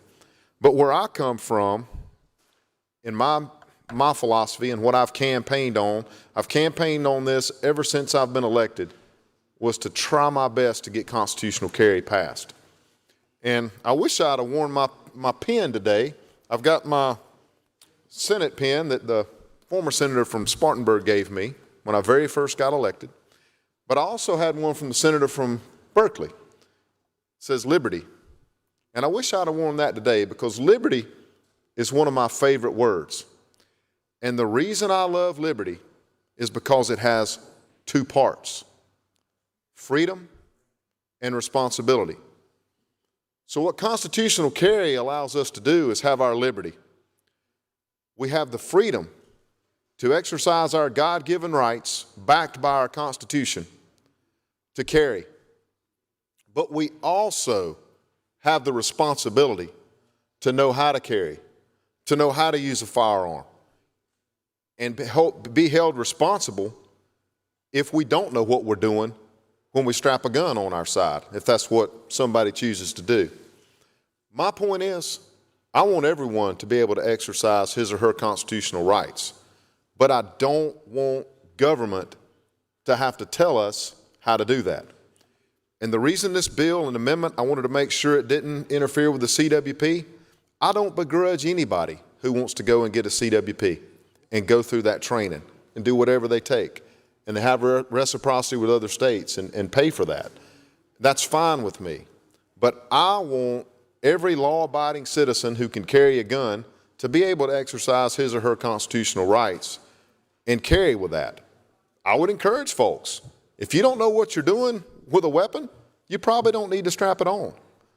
But most people who have been around weapons and firearms all their lives, they know what they're doing, and they need to exercise those rights.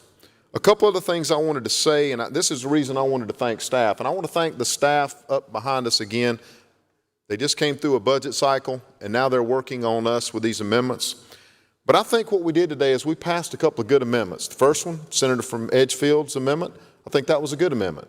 A lot of times we have to clean up some House language. I think that's been a custom in my time here in the Senate. We from time to time have to clean up House language. So that's a good thing. I appreciate him adding the anti-commandeering language to the bill.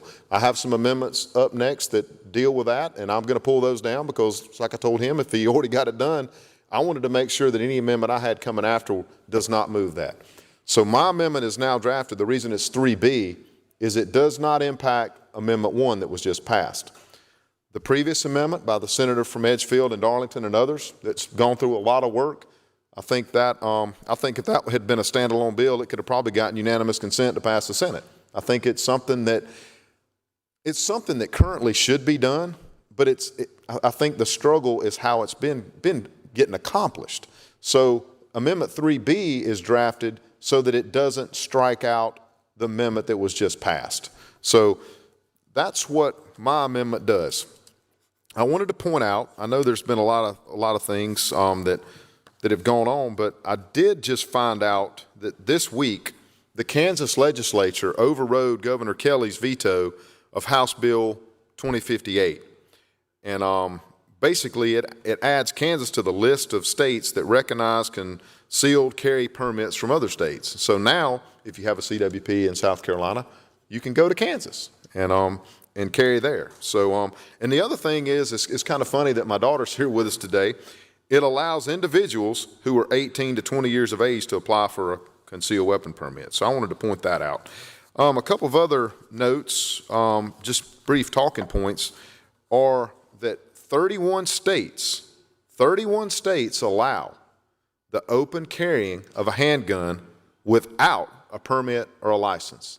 That's 31 states that allow the carrying openly of a handgun without a permit or a license. Now, 15 states require a permit to carry a handgun, and 5 states prohibit from openly carrying handguns in public. And it's a shame that South Carolina is one of those 5 states that prevents people from openly carrying firearms in public.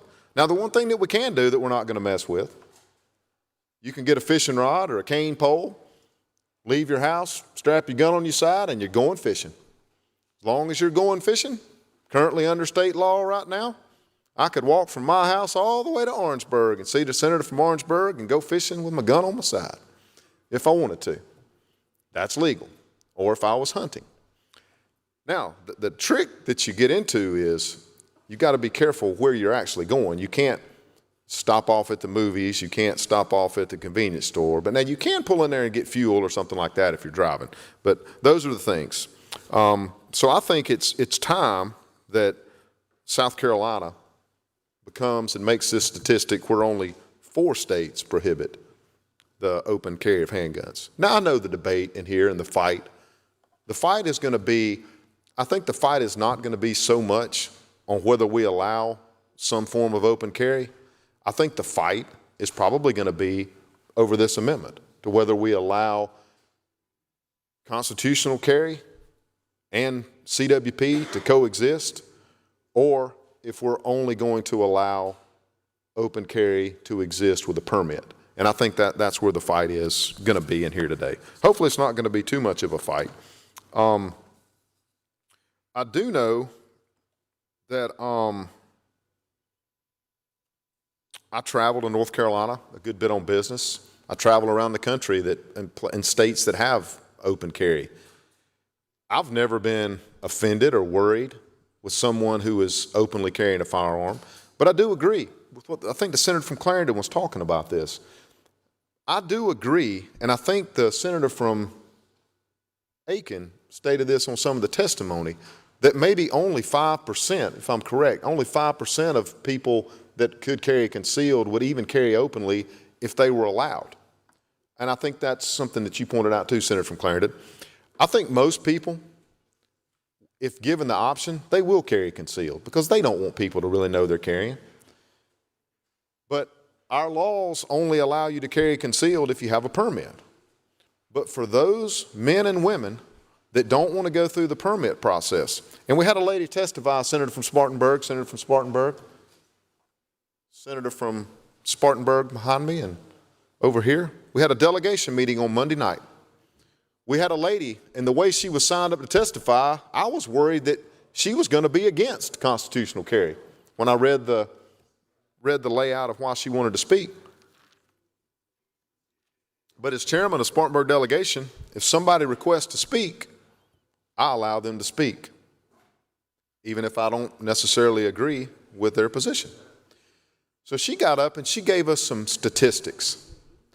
She was talking about how women who might be in an abusive situation or under control by an abusive spouse or boyfriend that was really worried about her safety, maybe her children's safety, that if she had to go through and get a permit to carry to protect herself, that she has to jump through all kind of hoops. Maybe she's trying to get out of an abusive situation under constitutional carry. And all the things that you hear about people that may be mentally disabled or something like this or have some sort of condition, anybody that cannot legally purchase a gun is not going to be able to purchase a gun. So that's the reason I talk about when we're carrying constitutional carry-wise, you already have to be able to legally possess that firearm.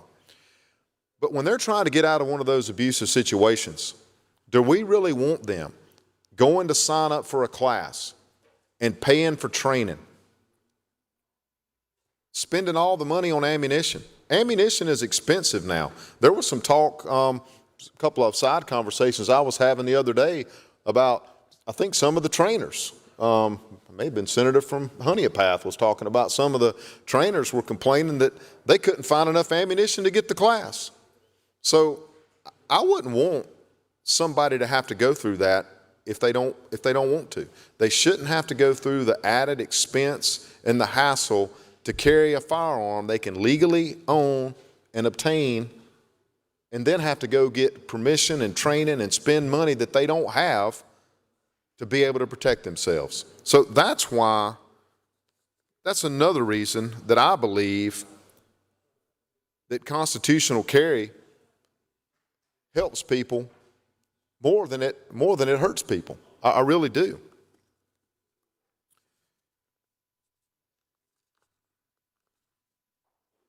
There's one other point that I wanted to make.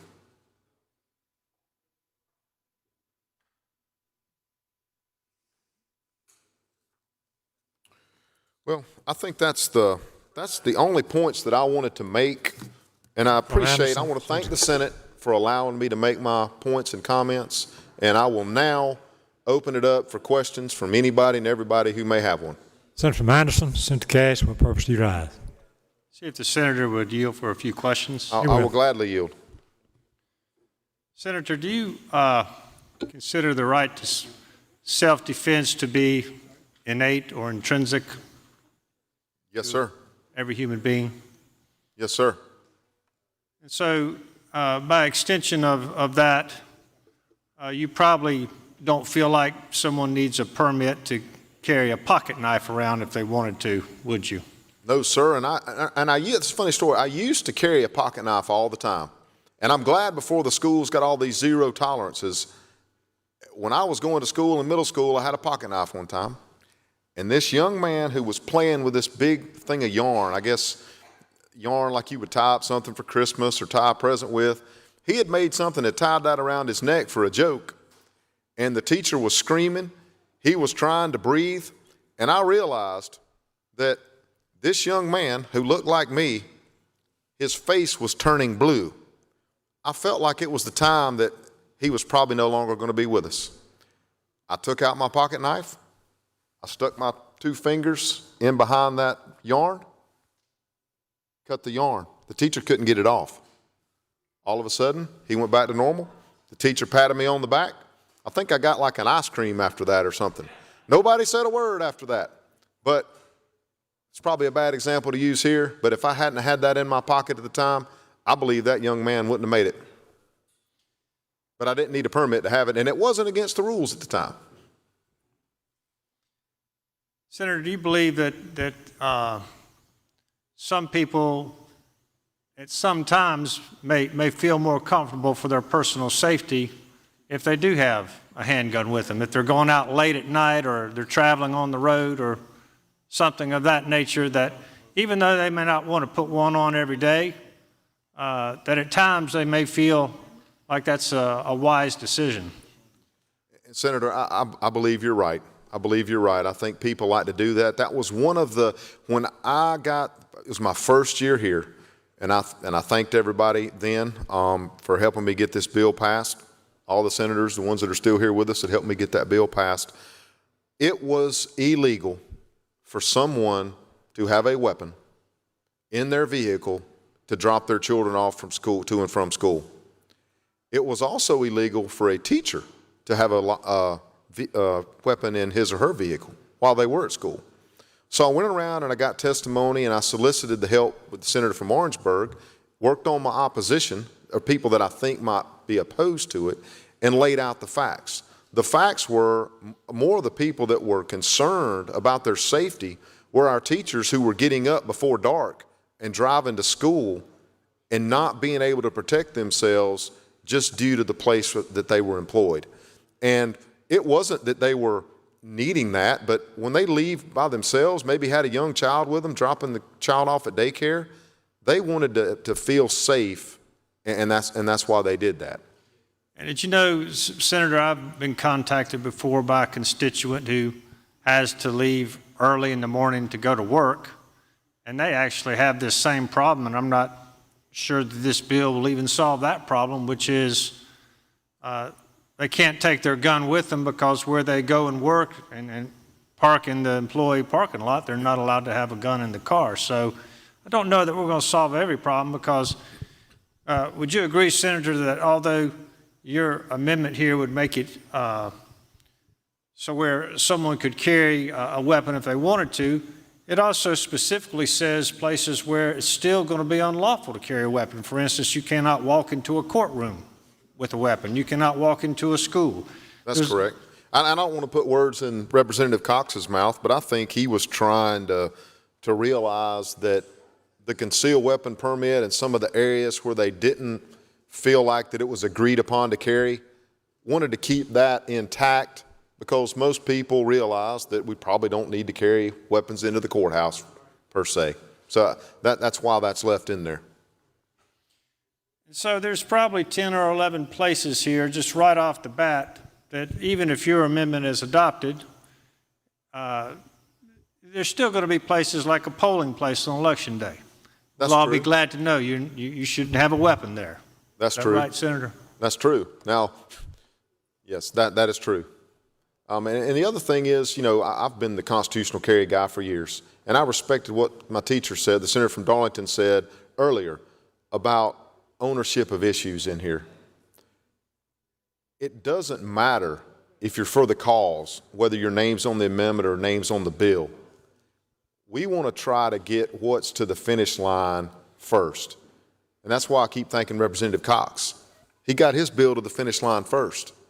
So it's still advocating the cause, and that's why we're here today trying to move it forward.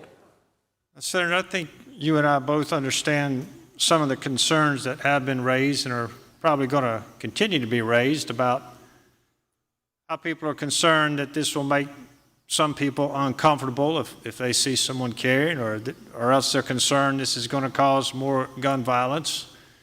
But Senator, I would guess, is it not so that you would agree with the idea that if someone is intent on doing harm, or if someone is intent on using a gun for an illegal purpose, that they're already going to have a gun? If someone's a drug dealer, they're already armed. Would you not agree with that? Senator, I would have to assume if someone's dealing illegal drugs, they're probably armed. And whether or not we pass constitutional carry, whether or not we pass anything, whether or not we mandate CWPs for everybody, they're going to have a gun no matter what. But I want to go back to the first thing you asked me. I do respect what the senator from Clarendon said. I think there is an awareness issue that could probably be brought to light. I think it could be appearing to be shocking to some folks initially, but I've been to other states and it doesn't cause a problem.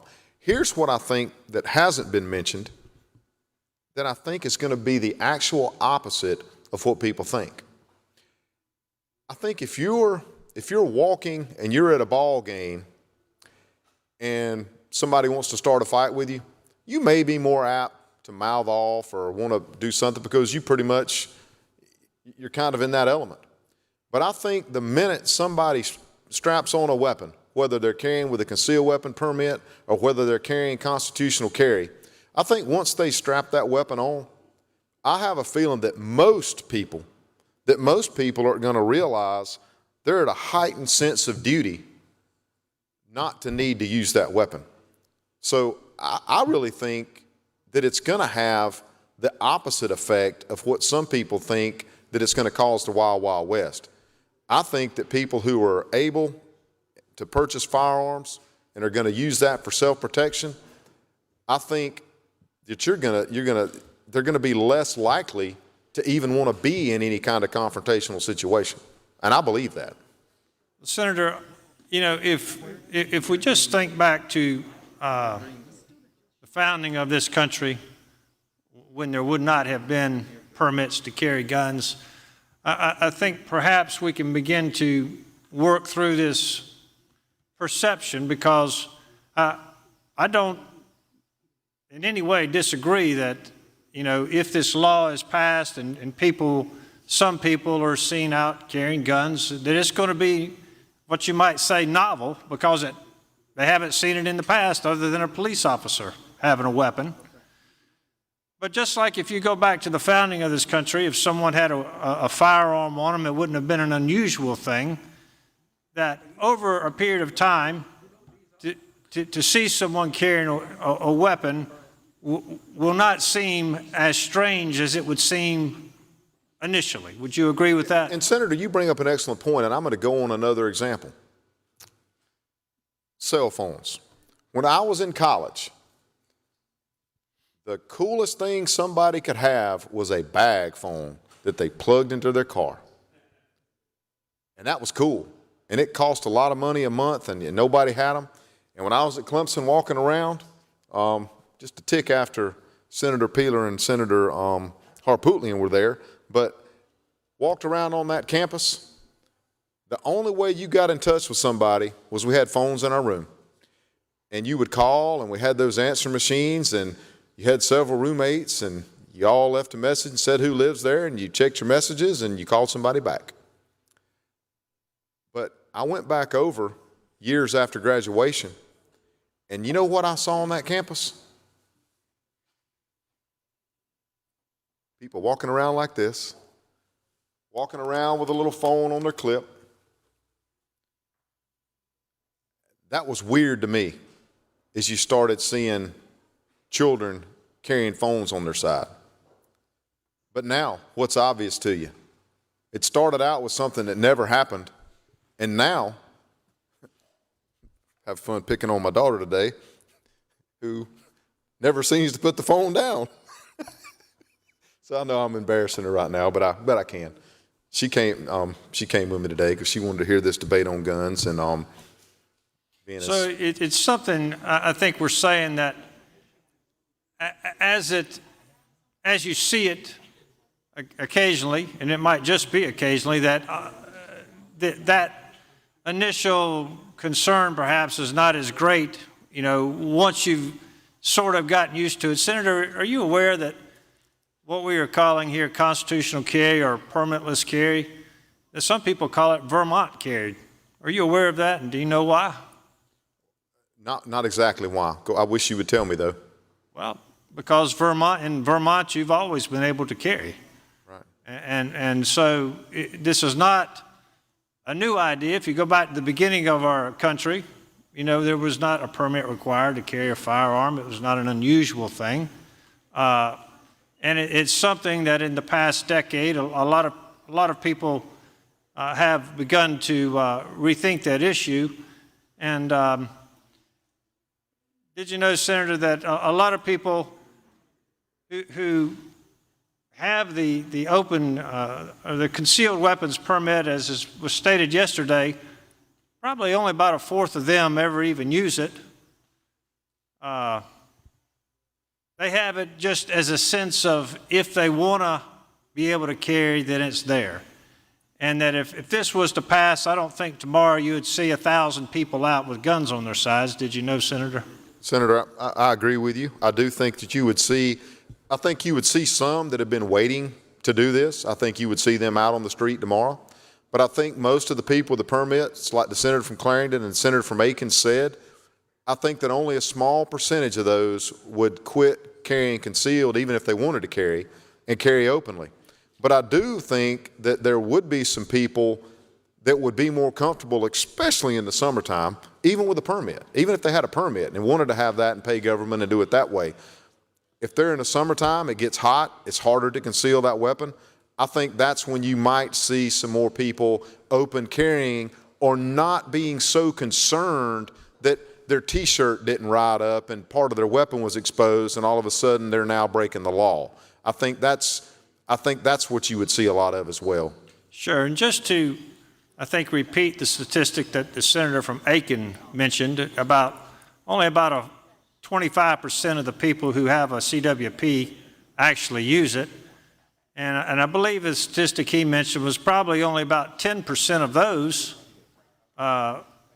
would actually carry openly, which would get you down to about 2.5%. So did you know, Senator, that I think this other concern you've just raised is also valid, that people who want to actually carry concealed do sometimes feel concerned that, if the gun is showing through or their jacket comes open or something, they could be somehow liable for that as well, and this would kind of solve that problem. Did you know? I do know that, and I really believe, back on the concealed weapon permits holders, I think that they're very conscious not to want to break any of those laws. So, I mean, I think you're right. Thank you, Senator. Senator Spartanburg, Senator Kimbrell, what purpose do you rise? Mr. President, see if the senator would yield for a few questions. He will. Yes, sir, I will yield. Senator Martin, I appreciate your offering this amendment. I've already informed the desk I intend to co-sponsor this with you. I have a few questions in light of our conversation and delegation just the other day in the Spartanburg County delegation meeting. Do you believe that do you agree with me that the right to keep and bear arms really isn't about, as many folks will say, deer hunting or going on hunting trips, or even in the case of handguns, about self-defense against other individuals at the gas station? Would you agree that it's really more about pushing back against a potentially tyrannical government? That's right. The deer weren't coming, the British were coming. The British were coming, not the deer. That's right. Do you think, though, in light of what's happened, and if you look at the number of emails that you've received, that I've received, would you say that we've probably gotten more emails from Spartanburg County citizens about this particular issue than anything in recent memory? Well, I'm going to be honest with you, Senator. I do agree, and I feel bad. Yesterday, my phone was ringing so bad, and they know where I stand. And then my phone is still ringing bad. It was so bad I had to forward it to my office because I couldn't concentrate on the calendar in this debate. So I've been trying. I had like 50 texts.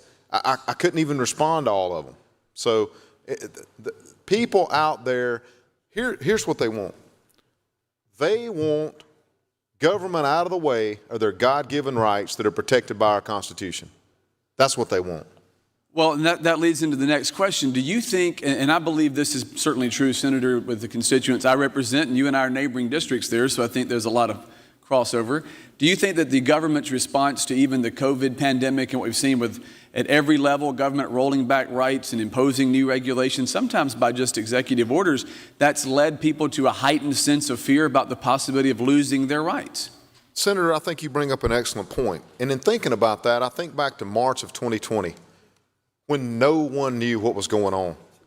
When you go out to your mailbox and you're thinking about washing your hands when you get the mail because you really don't know. There's such an unknown. You know, you got that first executive order and you think, man, he doesn't know what's going on. We don't know what's going on. You know, you didn't know how to take it. But then as it went on and we wrote letters and tried to get these rolling executive orders stopped. Again, I'm not begrudging what he was trying to do and what he was dealing with, but what the citizens and the constituents that you and I and everyone else in this body represent, they saw that as government is now taking over and controlling their lives, their jobs, their livelihood, and how to feed and support their families. And they're tired, they're scared, and they don't want anything else to happen again. And that's why I think you see more people paying attention, more people texting us, more people emailing us, demanding this. So wouldn't you say that in that same vein of people being concerned about governmental overreach at every level, particularly with regard to the most recent pandemic, that's why they're worried about having to have a permission slip from us in the form of a permit to exercise their Second Amendment rights? Senator, I believe they are worried about that because I think what they'd be worried about is if you have to have that permit to carry it, the government who issued that permit is the same government that could take that permit away. And that scares me, Senator. Well, Senator, that's my view exactly. That's the view of the majority of the people I represent, is that the same government that's taking away other rights is the one granting permission to exercise this right whenever we would view that as an inalienable right given to you by God. My last question would be for those that say that if we pass this constitutional carry amendment, which I support, that the purpose of there's no remaining purpose in having a concealed weapons permit. But as you've already pointed out, there are a lot of privileges that would still come with having a CWP, including carrying in other states, that are not going to be nullified or taken, maybe be careful with the word nullified, that are not going to be revoked by virtue of this amendment being added to this bill. Is that correct? That is correct. And Senator, and that's why I opened up with, look, if someone wants to go to the government, get a CWP, pay for training, pay to go through all that, have reciprocity with other states, I don't begrudge them. I still think some of the people that call us demanded constitutional carry, they may go get a permit just for those reasons we're talking about. But I think at the end of the day, they feel better, I feel better, everyone sleeps better at night knowing that they can freely and legally do everything the Constitution grants them the rights that they have that's backed up by our Constitution to carry no matter what government says or does on a whim. Senator, I appreciate that. Thank you, Mr. President. Thank you. Senator from Richland, what purpose do you ask? Will the senator yield for just a couple of quick questions? No, I'm gladly going to yield, but I was hoping you were rising to be a co-sponsor. Senator yields. No. For a question. I do have a question. Without a permit, how will law enforcement know if somebody is prohibited or has a dangerous history?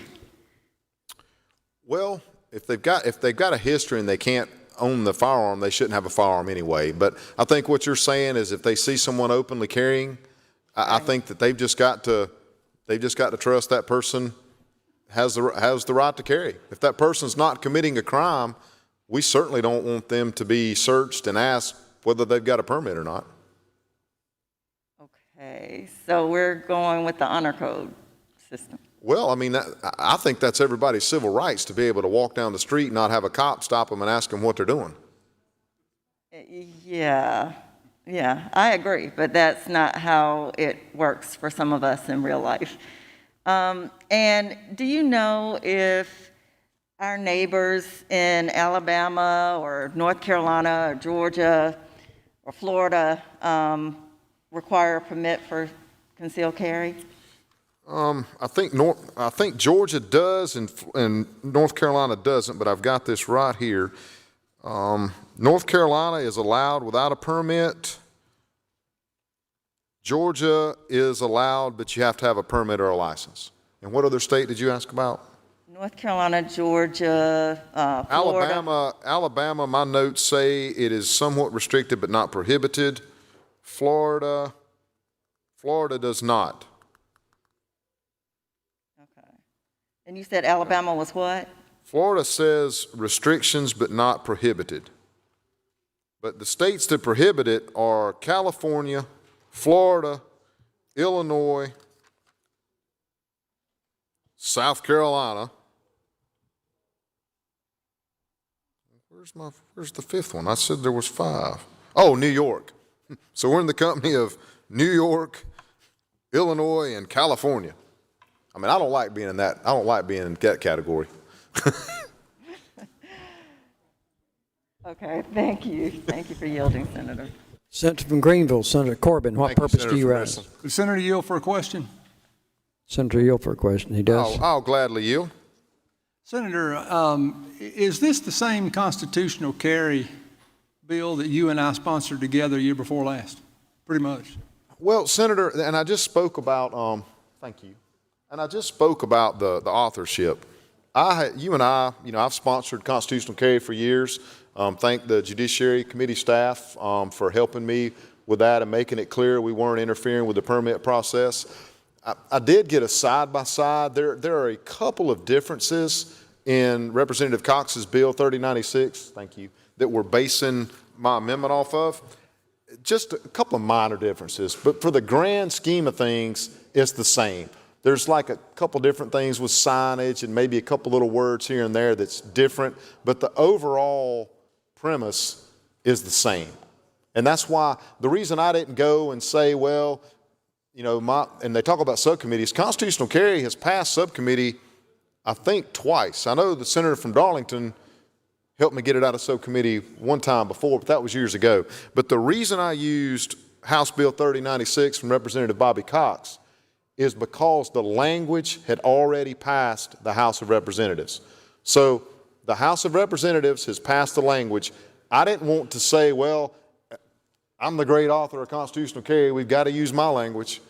I felt like his language was so close to mine that it didn't matter. There's no pride in authorship here. But what I did want to do is be able to stand at this podium and say that this was the language already passed by the House of Representatives and promised to be signed by our governor.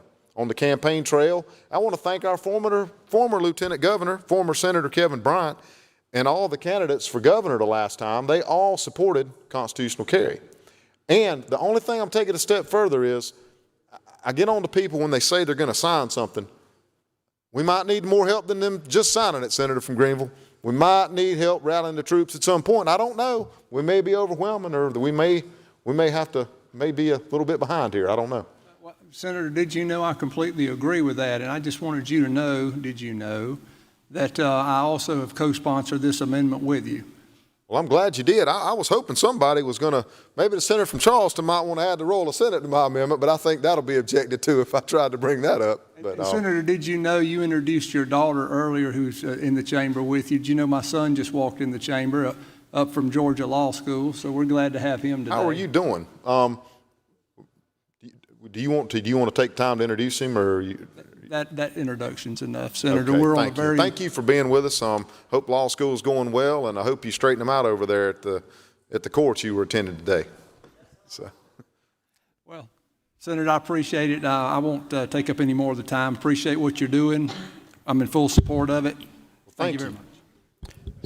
Senator from Florence, what purpose do you rise? Yield for a question. Yes, sir. Senator I'll yields. yield to my chairman.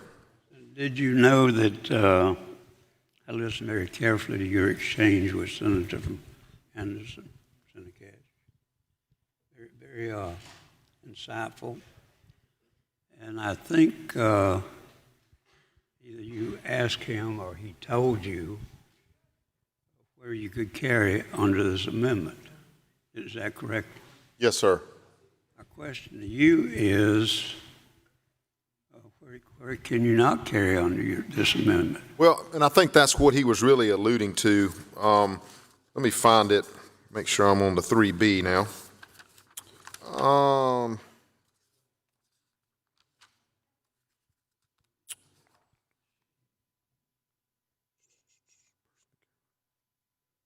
It is unlawful whether or not, over here on page 3, you cannot carry in a law enforcement, correctional, or detention facility, courthouse or courtroom, a polling place on election day, business meeting or office of the governing body of a county, public school district, municipality, or special purpose district, school or college athletic event not related to firearms, daycare facility or preschool facility, place where carrying of firearms is prohibited by federal law, church or other established religious sanctuary, medical clinic, doctor's office, residence or dwelling of another person. And I'll get to, I can get to cover up on that some before, like if the church, if the board of deacons or the pastor, depending on whether they could authorize, even the superintendent of a school district can authorize his or herself or a designee to carry now. Or if a resident of another dwelling, if you said, Senator from Spartanburg, when you come see me, bring your guns with you, then that would be permission to come into your house. Otherwise, I couldn't just come into your house carrying a weapon. Place clearly marked with a sign prohibiting carrying concealed weapons. And they don't apply to, and I don't want to read all, but basically regular salaried law enforcement officers, and I can go through all those. You probably don't need that, but or employees of a law enforcement facility, members of the Armed Forces of the United States, National Guard, or the state militia. And I'm not sure if that's our regular state militia or Senator from Greenville's militia. And not sure if that's my battalion or not, Senator from Richland. But that's the places. Senator, thank you for that. Yes, sir. Thank you for asking. You did a good job of telling me where you could not carry. Now, help me understand where you can carry. Everywhere else. Oh, everywhere. Well, it's just like you can now. So, person want to go into a bar and have a couple of drinks and carry it in there? Well, Senator, right now, unfortunately, the senator from, I think most people know, we don't have bars in South Carolina. We have restaurants that serve alcohol. I think that's been a big debate around here. But I think what we did is, even now, under our laws that we passed, I want to say, right as the senator from Dorchester got here, we passed so that you could carry a weapon into those establishments. I think it's prudent. I don't think you can be intoxicated. I'm not sure if you're supposed to even have a drink. I wouldn't. If I was carrying a weapon, I wouldn't even get near it, and I hope nobody else would. But I don't think you're supposed to drink while you're doing that. But if you take you and your wife to go eat, you can carry it with you. Are we talking about your amendment, or are we talking about your thought about you're supposed to? Well, I was just talking about my amendment because you can do it now. You can carry there now if you have a permit. So we do have bars in the state. Well, we have restaurants that serve alcohol. Well, I think we got bars that you go in and get a drink, and that's all. Well, but I wish the senator from Richland was in here because he's been trying to figure all this out with I'm pretty sure with our alcohol laws in this state that you have to serve food in order to serve alcohol. So technically we can't have bars in South Carolina, it's my understanding. I know that technically you cannot without serving food, but. Right. But under our current law, you can carry your concealed weapon inside an establishment that serves alcohol. You can do that now. So I decided to go in a restaurant that serves alcohol. Don't do that often, I may occasionally. And get in there and some guy picks a fight with me. That may happen, right? Well, I would hope not, but I guess it's possible. No, we ain't talking about hopes. Right. We talk about may happen, That's right. right? Okay. So if I pick a fight with someone, which I don't generally do, they got a 45 on their hip, they said, I'm going to show you something. Bam. Right. Well, I mean, all that could happen now, and there's legal consequences for shooting somebody without justification. But isn't it happening now with the CWP? Sir? Wouldn't that be true with a concealed weapon permit? It would be.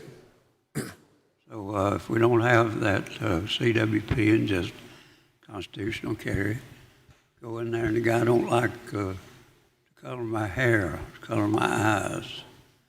He said, I don't like brown-eyed people. Bam. Well, I mean, you can't stop someone from breaking the law. I mean, that's not what's in this amendment. You know, I mean, if somebody was to do that, you couldn't stop them now. It's already illegal. But your answer, I think, was you knew it anywhere. Yeah, right now, anywhere that's not prohibited, you can carry your weapon. And currently, you can carry your weapon inside an establishment that serves alcohol. Well, with that, Mr. President, no more questions. I'll move adoption. Question is adoption of the amendment. Aye. Senator. Ask him a question, but since no, you go ahead. No, Senator, I'll yield to you. I'll yield, Senator, if it's I just love the fact that your daughter is here and that we all know each other and that she knows that you and I are the force. She does. That was a name that we had from a long time ago with the senator from Anderson, and we have a few things. Did you know, and the body needs to know, and this is one of them, that we have these issues that we just really, before we get together this weekend, you know, we talking about how does it work in this Senate, and so I'm gonna ask you this: is that did you know that truth is better than what? Harmony. Truth is much better than harmony. And I think that what we're talking about on issues just like this, and it's sort of a complete sentence, on issues that we think are true in South Carolina, some things that there's some fundamentally difference. And I think that the other part of that is that no one needs to absolutely tell me yes, but everybody needs to tell me the truth. The truth. And I think that as we get forward going down this road on this bill, I think that what I see is that the Senate is really close on this issue. I think that it's perplexing, it's with great trepidation that we end up going down this road because of we don't know exactly what's going to happen. We see what happens in other states, and I just want to applaud you as a dear friend, one that has graced this podium and handle it with grace for an issue that is very, very true for you. And you've been waiting on this day for how many years? I'm not certain. Several. Even with your breakfast crowd in Hartsville rallying me on years ago. Well, anyway, I think there's some other folks that want to be heard, and I just wanted to end up taking a chance to thank you for your knowledge and your information on this. And I tell you, I think that the way that you laid it out makes some sense, I think, in some respects. But I think that it's a tough issue for the Senate, so I want to wait to see where it goes. I think you're got another question. I think you. Thank you. Yes, sir. And I appreciate your kind words. And thank you. Senator from Lee, Senator Rankin, what purpose do you rise? See if the gentleman, your father, will yield for a few friendly questions. I'll gladly yield. And I appreciate your family being here live to witness this, to watch your dad in action, or to watch you, young lady, your dad in action. So, in the vein of our parents, and in the vein of us as parents, we are told and taught to respect our elders, correct? Yes, sir. Not that we respect them if they're wrong, but we're to respect authority, God's authority, right? Yes, sir. Man's authority, rule of law, correct? Yes. Is that a yes? Okay. Yeah, I'm with you. Give me an amen occasionally. That might make it a little bit better here. Well, I'm a little bit nervous today because I was on the elevator and I won't say who, but it was a staff member, a new staff member, and said, "Oh, hi, Senator Rankin, how are you?" Young lady, you've got a damn good-looking dad, let me tell you.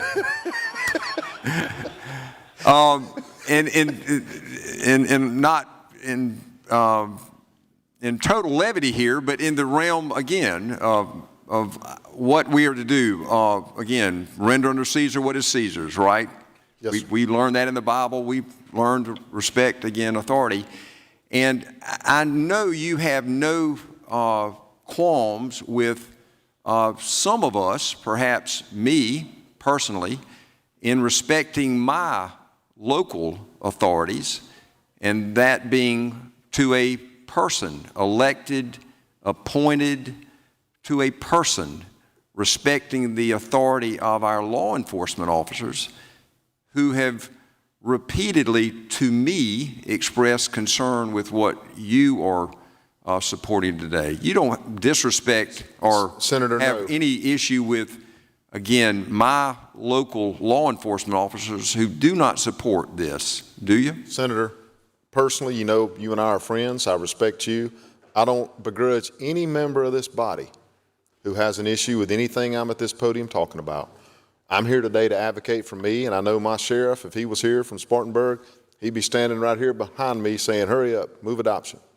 But I understand that there's many others around the state that may not feel that way. And I don't begrudge anyone for that. I really don't. And I'm not up here to do that. What I'm up here to do is to lay out my case calmly, try to give the facts like I did, and hopefully get enough votes to pass this issue. Because, Senator, I think you know from me watching me over the years, it's near and dear. I've been trying to get this to the finish line. But this Senate, I mean, we go through a lot of things together here, and I don't personally begrudge anybody. It's just that I hope that me being here at the podium, that maybe I can sway some people that maybe weren't on my side or think in my direction. And if I can do that, then it's a win for me. But if not, I've got to do better next time and try a different strategy. But I don't know any other strategy on this than to lay out what I believe in my heart and try to use the language that has already passed the House and the governor has committed to sign. I felt like that was the best avenue for me to take rather than try to add any more things that Shane Martin would like personally into it. So we've heard discussions, and I appreciate the debate we've had on this with you on this particular amendment. Again, there was a subcommittee hearing that I think the Judiciary Committee chairman appointed to. I don't know who that person, that chairman, oh, that's me. This bill and... I heard that. I thought it was me in the elevator, yeah. but it is you. Great looking guy. That would be you. You are a younger man. By what? How old are you? Are you in your 30s, Senator Rankin? You look great. Yeah, I'll tell you. Anyway. We're getting closer to moving adoption now.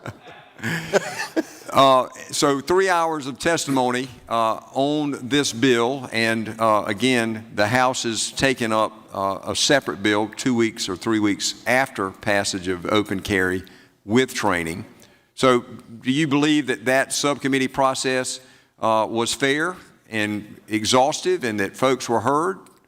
Senator, and I mentioned that, I don't know if you were here when I first started my remarks, but I talked about the fact that I know they tried to get through and take 3 or 4 hours of testimony. I alluded back to several years ago when we went around the state when I was still on the Judiciary Committee, and we went and listened to hours upon hours of testimony around the state in favor of constitutional carry. So that was Senator Martin. That was 5 years ago? Yeah. He was the chair of the committee Yeah, I then? think Senator Martin was, because that was a time when Senator from Cherokee got on me when I first got elected that I'd given him 2 Shanes and 2 Martins, so it confused everything. So, but anyway, we went around the state and heard a lot of testimony. My point was this issue has been around for years. I've even mentioned that it passed the Judiciary Subcommittee, I think, twice. I do know that you have assigned a subcommittee on constitutional carry, and I do know that you assigned, it's my understanding that you assigned the subcommittee on this bill that we're currently under before you ever received the other bill, constitutional carry, from the House this time. So, and that may be right. But, and again, you bring up the history of this. A couple of years ago, and forgive me, is your daughter in college or in high school? She's in college. Okay. So you recall this bill and your efforts 3 years ago. My daughter is a sophomore at Emerson College, just came home last week. Give her my best. I will. She might not be listening now, but... I would hope she's not. I hope but not. I do remember you and I they're very similar in age, and we've both brought our daughters to this podium, and they've met in, I don't know if you remember this, Hollings, y'all met in Hilton Head. Yes. But nonetheless, I recall this subcommittee assignment that we had before, and that was to take place the next day. In fact, Senators Goldfinch, Senator Senn, and one other, Senator Malloy, I think, were on the subcommittee, and they had called experts in. They had folks that were coming the next day to testify and appear in that subcommittee. And I think that was on your bill, was it not? It was. And 3 years ago, let me finish. It was May 8th of 2019, I do believe. So that's 2 years ago, which might make sense, but that I don't believe was the actual date. But nonetheless, we were near the end of the session, but the bill had been sent to subcommittee. You remember that? You had.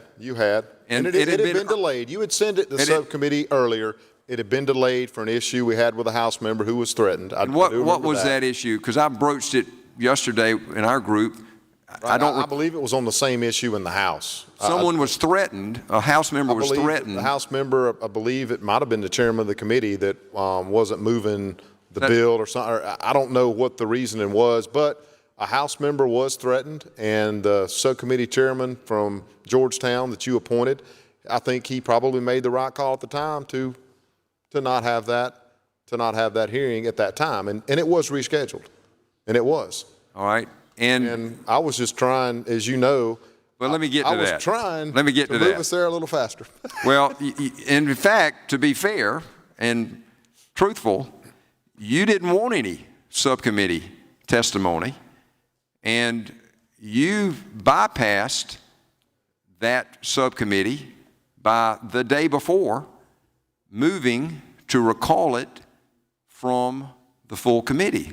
So effectively 2 years ago, or 3, by your action, you prevented this Senate, you prevented the Judiciary Committee, you prevented these subcommittee members from having any testimony on your bill. You agree with that, don't you? Well, in part, I did ask the senator from York the other week when he was trying to get a bill out of committee, and I was making that point that it was no longer under the jurisdiction of the committee, but that a committee could still hold any hearings on any issue or topic they wanted. So my actions did not prevent that subcommittee from having that testimony. Even though the bill was already over here, it didn't permit that at the time. You didn't invite that same group that had come at the request and invitation of the subcommittee chair to ever reschedule a hearing 3 years ago, did you? Actually, it was 2 years ago, and it was May of 2019. You can look it up in the Journal. We were running out of time,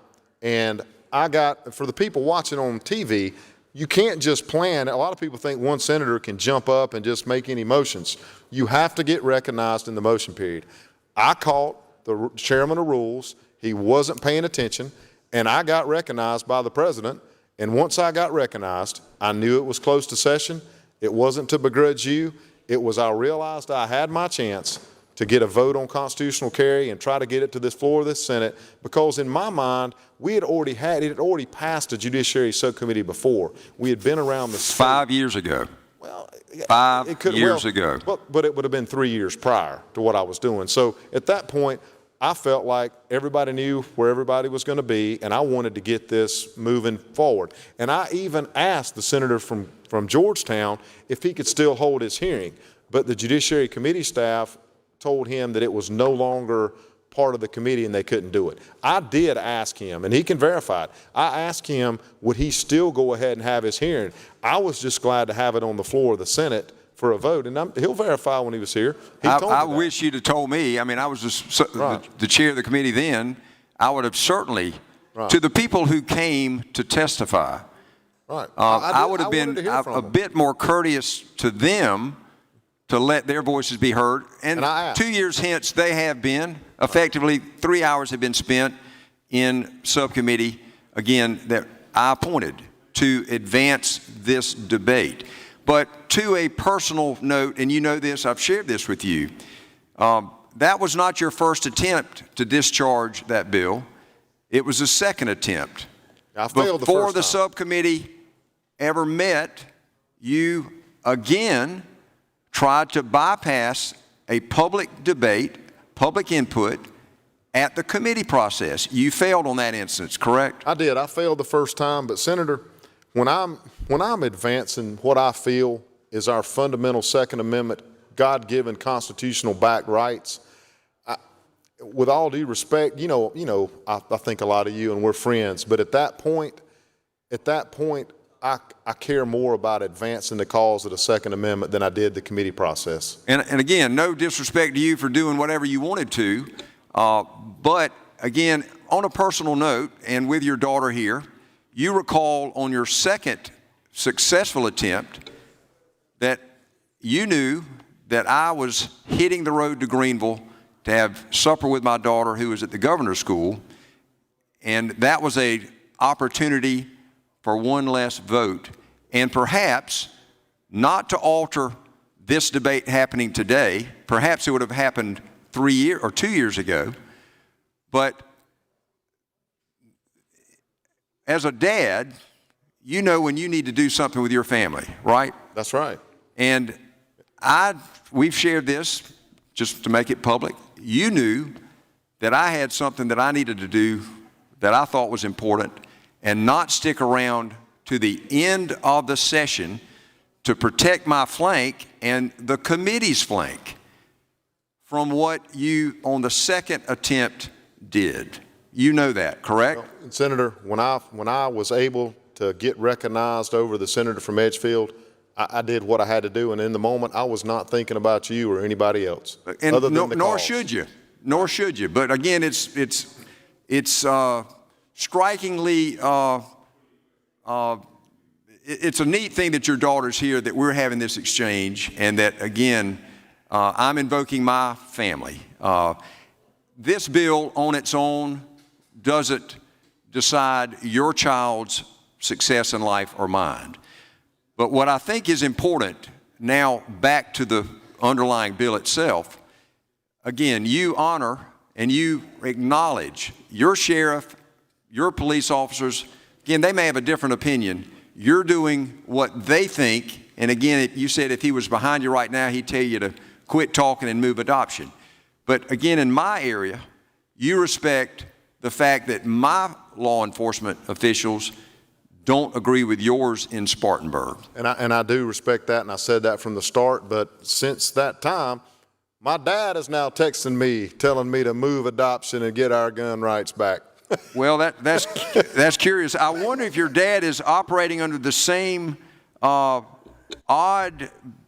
bit of groundswell and what do they call it, a organically grown initiative here. All these folks that are calling us, we're getting these wonderful from home. They don't have anything better to do than to get a call and a text and an organized effort to stop your filibuster. They think you're filibustering right now.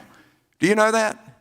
And so we've gotten texts, I've gotten calls from Nevada, New Jersey, all these folks operating under this organized effort to well up support for what they don't even understand what we're voting on. Your dad knows what you're pursuing here, correct? That's right. He knows. He doesn't need to text you to tell you to do anything other than to say, Rankin, let's go outside and let's talk about our families, perhaps, right? Thank you very much. Thank you, Senator from Horry. No other questions? Question is. I'll move adoption. Senator from Edgefield, Senator Massey, what purpose do you rise? Mr. President, I ask to be heard. Oh, okay. Senator Massey is recognized on the amendment.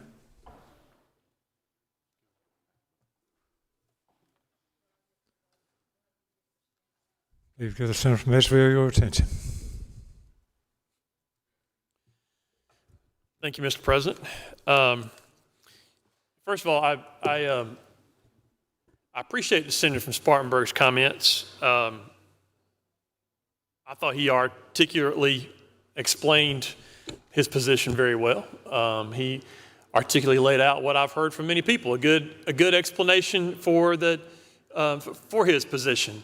I'm also glad that Ashland's here. I think there's a lot more of Amy there than there is Shane. But I'm glad you're here. He's so much calmer when you're here. He's so much more coherent. But no, Senator, in all seriousness, I appreciate your position. I appreciate the explanation. I thought it was a very good argument for your position.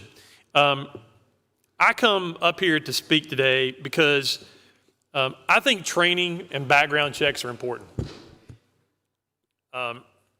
And saying that has resulted in a few people calling and texting and emailing over the last several days, but I've said that publicly and I'll say it again publicly. I think training and background checks are important. It's interesting though that when I've heard from a lot of people over the last several days, and for some of them who I would call back or I would talk to or who I would trade text messages with, it's interesting how many people who have contacted me to encourage me to support constitutional carry don't understand what constitutional carry is. Because when I respond that, I appreciate your input, but training and background checks are important. Many times, y'all, the response I've gotten back is, well, I didn't know constitutional carry prevented that. And in fact, that is what it does. Right now, constitutional carry, first of all, whoever came up with the term, the marketing term, was a genius. Right, Senator Spartanburg, it's a great term, right? Because how do you oppose constitutional carry? Right? How do you oppose the Constitution? It's a great terminology. So I congratulate whoever did that. I do think, however, there are a number of people who don't understand that it would eliminate the requirement for training. It would eliminate the requirement for background checks. It would eliminate a number of those things. Those things I think are important. But I had many people who didn't understand that. I had a couple people who, when this one gentleman, at least I think it was a gentleman, kind of hard to tell through a text message sometimes, but this one gentleman who sent me a text and was encouraging me to support constitutional carry, and I responded, well, I think background checks and training are important. And his response to me was, well, I don't disagree with that, but I applied for a CWP, and it was rejected because I have a domestic violence conviction. Yeah. And while I understood, I mean, I've read the amendment, I've read the language before, and I understand the senator's position, and it does say lawfully carrying, but I do think it covers a lot of criminals. It gives them cover because there's now, if there's no permit requirement, there's no ability for law enforcement to check the permit when they see you with the weapon. So it gives cover to a lot of people. In essence, you've got to commit a second offense. Even after you've been disqualified, you'd have to commit the second offense before they could see. And so I've got trouble with that because I think background checks are important. But a lot of what I've heard has been dealing with the Second Amendment itself. And I want to spend some time talking about that. But first of all, I want to say this. Like I think, and I know there's some disagreement with this, I think we ought to interpret the Second Amendment, the entire Constitution for that matter, the way it was intended. I think we should look at what the people who wrote it thought that it meant. I think we should look at the people who ratified it. How did they understand it when they ratified it? Any responsible interpretation, I think, of the Second Amendment or any other amendment or the Constitution itself requires that we have to look at what they meant and what they understood at the time. And I think we should do that here too. Now, one of the most significant, perhaps the most significant U.S. Supreme Court opinion dealing with interpretation of the Second Amendment came in 2008. In fact, surprisingly, most of the significant Second Amendment rulings have been fairly recently. 2008, which I'll talk about in just a minute in a case called D.C. versus Heller. There was another one that came about 2 years later, McDonald versus the city of Chicago. In that case, in 2010, 2011, for the first time, in 2011, the Supreme Court said the Second Amendment applies to the states. Before that, before 2011, there was no application of the Second Amendment to the states. But it does apply now. I'm not a big fan of the incorporation doctrine all around. But it's there, and if you're going to have it, the Second Amendment should apply as well. But 2008 in D.C. versus Heller, the Supreme Court said for the first time, the U.S. Supreme Court said that the Second Amendment guarantees an individual right to possess, to own, and to bear arms. It said it's an individual right. Now, there had been a lot of disagreement up until that point about whether it was an individual right or whether it applied collectively because of the term militia that's included in the amendment. We'll talk about that some in a minute too. But the majority of the court held that it provides for an individual right. But the interesting thing is they talked about why. Now, Antonin Scalia wrote this opinion, and Justice Scalia, that great bastion of progressivism, but Antonin Scalia wrote this opinion, and as Justice Scalia was wont to do, he probably spent about 40 more pages than he needed to spend in explaining his rationale. But what Justice Scalia did in this opinion was he went through the history. Because if you're familiar with Antonin Scalia, you know he's a big historian. He's a big textualist. He wants to know what they meant when they wrote it. What did they mean when they were having the ratification debates? What did they understand that this meant? So he spent a lot of time in that opinion examining the historical record, looking at the quotes from the statements made by people, the contemporaries at the time when the Congress was debating the Bill of Rights. He talked some about Madison, senator from Charleston, who I'm pretty well convinced would be considered to be opposed to the Second Amendment today. It's kind of baffling to me. The guy who had a large hand in writing it probably wouldn't even be considered a supporter of it. But Justice Scalia spent a lot of time talking about those folks, and he looked at how the states interpreted it. He looked at the state constitutional provisions. Every state has a constitutional provision that's somewhat similar to the Second Amendment. Ours in South Carolina, verbiage-wise, is the same. Many others are a little bit different, but they all have similar contexts.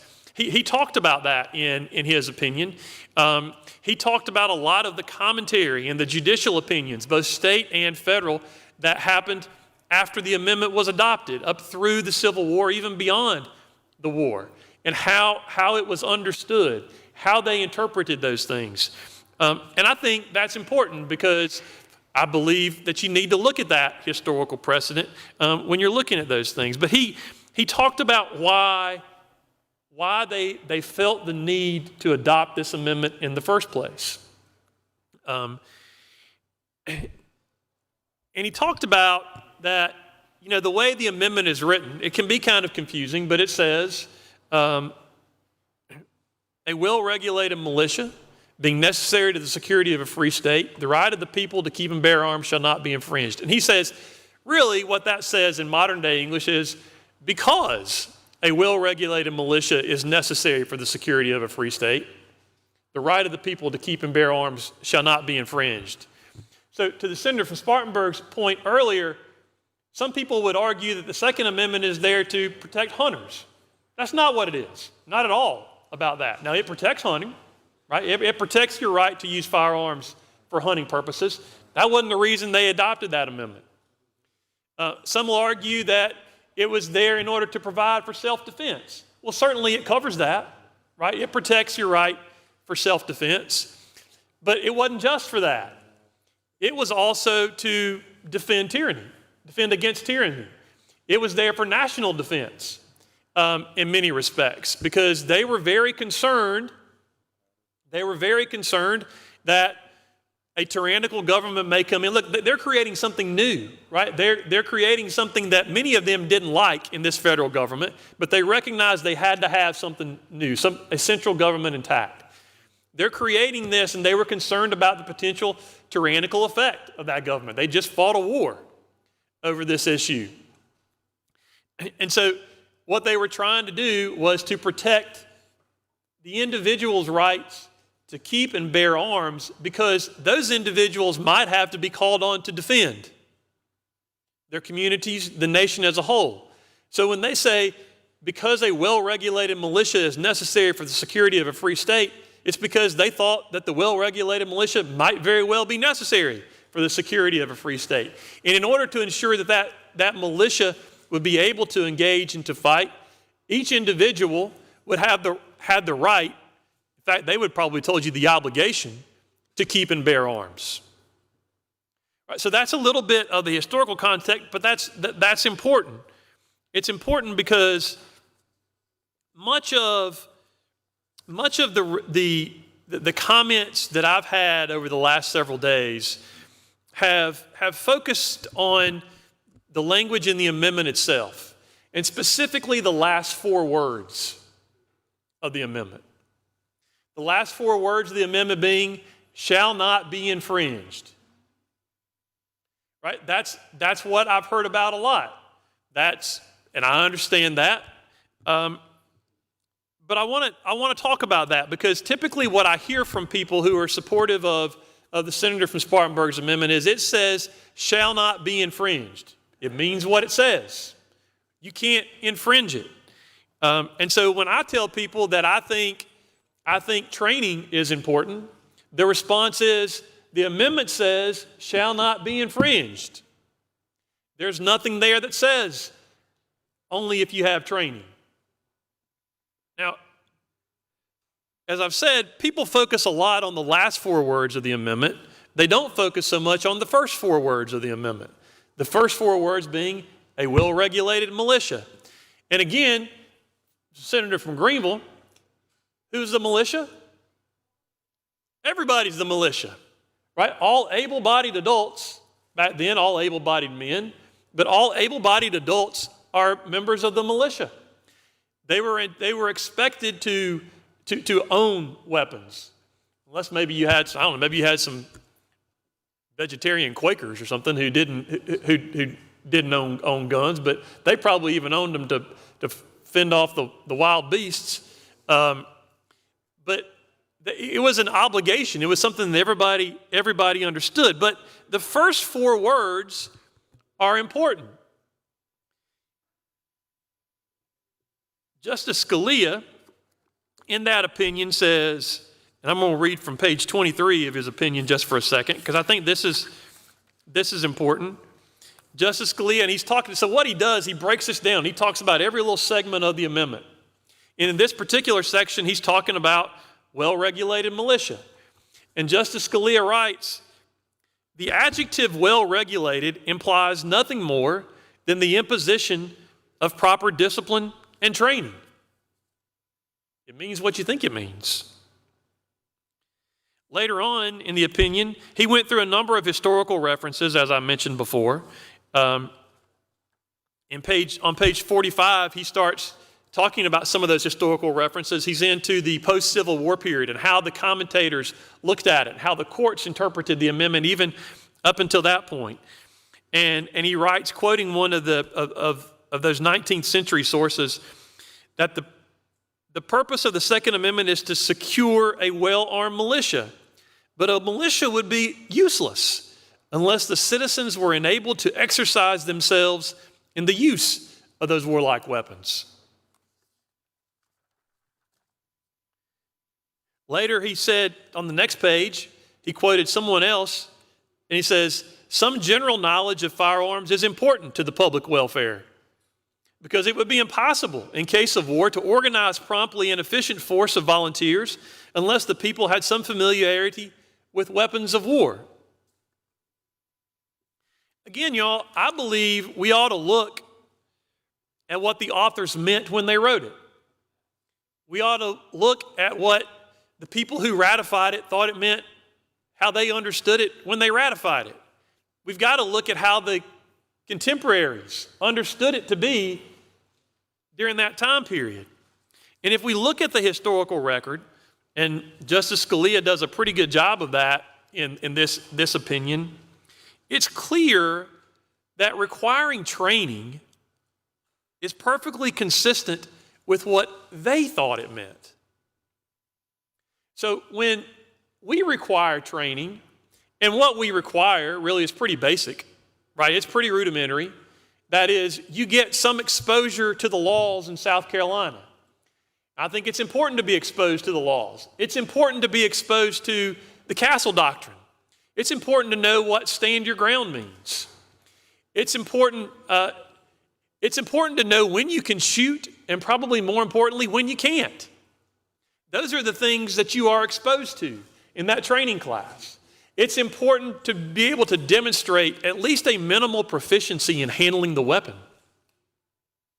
There are a number, I know all of us in here probably know people who teach these firearms classes. They do a good job. They've been slammed over the last several years. They've been slammed in offering these classes. And that's because, look, there is a lot of concern out there that maybe even the police can't get to them in time. There's a lot of concern about what's going on with Washington and what's going on here. I get that. There's a lot of interest in people being able to protect themselves and their families. And so these classes have been overloaded because of that. People trying to get the concealed weapons permit, they're taking the classes. If you talk with a lot of these folks, though, and I will concede that many of them they've had a self-interest in preserving the permit program. I concede that. But it's amazing the stories you hear from these people about folks who come into these classes who have never handled a weapon. They've never shot the gun. They come in, Senator, they don't know how to load it. They don't know how to hold it. They don't know. In fact, one senator here has told me the story about when he took the class, there was somebody in the class who didn't even know where the bullet came out of. Requiring the training is perfectly consistent with how they thought the Second Amendment, what they thought the Second Amendment meant. It's perfectly consistent with that, and it provides a good basis for people who are going out to protect themselves, knowing what the law is a protection for yourself, but also protecting those who are around you. So I believe, based on my review of the historical record, based on the Supreme Court opinion, that requiring training is perfectly consistent with the Constitution. I hear people say, well, shall not be infringed doesn't say anything about background checks. There's nothing in that amendment that says you can have background checks. And I would ask the question, first of all, whether those folks believe, is it permissible Does the Constitution permit the state to restrict a violent criminal's ability to carry weapons? Does the Second Amendment permit the state to restrict the mentally ill from carrying a weapon? Now, my guess is that everybody in here will say yes to that. I don't think there's anybody who would say no, even though the specific language doesn't say that in the Constitution. Now, it doesn't say that because it was understood. A lot of things were self-evident, right? These guys who wrote this amendment, the ones who were in the states ratifying the Bill of Rights in 1791, they understood. I mean, they didn't let violent criminals, I mean, there were restrictions there. They probably didn't have nearly as much mental illness as what we have now. But there were people that they would restrict. They understood that there are people that you can't have carrying weapons around everywhere. They understood that. And then I'll say, if I can finish this last point, then I'll take a question. My last point on this point. I'll say also that if we go back to this D.C. versus Heller case, and I think this is important because this is the basis for a lot of what we talk about when we talk about Second Amendment rights. Justice Scalia said in here, nothing in our opinions should be taken to cast doubt on long-standing prohibitions on the possession of firearms by felons and the mentally ill. Or, he went on to say, or laws forbidding the carrying of firearms in sensitive places, such as school and government buildings. Background checks is the way that we do that. Background checks are the way that we monitor those things. So I think background checks, restricting as best we can, it's not perfect, right? We don't get everybody, but as best we can, we restrict violent criminals and the mentally ill from carrying. Background checks allow us to achieve that objective. So I believe, based on what I've read, what I've seen, it's perfectly consistent with the history of the Second Amendment, what they thought it meant, what they understood it to be. I'm happy, Mr. President, to take a question. Senator Mandelson, Senator Cash, what purpose do you rise? See if the senator would yield for a few questions. Yes, sir, I will. Thank you, Senator. I appreciate your study, your comments. I want to ask you just a few questions about the background checks, see if we understand it the same way. Currently, some people are not allowed to legally possess a firearm, correct? They're a felon. That's right. Well, you can't, now we're not going and confiscating anything, but yes, there are federal laws that say that, yes. Right, so the same people who would fail a background check, are they not the same people who cannot legally possess a firearm anyway? That's probably right. All right, so in terms of background checks, the groups are the same group. People who would currently fail a background check aren't allowed to have a firearm, which means they shouldn't be carrying a firearm. Even if we pass constitutional carry, that doesn't give them all of a sudden the right to carry a firearm if they're excluded from having a firearm. But what you do, I'll agree with that, but what you do is you take away the enforcement mechanism. Because right now, Senator, right now, you're required as a permit holder to have a background check every 5 years. You're required that if law enforcement approaches you and identifies himself as a law enforcement officer and asks you for identification, if you're carrying, you've got to display your permit, right? If you eliminate the requirement, then there is no requirement to show the permit anymore. Could not a law enforcement officer, well, first of all, now you've got to have. If you're carrying right now, you're carrying concealed, right? So I'm sorry, I missed you. If you're carrying right now, you're carrying concealed. A law enforcement officer has got no reason to come up to you and say, I need to see your permit because I can see that you're carrying, even though I can't supposed to be able to see that you're carrying. Currently there's just not a lot of these, what I would call random incidents where a law enforcement officer is going to be asking to see a permit. Would you agree? because you have concealed carry, but there are, there are, part of the reason I think for this bill, and look, and I support this bill. I think this bill is a good idea. But one of the reasons, and the Senator from Macon talked about this yesterday, one of the reasons that we've heard of those in support of it are sometimes the weapon can become exposed. So, that could factor into that situation. But I think you're right, but I will say that if we allow for open carry, that rule doesn't change.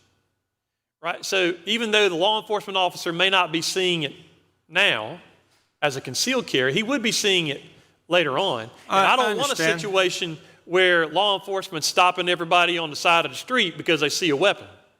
I understand what you're saying, Senator, but in my opinion, and you can tell me whether you agree or not, a law enforcement officer, if we pass open carry with a permit, I don't perceive that they're just going to go around randomly stopping people and saying, let me see your permit. What I would guess they would be doing, though, if there's some kind of an altercation, if someone points that weapon at someone and there's a problem, they're going to want to see the permit. Would you not agree?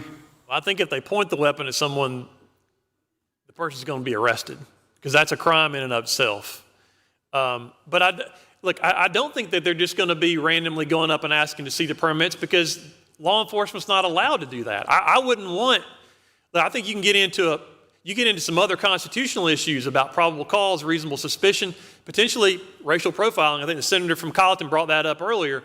So I would have concerns about law enforcement being authorized just to do that. Right. So now we're talking about probable cause. So if there's probable cause for the law enforcement officer to want to know if you should have a weapon, certainly it would be easier for them just to be asked to see your permit, but they could also ask just to see your identification and run a background check on you, could they not? I don't know how long that takes, but right now, if you're a permit holder, if you have a meeting with a law enforcement officer and he identifies himself and asks you for identification, if you're carrying, you've got to show him your permit. I understand, but again, we're getting in. I'm just trying to have the conversation about if there's probable cause, a law enforcement officer can still ask for identification. We've got one sitting right here who's telling me that, in a minute or so, they're going to run a background check and ascertain more or less the same thing that the permit did, which is whether or not you're legally able to be in possession of the firearm. So I understand the convenience aspect of it, but it still is, would you not agree the law enforcement officer is still going to try to ascertain if there's a problem with the gun, if that person possesses it legally? Are they not going to try to do that? I think if the officer sees a gun and there's probable cause to question the person, then hopefully they're going to, I suspect they probably are going to do that. Yeah. So they're going to be able to do it with or without the permit because they're going to run a background check if we're not in a permit situation. But most of the time, there's not going to be the encounter with the law enforcement officer. Right. So we're just talking about situations where the law enforcement officer needs to know should this person be in possession of a gun. Yeah, I think that's what your line of questioning is, right? Thank you, Senator. Yeah. Senator from Lawrence, Senator Verdon, what purpose do you rise? See if Senator yield for a question. I will. Senator. I will. Oh, yeah. Thank you. Did you know I really appreciate the historical context? I even appreciate the invoking of Justice Scalia as someone we both admire. I'm going to ask, because I believe there's been a degree of conflation with the arguments that were posited by the justice and your definition. Is there not a difference between a well-regulated militia and a well-regulated firearms owner? Well, the adjective describes different things. However,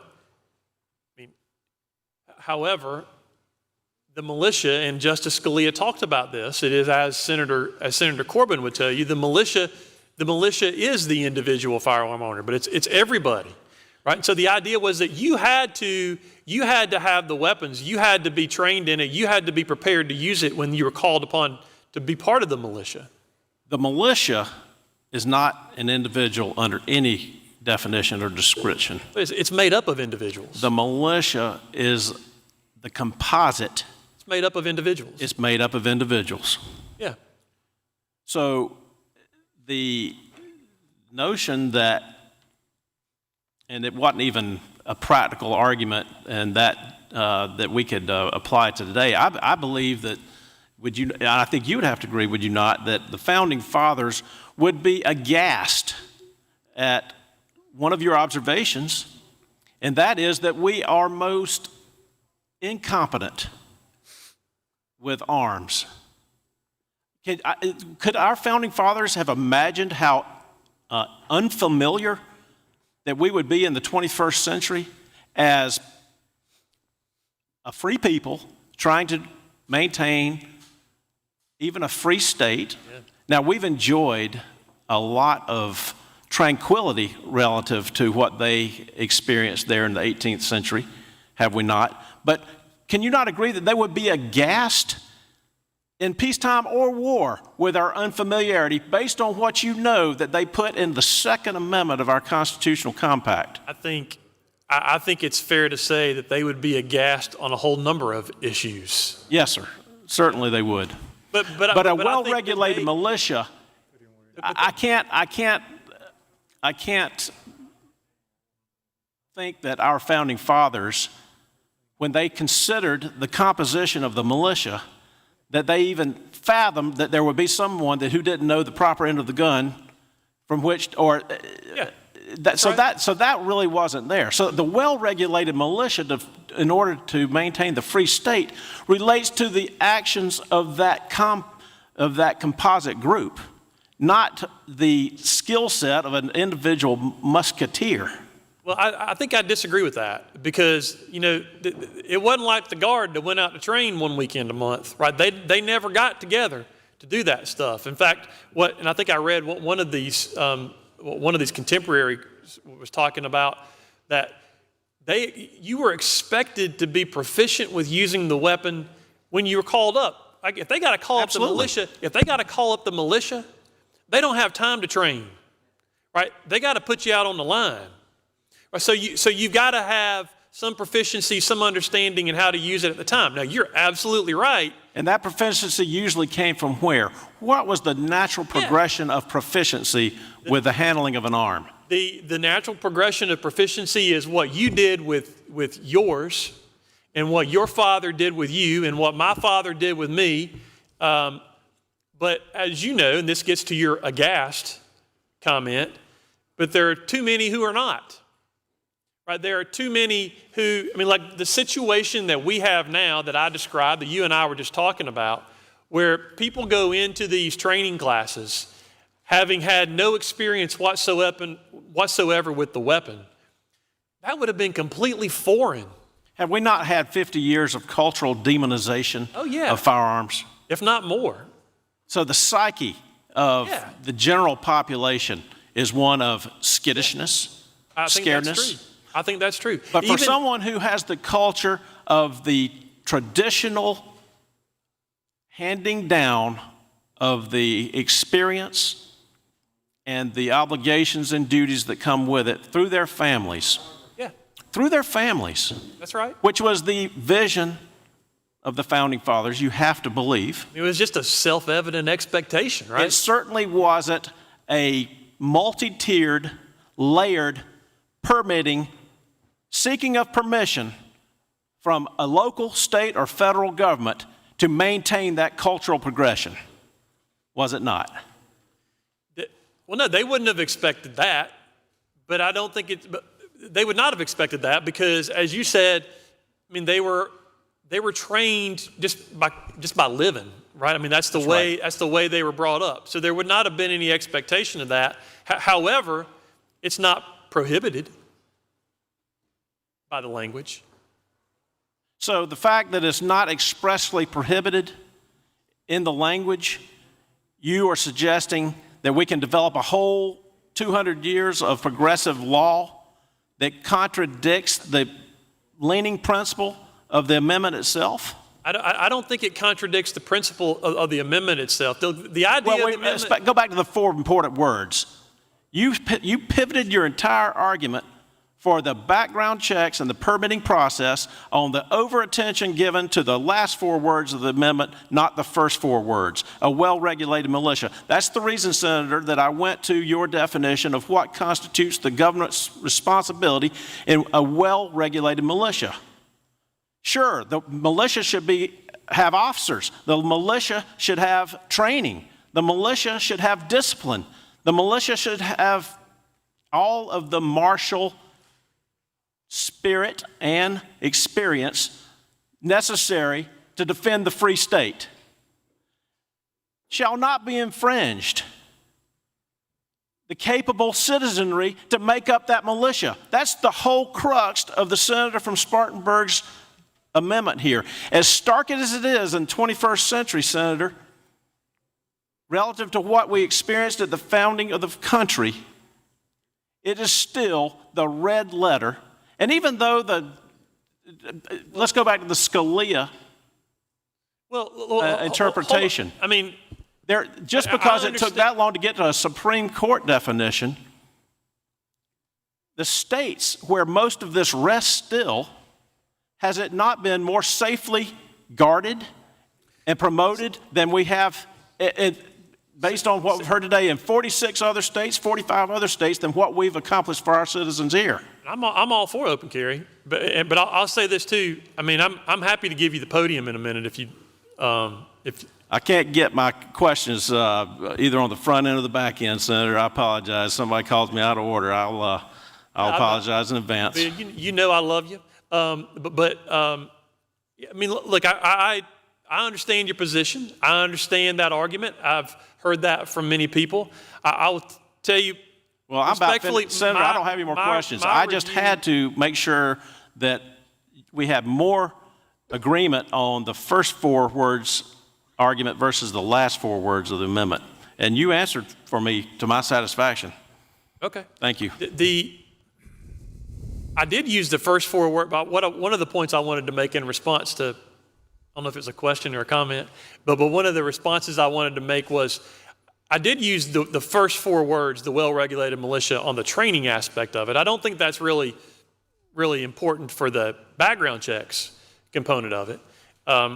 Senator from Berkeley, Senator Adams, what purpose do you rise? The senator would yield for a question or two. I will. He will. So I'm going to kind of piggyback a little bit on Senator from Lawrence questions a little bit. So would you agree that when the amendment was written, most of those who handled weapons were probably self-taught or taught by other family members? Yes. As I do with my daughter when we went and shot armament light rifles, I taught her the same safety aspects, when to use it, when not to use it, how to aim it and such, just like your father did with you. Yes. So I do think that training is there. And then you talked a little bit more about training, about people going to training. It's there for you, your daughters. Correct. It was there for me. Correct. And that's why I'm about to go into your other statement. You're talking about training when people went and they didn't know what end the bullet came out of. What we did in training, when I was retired law enforcement, we expected those questions to be at training. If we're going to hear that question, that's where we want to hear that question. Would you not agree? Sure, absolutely. So I do believe people going out buying guns now, I think there's more people buying guns now more than what we probably had in the past. And I also think, as you were talking earlier up there, saying that more people are also going through training. Our instructors are busy throughout the country. So I am encouraged by self-motivated training people, and I'm sure you are as well. Yes. One of the other things I want to talk to you about is you're talking about, sorry, one of the things I would ask you about, you brought up about a concealed weapons permit, about an officer with the, during a traffic stop. Do you realize, or before the concealed weapons permit, we were allowed to carry a gun in our car whenever we want still to this day without a concealed weapons permit. You do realize that, right? Yeah. So if a person is carrying a weapon legally in their car without a concealed weapons permit, they're not required to say anything. It's probably nice if they tell the officer if they're stopped, but they're not required to tell the officer they have a gun in their center console or lockbox. Do you realize that? Sure, and I know lots of times, because maybe I shouldn't admit this, but sometimes I've had some experience with law enforcement when I've been in my car. But many times the officers will ask you, right? They'll ask you the direct question: "You got any weapons, anything in here that could hurt me, anything like that?" That's correct. Yeah, that's correct. That's very common. It's become part of their verbiage as they're walking up on the car. And one last. So did you know that officers have the ability to talk to a dispatcher, and while they're running their license or they're writing a ticket, if there's whether it's a warning or actual citation, they do run a background check and get anything if they're prohibited or anything like that at the same time while they're doing all that. Okay, good. I wasn't familiar with the law enforcement process, but yeah. Thank you. Yep, thank you. Senator from Greenville, what purpose do you rise? Senator, you yield for a couple of questions. I will. You will. Senator, thank you for giving us a history lesson. I did a little studying on the history of the Second Amendment myself, and you are correct. And you know that actually back in the Founding Fathers' time, you were not only expected to know about firearms and to have in your possession and carry a firearm, but you were in a lot of hamlets and villages, and you were required to. Yep. And if you couldn't afford it, there was mechanisms in place to purchase you a weapon. Which also would be very important for the militia argument, right? Because we're going to make sure that you have the weapons you need in order to come to fight if we need you to help defend everybody. Right. Yeah. Well, that's true, Senator. Yeah. Let me ask you this now.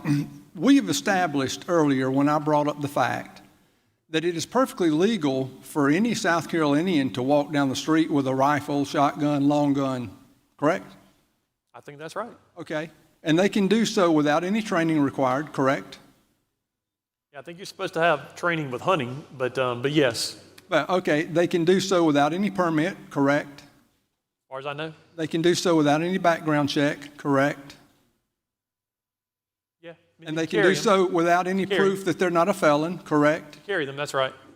Senator, do you know that I think that these facts just negate your entire argument? Is that the mic drop? Is that what that was? The mic drop? Yeah. There are a few other points that I wanted to make. I don't have a whole lot more to make, but I do. There were a few other points I wanted to make, and that is, I've heard a lot that we should do this because the criminals are going to be carrying anyway, and I think it's true that the criminals are going to be carrying anyway. I mean, as much as we try to come up with reasons or ways to restrict criminals, unfortunately, they're criminals for a reason, right? I wish we had a foolproof way of excluding criminals. We don't. But I don't think that the fact that some people are going to commit crimes and some people are going to carry unlawfully is a reason to abolish the laws that are out there. The fact that some people are going to commit crimes and carry weapons even when they're not legally permitted to is no reason to get rid of all these restrictions. I mean, I can't imagine that we would take the position that because some people commit voter fraud, that we shouldn't have any anti-voter fraud legislation in place. The fact that people are going to violate the law is not a reason to get rid of the law. Maybe we need to be harder on the criminals, and I support that. There are more amendments coming to do that, but I don't think that's a reason to just abolish the law. I've heard, in fact, some of the questions were, we shouldn't have to ask permission. Well, I don't like asking permission either. I understand that. I do think it's important. We shouldn't have to get a permission slip. I do think it's important that we point out that South Carolina is a shall issue state, right? As opposed to many other states where our neighbor to the north, for instance, you've got to get a permit to buy a gun in North Carolina. And there's an opportunity for the local sheriff to evaluate your moral character. And they can say no. In many states, in fact, one that's going to the Supreme Court right now, they allow for for a moral character component or some subjective component that allows a local official to reject issuing your permit. South Carolina doesn't have that. Right? As long as you successfully complete the class, and you pass the background check and you complete the application, they've got to issue it to you. Even if they don't like you. They don't like the way you look. If they don't like your political opinions, they're not going to deny it.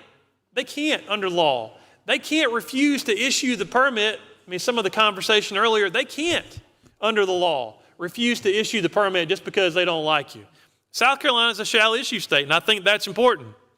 I've also had in some of the communications I've received that, this is a right, which it is, but we don't require other rights to have permits before you can exercise them, which I thought was somewhat interesting because the bill itself actually references another right that requires a permit to use it.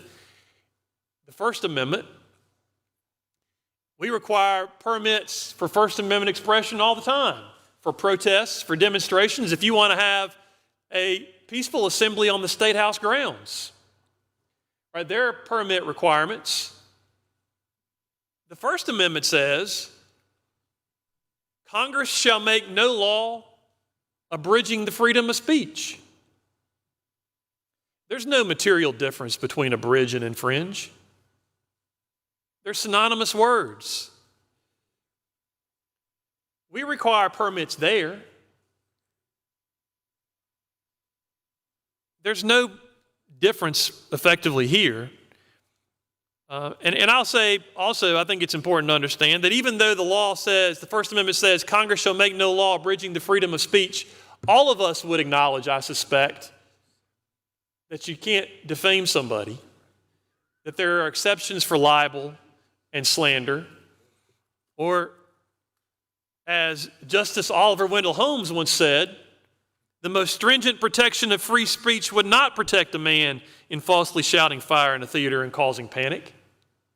There are limitations in that respect. And finally, I think this is important. The senator from Lawrence and I were talking a good bit about Heller, and we talked about how he admires Justice Scalia. Now, I admire Justice Scalia. And he was a very, very much pro-individual rights person. Whether it be on the Second Amendment or anything else, sometimes that would not sit well with conservatives. But he was very pro-individual right on things. It's important that in that D.C. versus Heller case, the case in which the Supreme Court decided for the first time that there is an individual right to keep and bear arms, that the remedy in that case, what the court ordered, was for the District of Columbia to issue a license to carry a permit to Mr. Heller.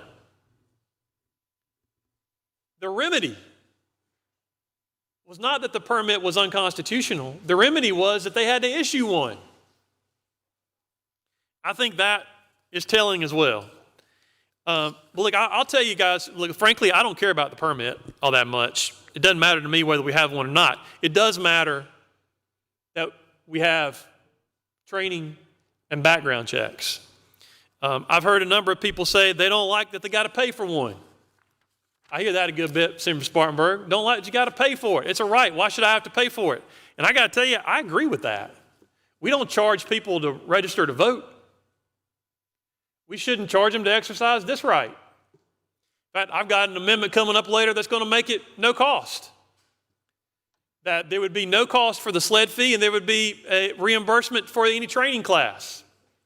I think that would be important. I would like to see that done.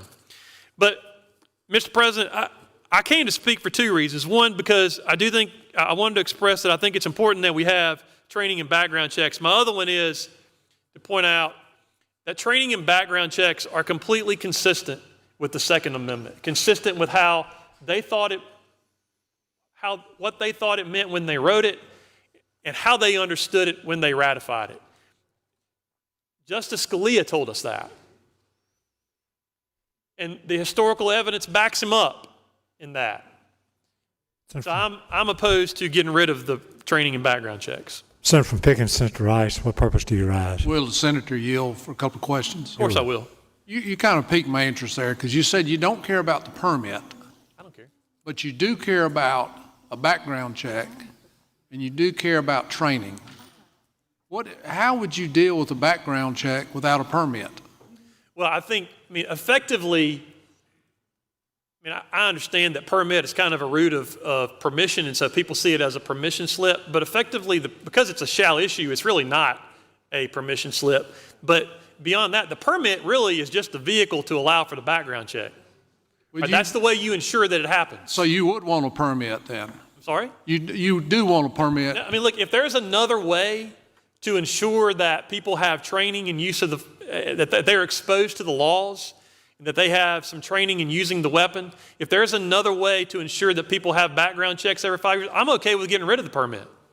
Okay, and I hear you on that. I don't know that I agree with you on that because I think if you're law-abiding, then you're law-abiding. If you're not supposed to have the gun, you're going to have it anyway. But on the training, what would be acceptable to you on the training? If the individual had an affidavit in their pocket that said, I've had an hour's worth of training at ABC shooting range, would that be acceptable to you? I think if you, well, I think the training should be what we have now. Right? You have the course, you're exposed to the laws, you're told about these types of things. It's important to be exposed to those things, I think. I think that's important. And it's important to be able to demonstrate a minimal proficiency. I mean, when you're shooting 50 rounds, you're not going to become a marksman. It's a minimal proficiency. I like the training that we have. Now, I'm okay with getting rid of the permit as long as you have with you some type of a certification that you completed one of those classes and you have proof that you've successfully completed a background check within 5 years. But I'm on the training right now. I'm just trying to think how you would make that work because without submitting that to somebody, and I think about it, I've got a commercial driver's license. I have to get an annual physical every year because of that. I don't have to carry that card anymore. I may be wrong about that. I do carry it, but I don't have to because I now have to submit that to DOT or DMV, and they actually log it in on my license and they send me an email when it runs out. But I'm just concerned if I have training, and many of us have had training over the years, had a lot of training. Anybody's got a CWP does.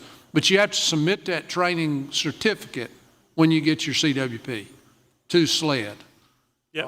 My concern on the whole thing, and that's the whole emphasis on this amendment, is that you do it on your own. You don't have the government watching over you.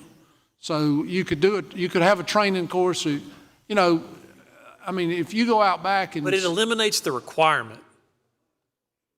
It eliminates the requirement. That you have the training. Well, it does. It doesn't require you to have training to have the weapon. That is correct. But you have to, under the permit process that we have now in place, you have to submit that training to SLED. That's right. As part of the application. Somebody that's handled guns for years may not need that training. Well, somebody that doesn't know which end of the bullet comes out does need that training. So all right. I think everybody would tell you they're fine. But there are exceptions, of course, for people whether you've had military training, you had law enforcement training, you don't have to go through the proficiency part of it. But even if you've had the training, Senator, you may very well not have any idea what stand your ground means. And I think it's important that you know that. I understand where you're coming from on that, but I'm worried about the process more so and who you have to submit that to. You're saying if you had an affidavit in your pocket that said you have been trained, you'd be acceptable to that. So you have, right now, in order to complete the application that you send in to SLED, you submit a certificate that you receive from the training class, right? Like, I don't care about the permit. I care about the training and the background checks. So if there was some way that you could have something, if you had a certificate or something that you keep on you that you can show to verify that you've had the training, that's sufficient for me. I think the training side of this is easy. It's the background check that's hard. I mean, how are you going to deal with the background checks? How are you going to do that? Well, the whole purpose, I mean, as I understand it, and I've thought about this a lot, trying to figure out how to get there, and I'm willing to listen on that to ideas, but it seems to me that the whole purpose of the permit for the renewal process, the reason it's renewed every 5 years is just the vehicle to get a background check.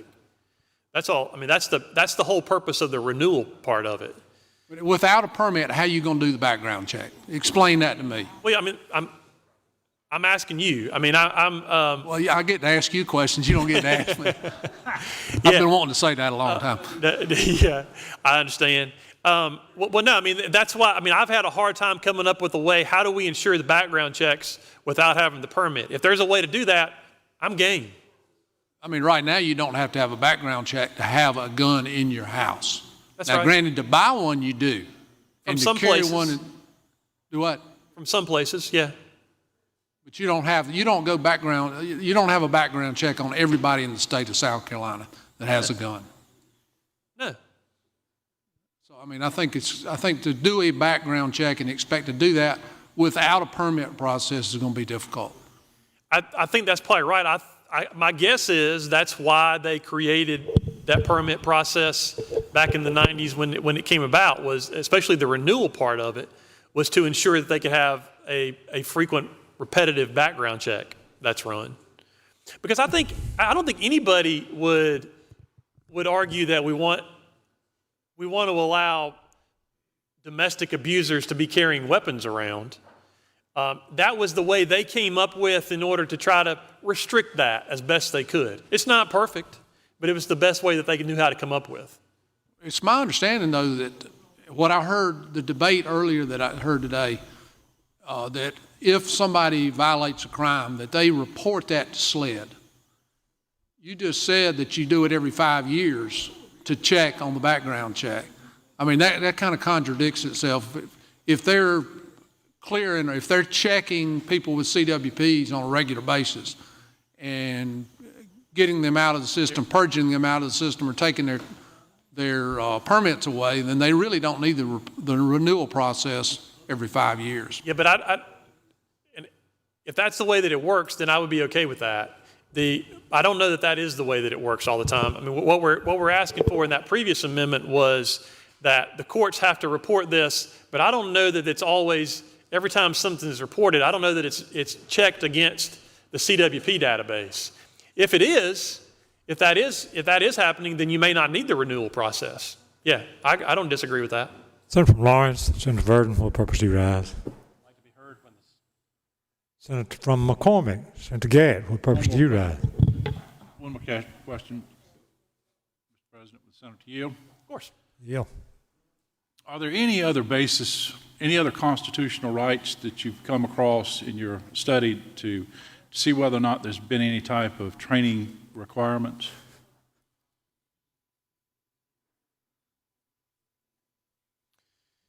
I'm having trouble. I don't think there is. Like hunting, for instance. Well, that's under the same one, right? I mean, we have a constitutional right to hunt in South Carolina. Is that right? Yeah. I think you got a constitutional right nationally too. But sir, I think you got a national and a statewide constitutional right. Yeah. Right. It's interesting. I was made to take a certificate of training. I was exempted in South Carolina, but when I wanted to go bird hunting in Colorado, they made me show my proof of my South Carolina certificate showing that I had been trained. I didn't have one, so I had to go back and get one because they wouldn't accept the fact that I was grandfathered in. They made me take the course. Yep. So all I'm saying is certificates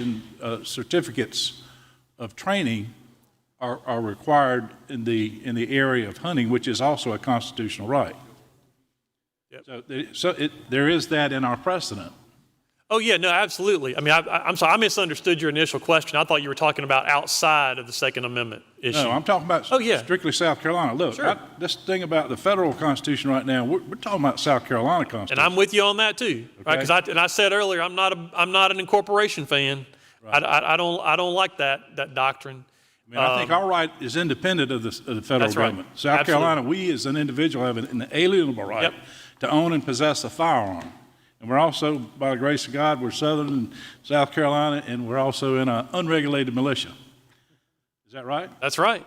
And also our Constitution says, and it's also been adopted by the legislature, that in times of war or in times of insurrection, you know, I'm thinking about the people who need to be trained to be able to handle an insurrection. For instance, when we saw what happened in one of those northern states where somebody took over a whole block, I just don't think that could happen in South Carolina. I don't think our well-regulated militia, if our own National Guard didn't step up and help because they were out somewhere else, or our federal didn't come in and help, who else is there but the unregulated militia to protect our citizens and our neighbors?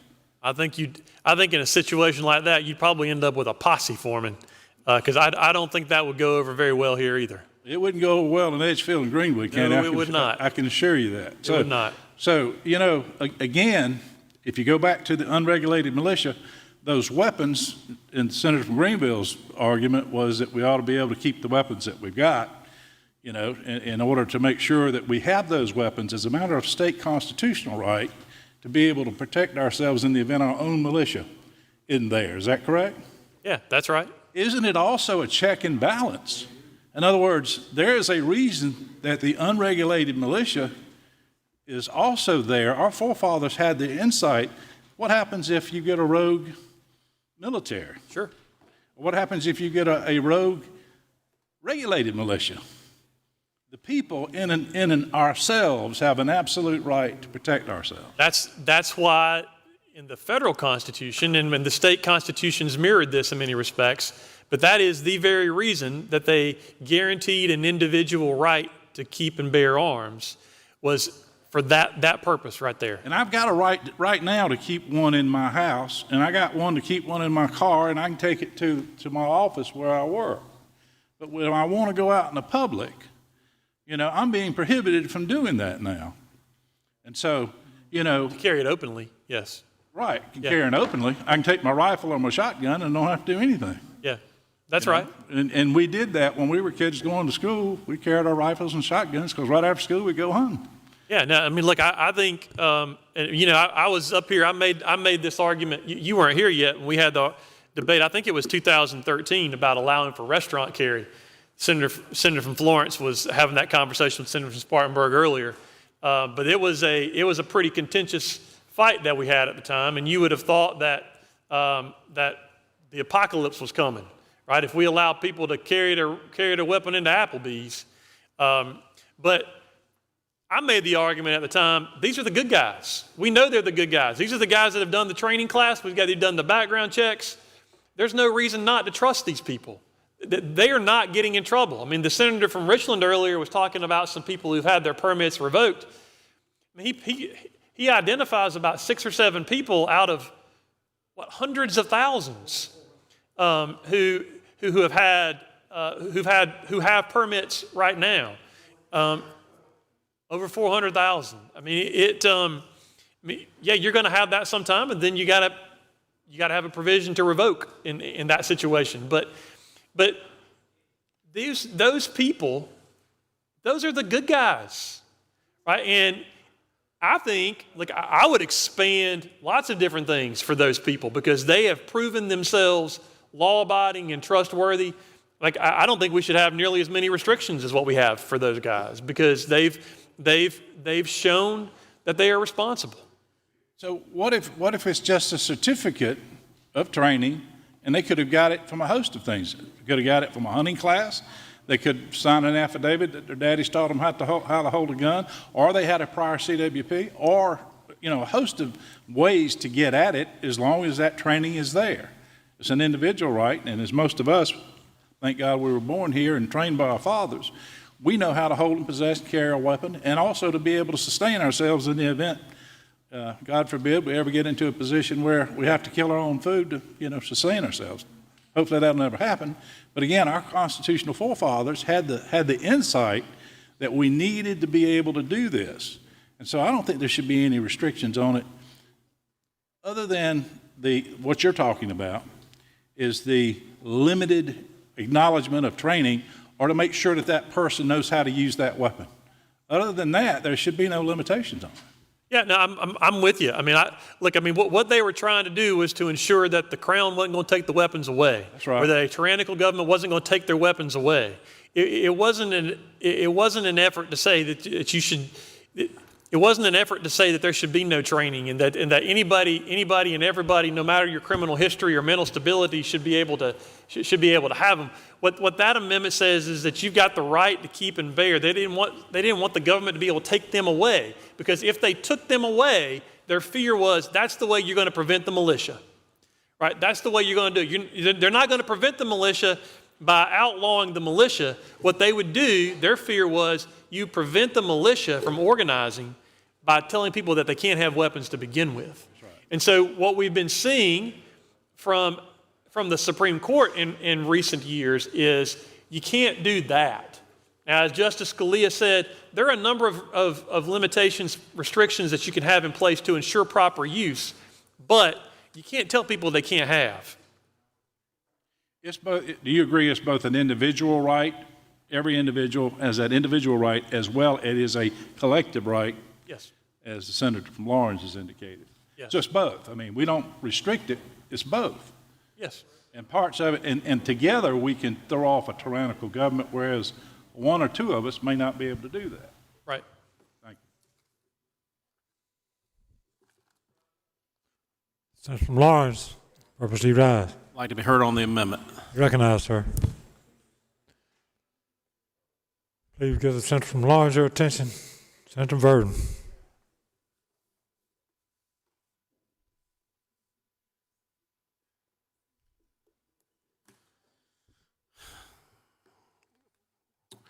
Thank you, Mr. President, members of the Senate. This debate boils down to defining and determining preconditions. Preconditions for exercising what I've heard as inalienable rights, God-given rights, rights that are precursors at the state level to federal rights, rights that trump restriction at local, state, federal level. But it still boils down to preconditions. I view this in my mind, this whole question of the Second Amendment of the Constitution, in my mind, as a whole.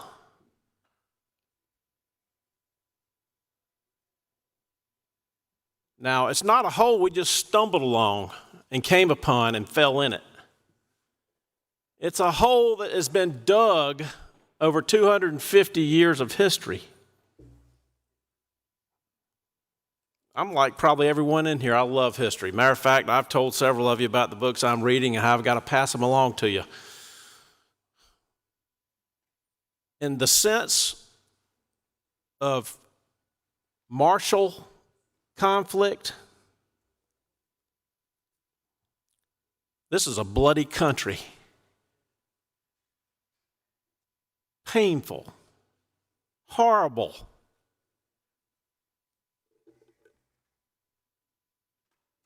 The context that this Constitution, this compact was. I love when the senator from Charleston starts detailing the Federalist Papers and the history of what it took to get this compact ratified in the first place. The fierceness at which those patriots, sons of patriots, there's not a lot of time between 1782 and 1787 when they convened again to try to perfect the Articles of Confederation. A couple of years in the ratification process. That's not far removed from some of the most unthinkable conflict that's ever transpired on this continent.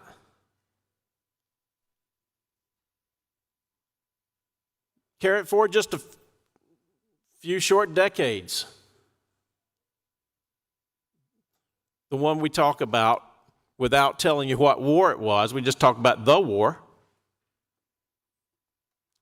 I've got a book right now I've got to share with the senator from Beaufort because it's all about his part of the world. Senator from Charleston, you too. It's the history of the Charleston and Savannah Railroad. It's called Vital Rail. It's written by a pediatrician senator from Florence, who, as an undergraduate at Furman, was consumed with his families and everything that they had done, sweat, blood, toil, tears, to see the country from the colonial era to its founding and then on through antebellum period. Anyway, the professor said, well, son, you're telling me a lot about the Ravenels and the Manigos and the UGs and these people. What about that family? That is a common name.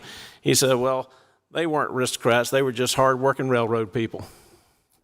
After 10 years, he ended up writing the definitive work on the Charleston Savannah Railroad, and it's all about Pocatello to Telefinny to Salkehatchie to Adams Run to all those places that those senators love. The hole was dug incrementally, senators. It was dug by our forefathers. It started out as a little crevice, then a ditch, and a little deeper. As each successive generation enjoyed the benefits and privileges of standing on the shoulders of their forebears, they got a little less committed and enjoyed less fealty than the previous generation to the actual covenant that binds us together. To the point that we've seen the need to start trying to fill in the hole. So just as the hole was incrementally dug, we've been trying to incrementally fill the hole back in. To bring respect, deference, and honor to the constitutional principle. So the way I see this debate, senators, is that we have got up about chest level. We've had spirited debates through the years where we've understood where we stand as it relates to trying to find this balance. We've had significant court decisions that helped us along the way as we try to refine our statutes. But we found ourselves in uncertain times. As a state, we've been subjected to rhetoric from Washington that's unnerving. I really appreciate the contributions of the senator from Richland, Senator Harpootlian, but he built a straw man argument yesterday talking about, when have you heard our president talk about actually confiscating the guns? It's everything that transpires around the confiscation issue and precedes the confiscation that's taking place all across this globe in countries that enjoy less freedom and less commitment to the individual responsibilities of freedom that scare me, that have come from the lips of the president and many in his administration. No, I haven't heard the president say he's sending out somebody tomorrow to get the guns. Nonetheless, I shudder at all the utterances otherwise that come relating to the Second Amendment. That's the reason we're at a point where we're trying to determine if we're going to hop out of the hole now or keep just filling it in so that one day maybe we step out of the hole. And I think there's concerns here that we may not ever get the opportunity to just take an easy step out, because society has not evolved that way to give us those comforts. Therefore, we're contemplating what really is a Herculean leap, a flat-footed stance to get up on top of the ground. That's what the senator's amendment from Spartanburg accomplishes. It puts us right back where the people who suffered more, endured more, were more prescient than we are, established us.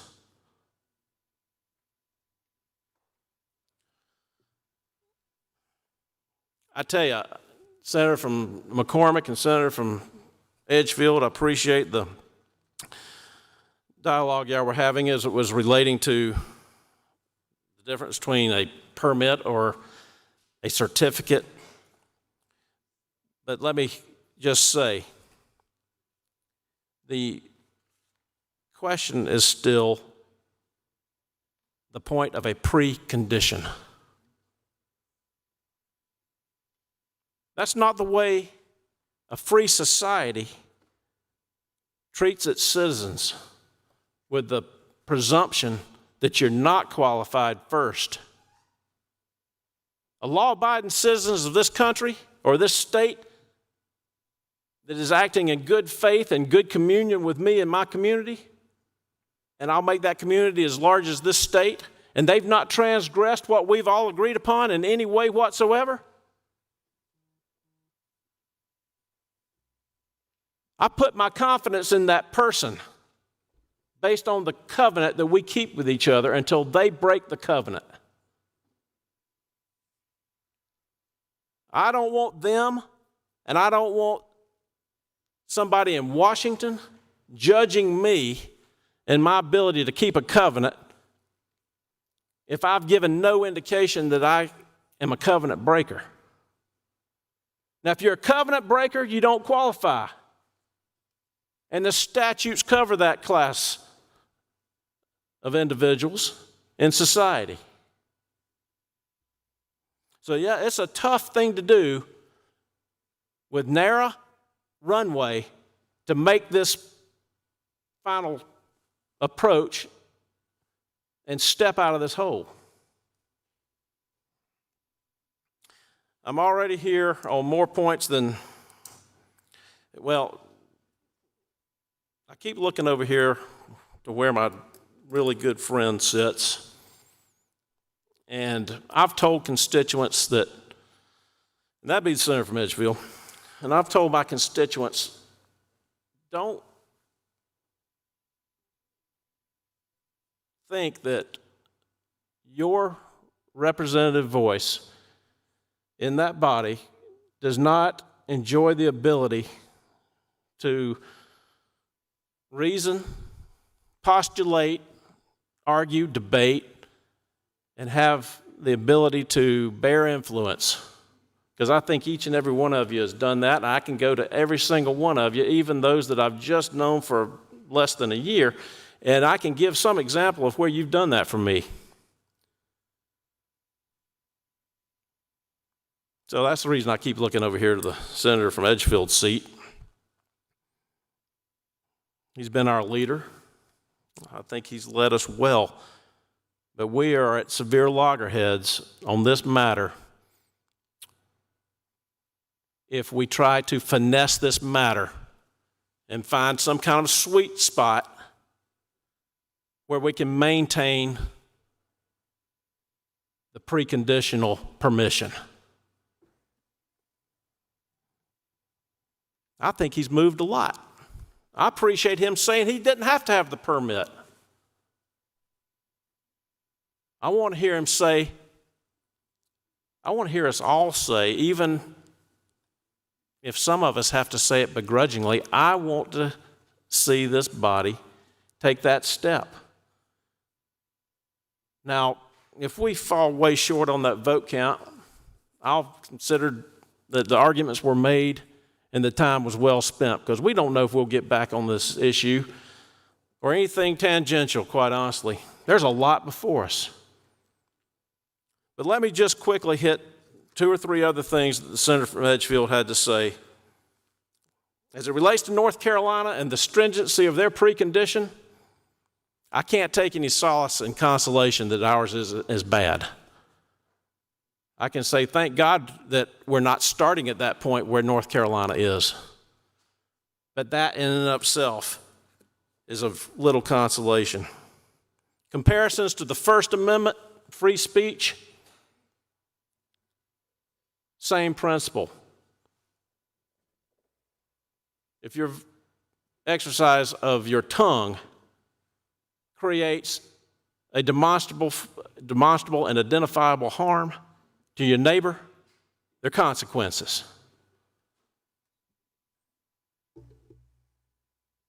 And on to back to Justice Antonin Scalia and Heller, the example was D.C. and an order for D.C. to exercise what happened in D.C. The context is D.C. and their permitting process. If the context had been South Carolina, if the context had been a mountain or western state, and there had been the infringement,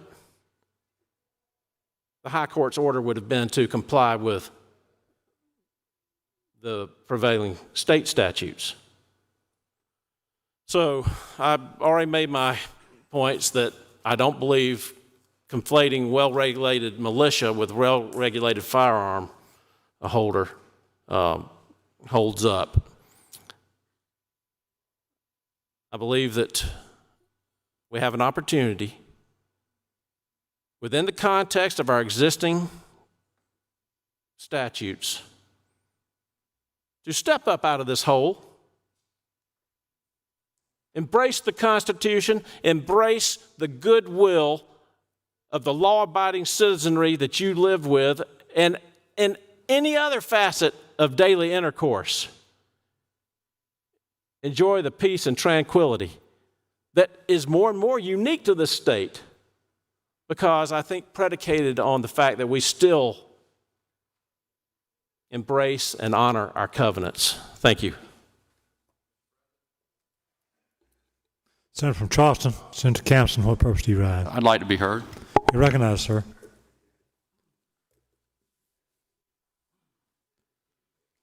Please give the senator from Charleston your attention. Senator Campson.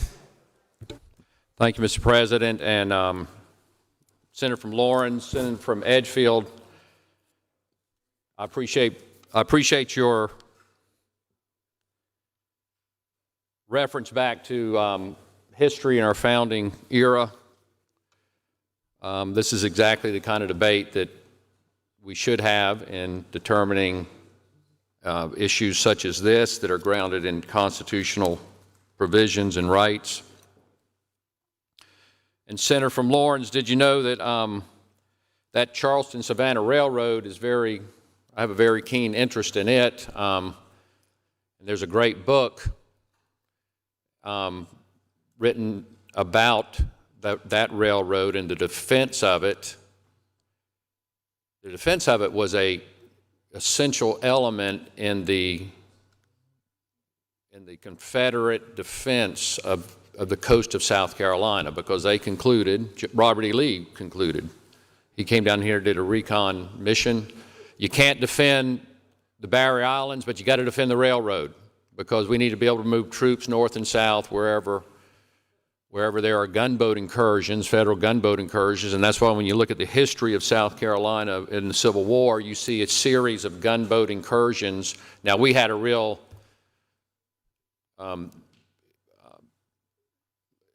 extensive assault on Fort Sumter, but everywhere else along the coast it was gunboat incursions. We had it in the Stono River. We had the Combahee River Raid on the Combahee River, where Harriet Tubman helped organize a raid that freed over 700 slaves. And they took them to Tabernacle Baptist Church in Beaufort, and from there they dispersed to other places around the coast east of the railroad that federal troops largely controlled. And I have a friend whose great-great-grandmother, he has a photograph of her, that she was freed in that raid and was moved. She ended up going to Edisto Island, which the senator from Newberry has some property there, and lived the rest of her life as a freed woman after that Combahee River raid. But there was a raid on the Ashepoo River too, Chapman's Fort. There were 4 Medal of Honors awarded in that one battle, where a federal gunboat came up to take out the railroad, the Charleston-Savannah Railroad on the Ashepoo River. And they were engaged, a Confederate battery engaged the boat. It ran aground, the gunboat, it ran aground, and federal troops, including African-American troops, were involved in saving, going back and across the river multiple times under great cannon and rifle fire, musket fire, and saved, and 4 Medal of Honors were awarded, more than any in the history of this nation in that one battle right there on the Ashepoo River, down Bennett's Point Road. So I really enjoy that history, and there's a lot of, so I want to talk about a little bit of history when it comes to the Second Amendment, and I'm going to start with one of the Federalist Papers, Federalist 46. And in Federalist 46, it's really interesting. You hear me, we talk about federalism a lot, and the separation of powers and federalism, diffusing political power, not concentrating it. That is very important. That was the framers' vision. But it's really, this debate is the first time I really focused on Federalist 46, and what Madison says there, he says that really what he says is not just federalism and the separation of powers, but it's armed citizens, really, is what he says. He says armed citizens and federalism combined are the barrier against the enterprises of ambition, is what he says, basically. And it's the first time I'd really focused on that concept stated that explicitly, but I'll read the words to you in Federalist 46. Besides the advantage of being armed, which the Americans possess over peoples of almost every other nation, the existence of subordinate governments to which the people are attached, that's the concept of federalism. We're attached to our local government. The states are focused on the state government. They're protective of state powers, and therefore that keeps federal power in check.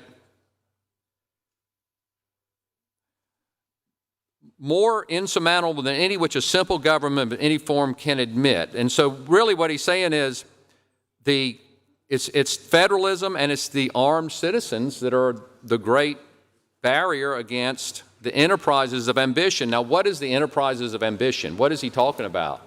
Well, if you go to Federalist 51, he talks about the separation of powers and federalism keeping political ambition in check. And is the senator from Richland, Senator Harpootlian, he's not in the chamber. I was going to humor him. I humored him in a Judiciary Committee meeting the other day. But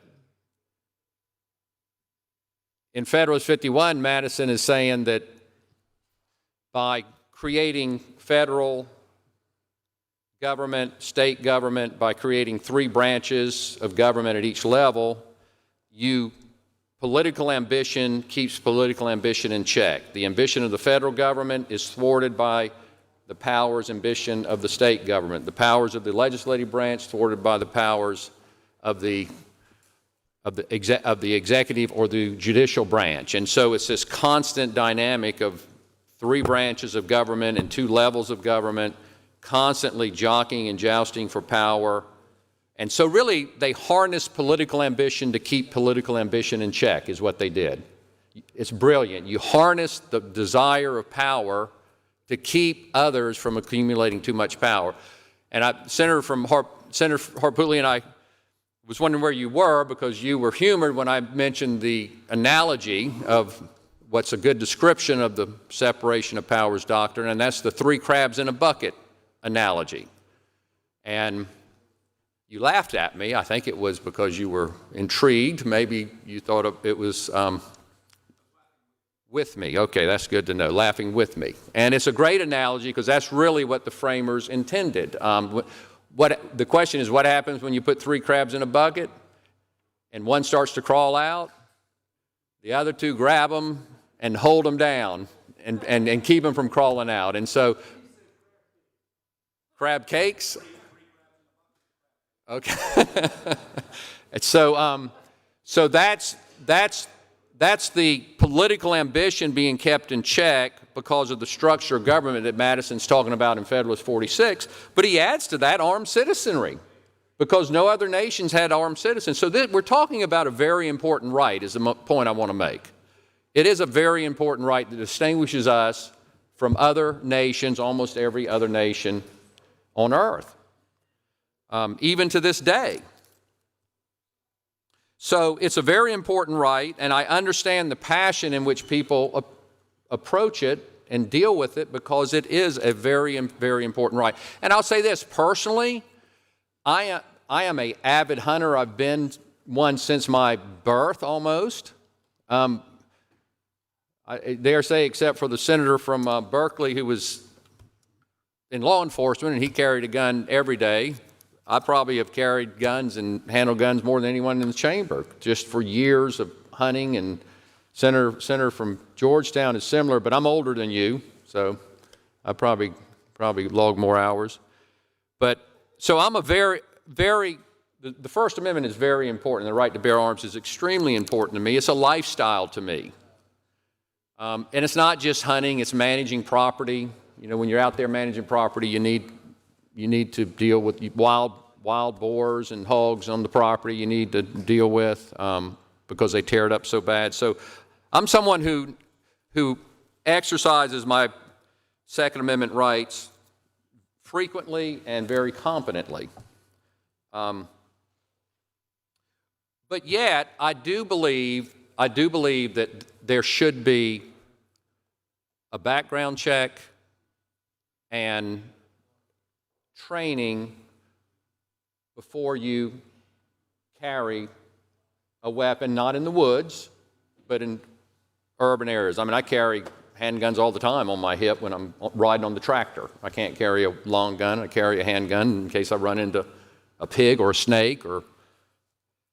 I believe that because one reason I have used weapons all my life, and I'm around people that use weapons, and everyone I'm around, my friends, they are very competent in handling firearms. And so when I see people, when I took my concealed weapons course, people have alluded to someone who took the course, and there was a student in the course who didn't know which end the bullet came out of. That was me who told you that.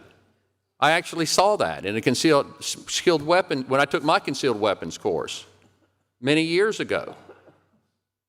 Literally did not know that.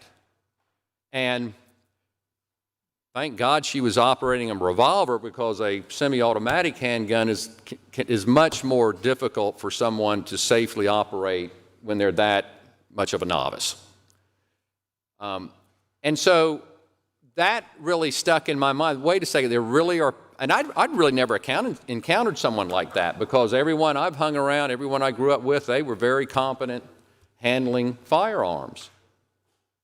And it really, and then you go on the range and you shoot during the concealed weapons permit, and it's a piece of cake. I mean, the targets they're 20 feet or 25 feet, I forget, 20 or 25 feet.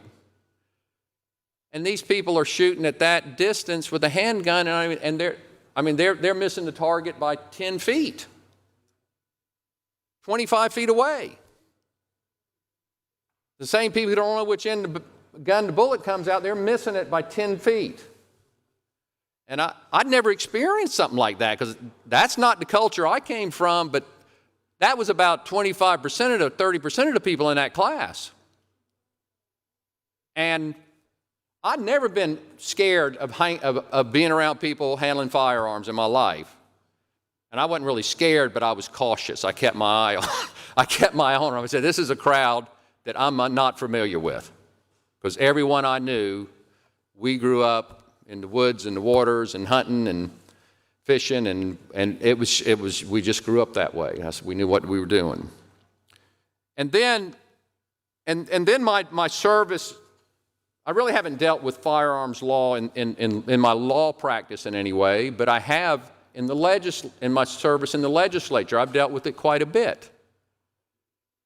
And one of the biggest and most important aspects of going through the training for CWP is exposure to our firearms statutes.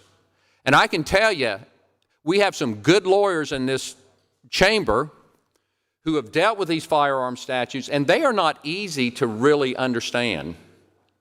I know lawyers argue about how many molecules on the head of a needle.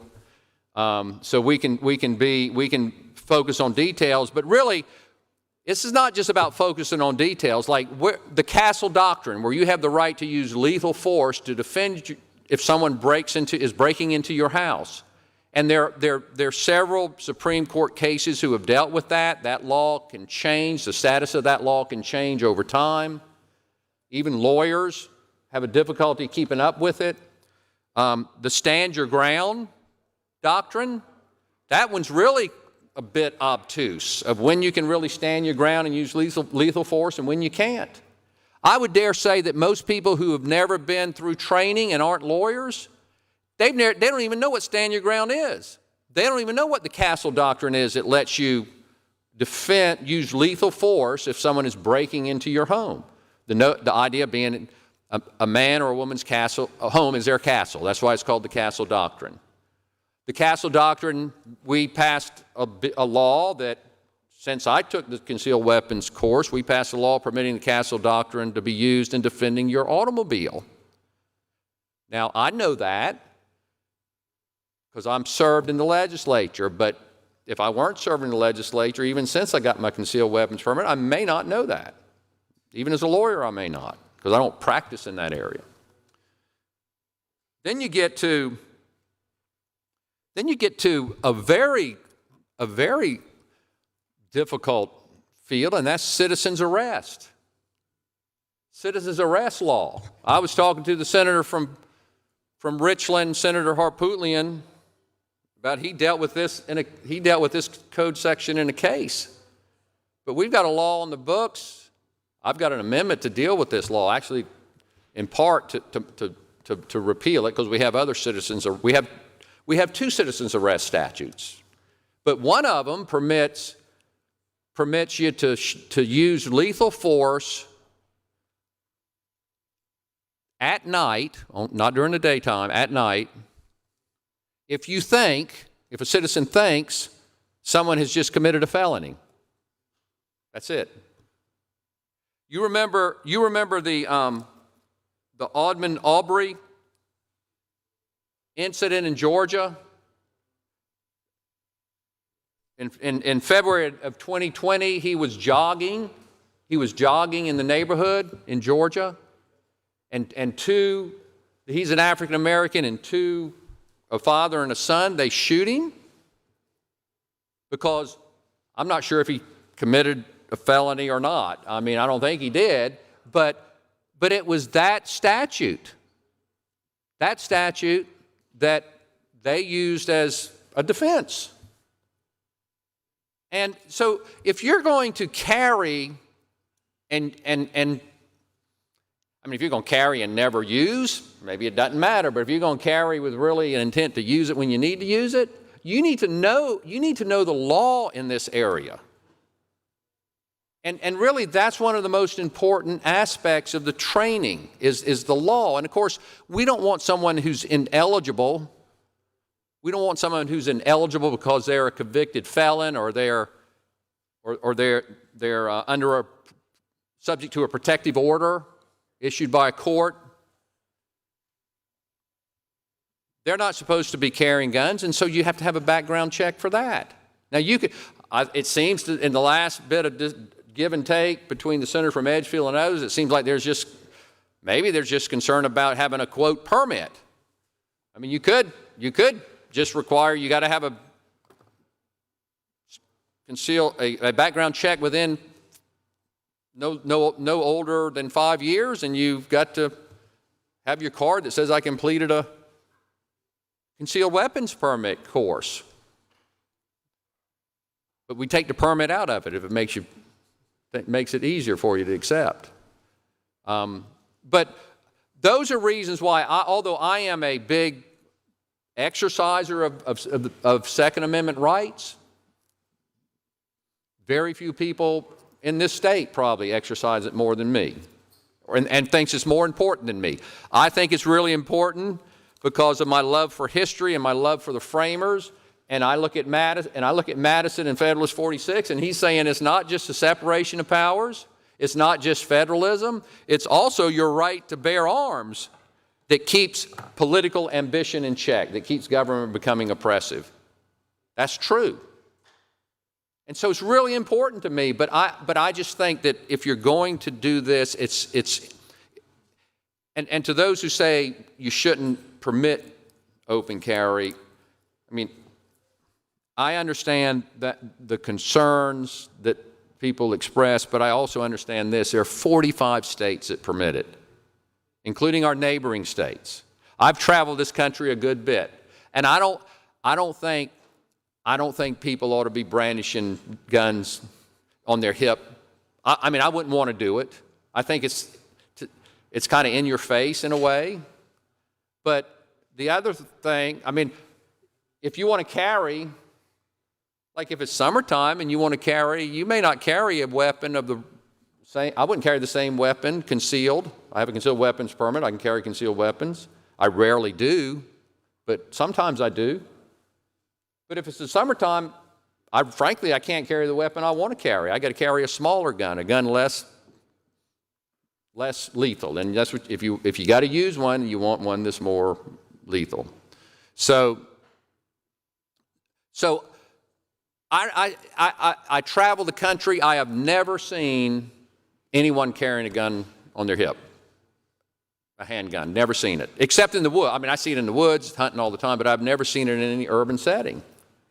And yet it's permitted in 45 states. It's permitted in our neighboring states. And so I'm not sure that all the parade of horribles that we hear about are really going to happen, because they really haven't happened in those other 45 states. And experience, human experience, is the greatest tutor of what has happened is likely what's going to happen in the future. So as a very strong Second Amendment supporter and proponent, someone who even believes it's, like our framers believed, it's even an important aspect of keeping government in check. That's James Madison speaking, not me. I still think it's important to have the training, to have the background check. And I think when law enforcement enters a situation and realizes, like I've been stopped in my truck, and if I have a pistol in my console, I'll tell law enforcement, I have a weapon and I'm a concealed carry permit, and it's just their demeanor changes completely. They know you're one of the good guys. They know you're someone you can trust. I think many of you have had that happen too, that they respect that. And so if you're going to carry open or concealed, that's an important aspect. And it's a close call, but on balance, that's where I come down. And just wanted to make that comment. Thank you. Senator from Darlington, Senator from Lloyd, what purpose do you rise? Just to be heard briefly. Mr. President, I want to thank the senator from Spartanburg, Senator Martin, the senator from Edgefield, Senator Massey, the senator from Lawrence, Senator Verdon, and the senator from Charleston, Senator Campson, for some very thoughtful comments and consideration. I was just talking to the senator from Berkeley and the senator from Spartanburg, and was telling about how this happened in the Senate. And so what they were saying about talking about the discussion, and this is how the Senate operates. And I think that what happens now is that we heard from two sides opposing on different sides of the issue. And so at this point in time, with all due respect for us, move to respectfully table the amendment. Ask for a roll call. Roll call has been requested. 5 members second the call. 5 members do. It's too late. Ring the bell. Meeting clerk will call the roll.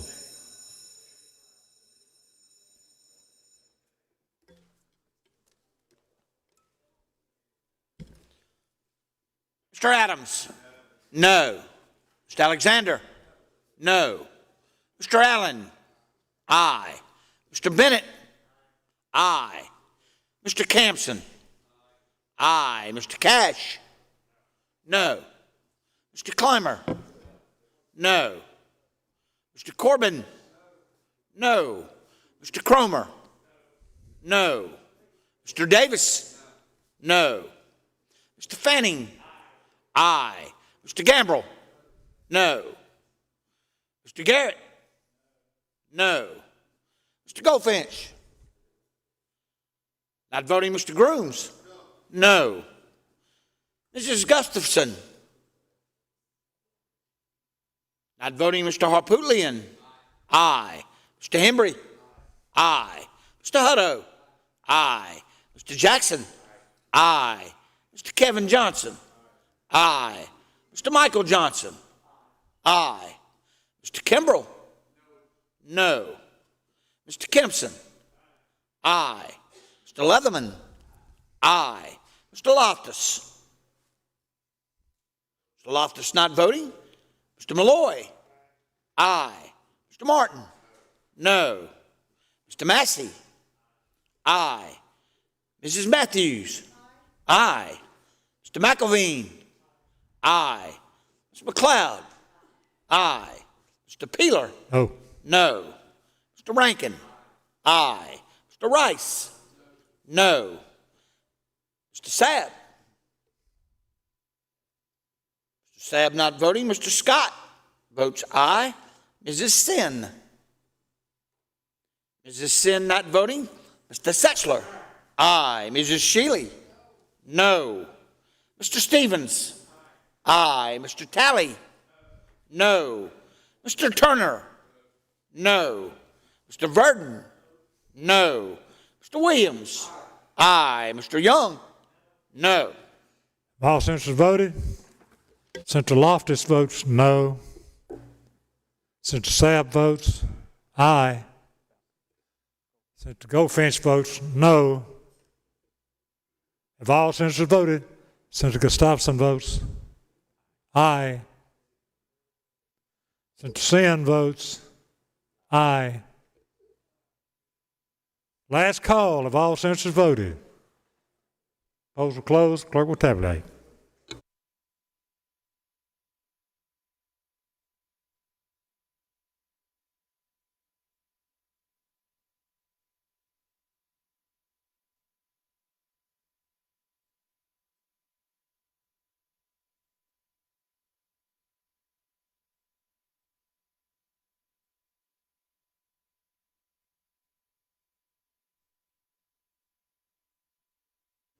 By a vote of 25 to 21, the amendment is tabled. Clerk will publish the next amendment.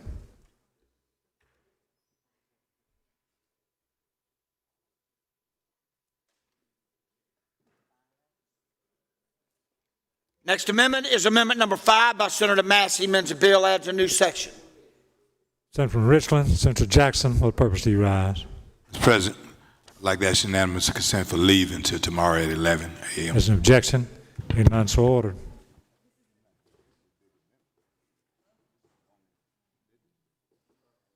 Senator from Edgeville.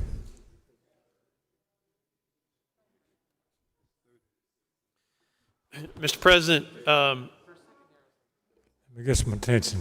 Senate, please come to order. Senator Massey. Senator from Spartanburg, Senator Martin, what purpose do you rise? Unanimous consent with the senator from Edgefield holding the floor. If I have any more amendments on the desk, I would like to withdraw them. Is there an objection? Hearing none, so ordered. Senator Massey. thank you. Mr. President, Senator from Colleton, Senator Matthews, what purpose do you rise? To ask the parliamentary inquiry. State your inquiry. How many amendments are presently on the desk? We'll count.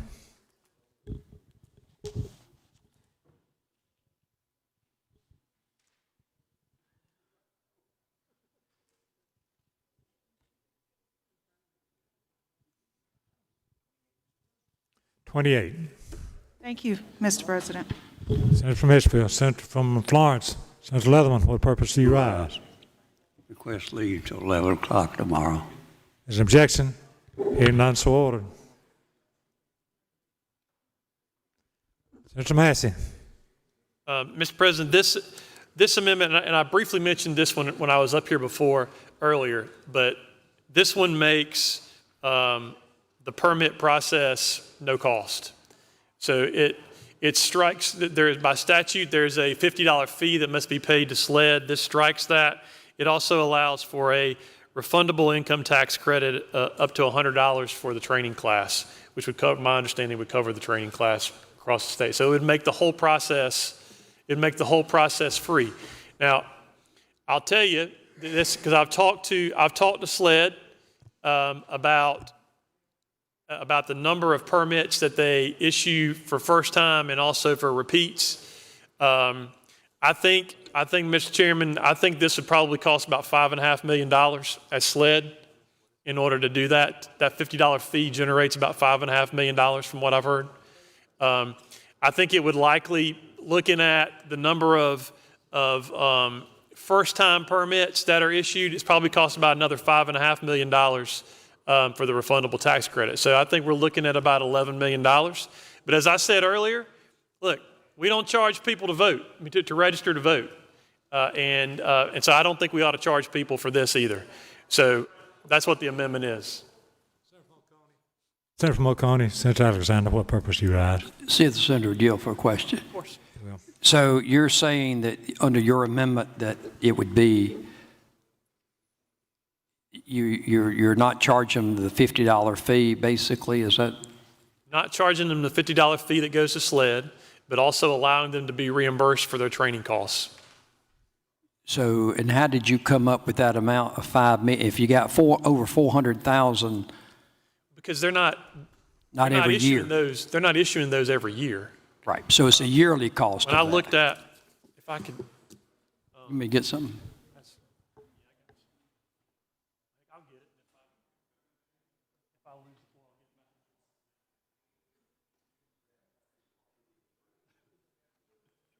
Y'all better quit doing that. So I got a list of permits, new and Pre-inquiry. State your inquiry, sir. Abandon the podium and go to his desk? I did. He did. Then I would object. And someone, and he came back. If you'd come up while he was over there, I'd recognize you. It's a teachable moment. It is a teachable moment. So scurrying is important. Scurrying back. Mr. President, to the Senator from Oconee's question, so I got a list from SLED of the number of permits that they've issued every year for the last 10 years. Okay. And we looked at the new issuances and the renewals. Because right now, the requirement is that there's renewals every 5 years. So you don't have those every year. That's right. Right. The new numbers are important because that also tells you the training numbers, because you got to have the training for the new issuances only. All right, last year, in 2020, it was the largest number that they've done in the last 10 years. And that was just over 104,000 total permits, both new and renewals. So $50 is $5.5 million for that. There were just over 55,000 new permits last year. That's the largest number. I'll tell you, that's double what we had from the year before, and a good bit higher than any other year. But if we assume it's 55,000 every year, if we allow them a $100 refundable tax credit, you're looking at another $5.5 million. So that's how I got my two numbers. Thank you, sir. Senator from Charleston, Senator Kempson, what purpose do you rise? Senator Yield. Yes, sir. Are you for a question? Yes, sir. Senator, I just want to make sure I understand you are advocating that SLED no longer is able to collect the $50 fee for the CWP application process. Is that correct? That's right. And by your count, how much is that per year for SLED? Roughly $5.5 million. Well, actually, it's probably less than that on a typical year. I used last year's number. Last year's numbers were higher than any. Last year, they issued more permits than in any year in the previous 10. So if you use last year's number, though, it's $5.5 million. And Senator, Would you agree that SLED uses these fees? And I don't know. I assume have you had conversations with SLED about the impact of a loss of, and we're just talking about one element because there's another element to your amendment, but just let's talk about the $5 million for a moment. What impact, if any, is that to the SLED budget and to administer this CWP process? SLED cannot absorb that. So my hope would be if we adopt this and we pass this bill with that in there, then what I would do, and hopefully others would join me, is as I would go to Chairman Smith and say, he's got a good bit of money to play with, I would say, we need $11 million in order to make that happen. So you got a plan to replace the money. Yes. Now, the next element of this bill is a tax credit for people who've paid for training. Is that correct? That's right. So we're going to give these folks a tax credit to get their money back. If we are requiring people to have a training course in order to exercise an individual right that's guaranteed, then I think it makes sense that you reimburse them for that. Yeah, and there's been a lot of debate about an individual right guaranteed. I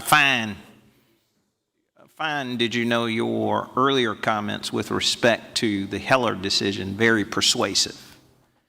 And I think you made a pretty good argument that the right to bear arms is not without some limitation as recognized by the seminal court opinions before Heller, and even Heller places limitations on the Second Amendment. Justice Scalia said that nothing in that opinion should be construed to mean that you can't have you can't prevent felons or mentally ill. So that was Justice Scalia's words. Those weren't mine. But he also said, the holding of the opinion was that the Second Amendment guarantees an individual right to keep and bear arms. But then he went on to say there are limitations. Those are Scalia's words. And so your amendment, and I'm characterizing this, I'm not trying to put words in your mouth, but you want to make this process, since some believe this is an impediment to what they view as a unlimited right to bear arms, you want to make this process easier for those who have that view. Well, I think, look, I don't think any of us would support, maybe this is the way that it used to be, we outlawed it with a constitutional amendment, but I don't think any of us would support requiring people to pay a fee to register to vote. See, Senator, I don't believe this is akin to registering to vote. They're both constitutionally protected. It's a good argument, but I don't believe that this is, you and I disagree about that. But I understand your position and what you're trying to do. I'm glad to know you having a plan to replace the funding for SLED. Yeah, oh, yeah, absolutely. Yes, sir. Senator from Richland, Senator Scott, what purpose do you have? Mr. President, would the Senator yield for a couple of questions? He will. Senator, are you saying we want to spend $11 million annually for those who want to get CWPs? And I guess also that would also include renewals, one time to renew. Am I understanding you to say that? I think that's the high water mark. Yeah, but based on if you look at the 10-year experience of the number of first-time and renewal permits that were issued, I think 11 million would be the high mark. But is that the best use of taxpayers' dollars, given all the other needs we have out here? Colleges and universities asking us for deferred maintenance, K-12 asking us for funding to build schools, state agencies asking us for upgrade. SLED's in my district, and right now we're spending a ton of money building a new lab at SLED, and there's so many other needs. Is that the best? I think best use of state funds? I think this would rank. It would rank high on the priority list for me. Would you share with me how you got to and your ranking system? Because to me, if you want a weapon, you buy a weapon. You want to be able to carry a weapon, you pay the $50 and you get the fees. Well, Senator, let me ask the question this way. If you want to vote, you go stand in line. But if you want to vote, do you have to pay $50 to register to vote? The voting is a whole lot different between me going to a class, getting training and certification. If you're an attorney, you take continuous education courses, you pay to take the exam. If you're in the real estate, but working as an attorney is not a constitutional right. if you're in the real estate business, you pay to get your license. That's not a constitutional right. Can you give me another example of any other thing that we have for license that we spend $11 million on? Well, I think the best example I can give you is voting, because it too is a protected constitutional right, and we don't charge people for that right. You and I totally disagree with that. Especially, we don't spend $11 million a year for voting. That's a lot of money. Well, I think we do. Well, I like to see that. Not at the state budget. Not $11 million for folk to vote. I'm just concerned about spending $11 million. I mean, we've got so many other needs other than trying to make sure somebody get a CWP. I mean, that's not making a whole lot of good sense. Terrible waste of taxpayers' dollars. When I just saw you 2 weeks ago stand up there and talk about those items that were in the budget that went back to people's districts. Oh, this is a whole lot higher priority than that. I don't think so. I mean, mean, this isn't even close. You know what? You decide it's a priority based upon somebody having the capability to carry a gun, and if they really want to carry a gun, they can pay the $50. Well, so look, I think it's a high priority, so I make the case, and people get to vote. Okay. Well, I just want you to know, in making your case, I'm just shocked. I'm shocked at you, of all people, talking about wasting $11 million a year in taxpayers' dollars. You want to do anything? Take the $11 million, get some bonds, and let's build some schools. Thank you so much. From Richland, Senator McLeod, what purpose do you rise? Wanted to be heard on the amendment when the senator from Edgefield is done. Senator from Richland, Senator Harpootlian, what purpose do you rise? Would the senator yield to a question or two? He will. So, as I understand it, you concede you're cutting SLED's budget by $11 million a year? No. You're not. The SLED portion would cost about $5.5 at the high water mark. But what my plan would be to try to include that money in the budget before it passes this year. That's a great plan. But if your plan doesn't work, and we pass this legislation, you concede you're going to cut SLED's budget by just $5 million. I think if we pass, so the House is going through the whole committee process on the budget. Right? They're not going to vote on the budget until June the 8th.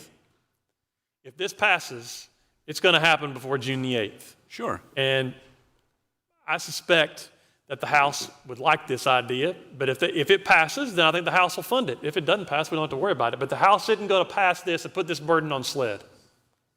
And, you're a great prognosticator, predicting what the House, who right over there right now is debating the firing squad amendment, which I think I authored. That's your fault. No, I take credit. I'm not ashamed at all of that. And I think a majority of this body agreed with me. So this is a wish thing. You think they may, you can't tell me they're going to do it with certainty. You can't tell me the House of Representatives is going to do anything with certainty. No, that's right, but I'll tell you this. If the House doesn't fund it, they also won't pass it this way. You think? No, I mean, they're not going to put that. And Senator Massey, you've been here a lot longer than I have, but you cannot say with certainty they will do that, with certainty. Senator, I can't say with certainty that a comment's not going to slam into the State House in 30 seconds. Okay, so you would concede that there is, if this passes, at least for some period of time, it will instruct SLED to take a $5 million cut to their budget. If the House doesn't do what your crystal ball says it will do. If we pass this and the House passes this and this becomes law and the House doesn't put money in the budget, and we don't insist on that in the conference committee, and so we pass a budget, both sides pass a budget without that, having passed this, then it would result in a $5.5 million cut to SLED. It would be an unfunded mandate in effect. Well, it's a state agency, but... Well, but I mean a mandate to a state agency to take a $5 million cut. to do the same job they've been doing that they needed the $5 million to do. But I would hope that you would concede that that's less likely. I'm sorry. I mean, when I'm advising my clients of what's likely and not likely, I've never relied on what the legislature was going to do, because who knows? But it takes legislative action to pass this. Well, and in a moment, we're going to decide whether this is passed. And the question is, I guess what you would concede with me, this has a physical impact on a state agency. Two, yeah. Okay, 2 state agencies. Then I would, what am I calling it? What's it called? Point of order, Mr. President. State your point, sir. My point is that under Rule 24, this matter is not germane, if I might speak to that point for just a moment. You may. So the resolution, the bill, is titled to amend Section 2331-210, Code of Laws, relating to the issuance of concealed weapon permits so as to enact the Open Carry with Training Act by revising the definition of the term concealable weapon to allow a permit holder to carry a concealable weapon openly on his person, and to amend 162320 relating to the carrying of a handgun so as to provide a person who possesses a concealed weapon permit may carry it openly on or about his person in a vehicle. Nothing about money, nothing about appropriations, nothing about cutting SLED's budget, nothing about an unfunded mandate, which, and obviously Senator Massey is more astute on these matters than I am, but he cannot, if we pass this right now and pass this bill, he's betting that the House behaves in a rational way. I was just over there a minute ago. I can tell you that ain't a good bet. So I would ask the president to rule, the chair to rule, that this is not germane to this bill. Now, that's not to say that during the negotiations on the budget bill that this might be dealt with in some sort of committee, or you might go over there right now and ask them to do away with that funding for SLED, but not in this bill. Thank you. Mr. President, could I be heard? Yes, please. On the point? You may. Mr. President, the bill deals with open carry with training. The only way under this bill that you could carry openly would be with a permit. The permit, you got to pay for it. So the only way that you could do any of this stuff is to pay for the permit. And what my amendment does is says that you wouldn't have to pay for that part of it. That is a natural and logical extension of what we're talking about in the bill, because you can't do anything in the bill without that. The second part of of my amendment deals with the refundable tax credit for training. That is, if you look at Section 6 of the bill, talks about, that entire section is all about training and what you've got to do in order to get that training. This is a logical extension of that. So the bill, the premise of the bill is the permit. You can't get the permit without paying for it. So I would argue that this is more than germane. Senator from Richland, I'm ready to rule. I'm ready to rule on your point. You're ready to rule? I am. Ready to hear it. I sustain your point.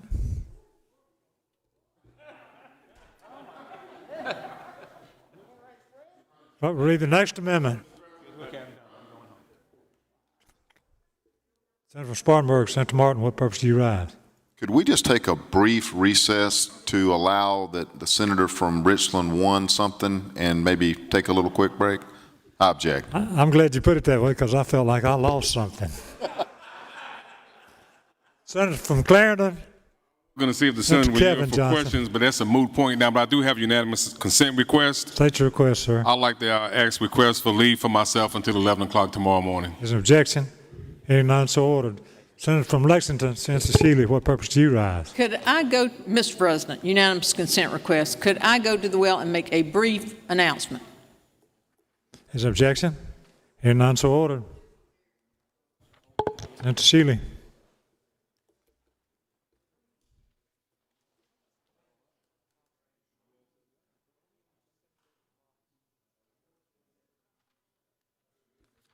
I thought we needed to take a moment if the senator from Orangeburg would listen to me for just a moment, but he won't. He might want to. Yesterday, no, I don't want him to leave because he needs to listen to me. This is for you. Yesterday, the senator from Orangeburg celebrated his 50th anniversary as an Eagle Scout. And earning the rank of Eagle Scout is no small feat. All of the troop meetings, campouts, merit badges, hours of service, and so much more. So we wanted to congratulate you on your achievement. We trust you carry the fine ideas of scouting in all that you do. Thank you for continuing to make a positive difference in your family, in your career, and your duties in scouting, and all you do for the Senate. And I have waited for 2 days to do this and for people to stop long enough so I could tell you. So congratulations to Senator Brad Hutto. Congratulations. Congratulations.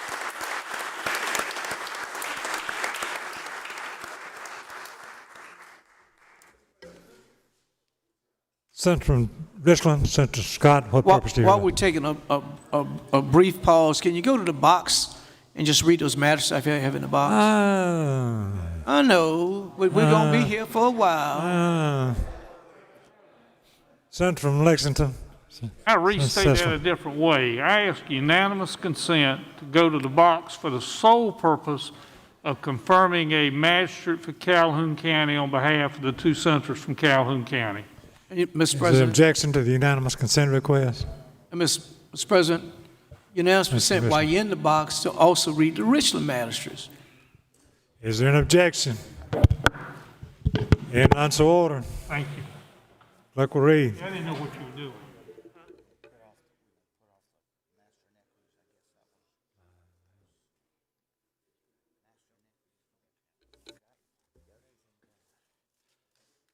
Richland County Delegation reports favorable the appointment of the following Richland County magistrates: Ms. Paula Edwards of Columbia, Ms. Christina Pope of Columbia, Ms. LaTanya B. Derrick of Columbia, Ms. Stephanie Bess of Blythewood,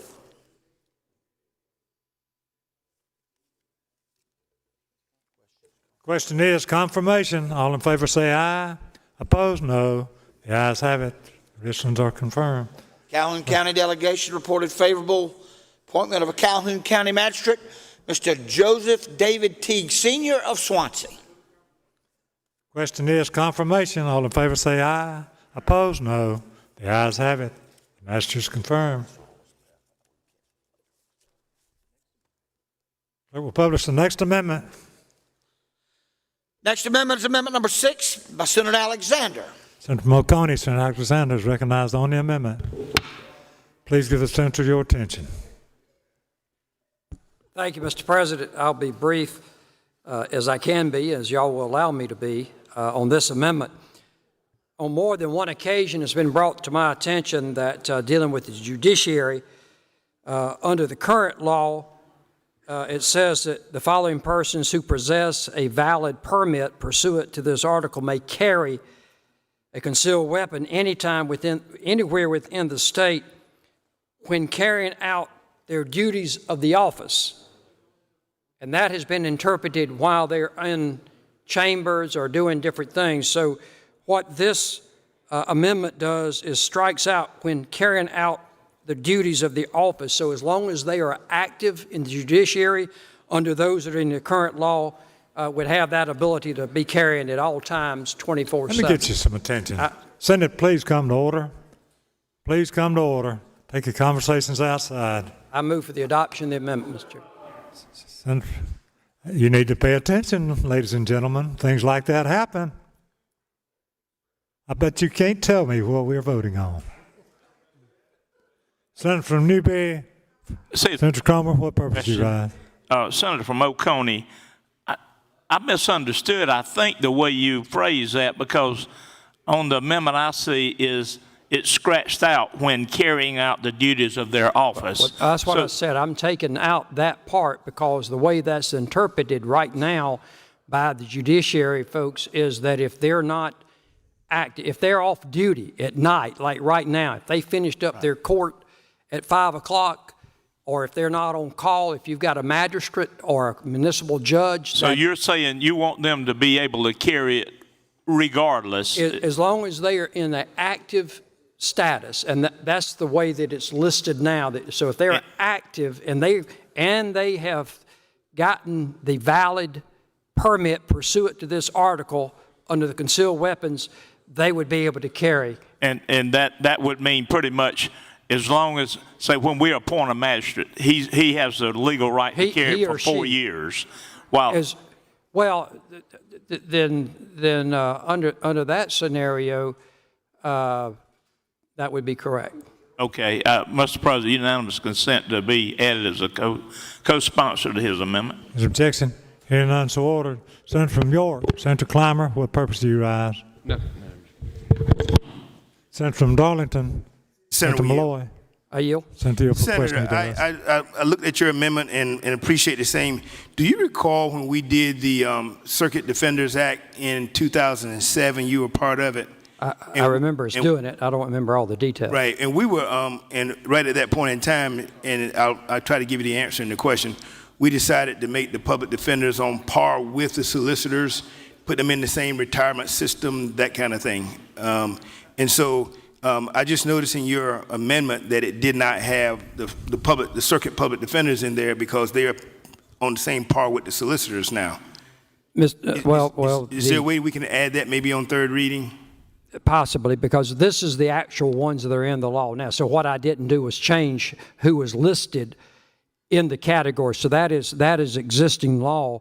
Only thing that I changed is giving them the ability to carry others. So, and was that before or after the circuit defender law was passed? That's a great question. I do not know the answer and so, to that. And the other thing is that I just wanted to end up checking as we were trying to prepare for the end.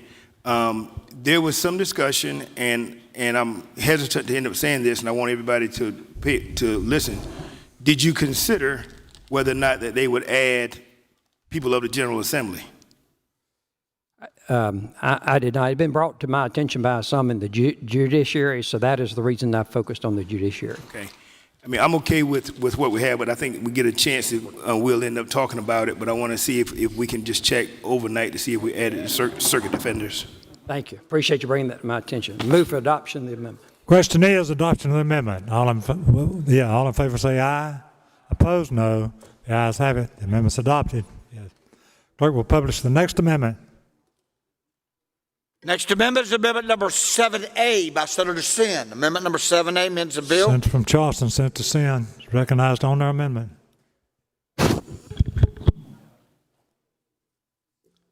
Please give the senator from Charleston your attention. Senator Sin. Thank you. I have two amendments, this one and one following, both at the request of law enforcement. This particular amendment is being requested by the City of Charleston, and basically what it does is allow a municipality, county, or other political subdivision to temporarily restrict any lawful open carrying of a firearm at a public protest, demonstration, picket line, rally, fair, parade, festival, or other organized event. And any person or entity hosting those events must actually post. Senator, please, yes, ma'am. Just wait. When it gets quiet, you can get started, but it's not quiet yet.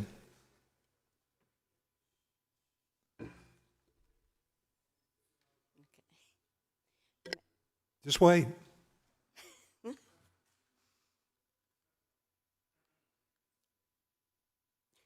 Senator from Charleston. Thank you very much. So basically I just read out what this bill does, but it would allow a municipality or a political subdivision to temporarily restrict firearms to certain events, such as, like I said, rallies, fairs, pickets, things of that nature. This was of particular interest to the City of Charleston Police Chief after all of the King Street riots.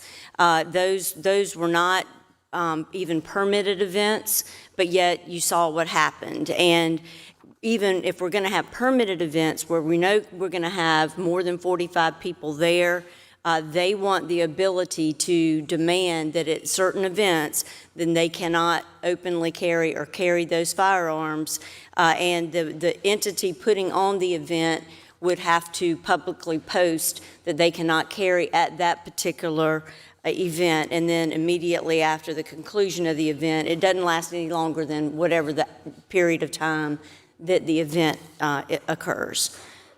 Senator from Greenville, Senator Corbin, what purpose do you rise? Senator, you for a question? Yes, She sir. Senator, correct me if I'm wrong. I couldn't get it pulled up on my computer here, but isn't this verbiage already in the bill? Is there a certain word or two in your amendment that's not in the bill? Everything that's underlined here is not in the bill.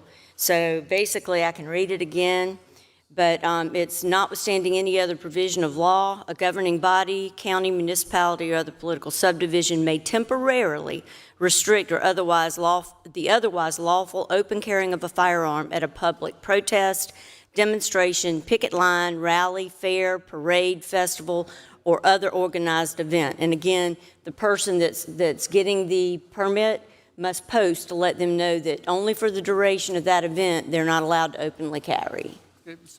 Senator,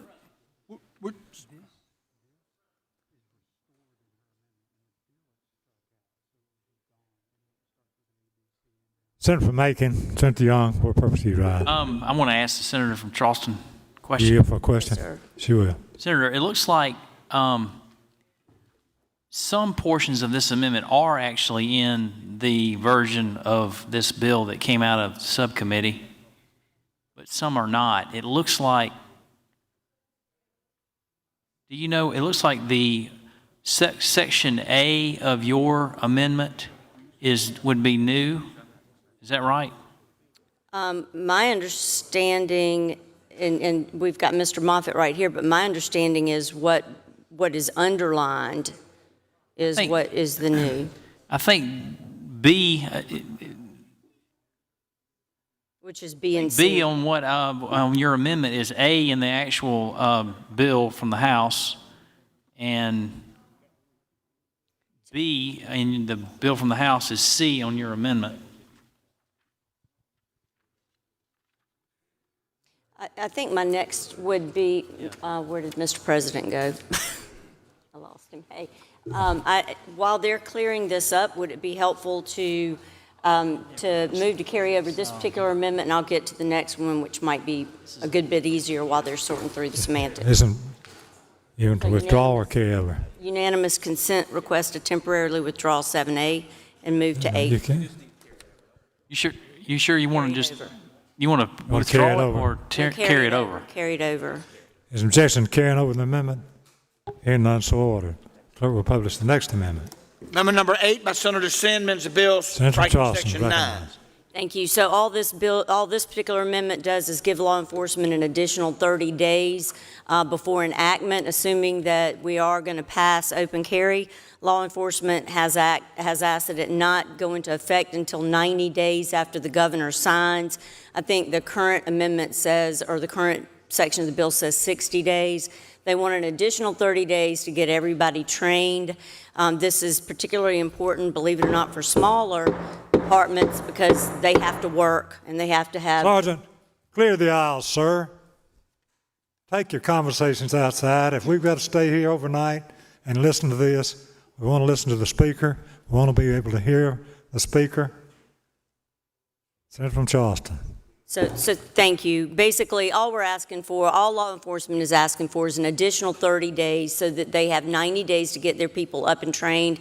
It's very, very difficult. It's going to be difficult, period, for law enforcement to know who the good guy and the bad guy is in this situation. And I can tell you, as a lawyer for police, I have defended two cases, very unfortunate, where police came to the scene and they shot. In one case, it was a guy that was in the armed services who is a video store robbery, and he thought he was the good guy, but he had the gun, and he ended up getting shot.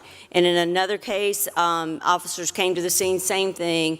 The man who called for assistance was the homeowner. He was holding the gun. He got shot and paralyzed. So it's very difficult for them anyway. Now they're just asking for a little bit of extra time to train on these situations. Move for adoption. Question is, roll call has been requested. The 5 members second the call. 5 members do. Clerk will ring the bell. Reading clerk will call the roll. Mr. Adams. Not voting, Mr. Alexander. Aye. Mr. Allen. Not voting, Mr. Bennett. Aye. Mr. Campson. Aye. Mr. Cash. Aye. Mr. Clymer. Not voting, Mr. Corbin. No. Mr. Cromer. Aye. Mr. Davis. Aye. Mr. Fanning. Aye. Mr. Gambrell. Aye. Mr. Garrett. Aye. Mr. Goldfinch. Mr. Goldfinch not voting. Mr. Grooms. Aye. Mrs. Gustafson. Aye. Mr. Harpootlian. Aye. Mr. Hembry. Aye. Mr. Hutto. Aye. Mr. Jackson has leave. Mr. Kevin Johnson has leave. Mr. Michael Johnson. Aye. Mr. Kimbrell. Not voting. Mr. Kempson. Aye. Mr. Leatherman has leave. Mr. Loftus. Mr. Loftus votes no. Mr. Malloy. Aye. Mr. Martin. No. Mr. Massey. Aye. Mrs. Matthews. Aye. Mr. McElveen. Aye. Mr. McLeod. Aye. Mr. Peeler. No. No. Mr. Rankin. Aye. Mr. Rice. Aye. Mr. Sabb. Aye. Mr. Scott. Aye. Mrs. Sin. Aye. Mr. Setzler. Aye. Mrs. Shealy. Not voting, Mr. Stevens. Aye. Mr. Talley. No. Mr. Turner. No. Mr. Verdon. No. Mr. Williams. Aye. Mr. Young. Mr. Young votes aye. All senators voted. Senator Clymer votes no. Senator Goldfinch votes aye. Senator Grooms votes no. Senator Shealy votes no.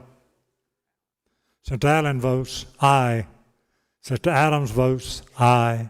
Senator Kimbrell votes no. If all senators voted, polls will close. Clerk will tabulate.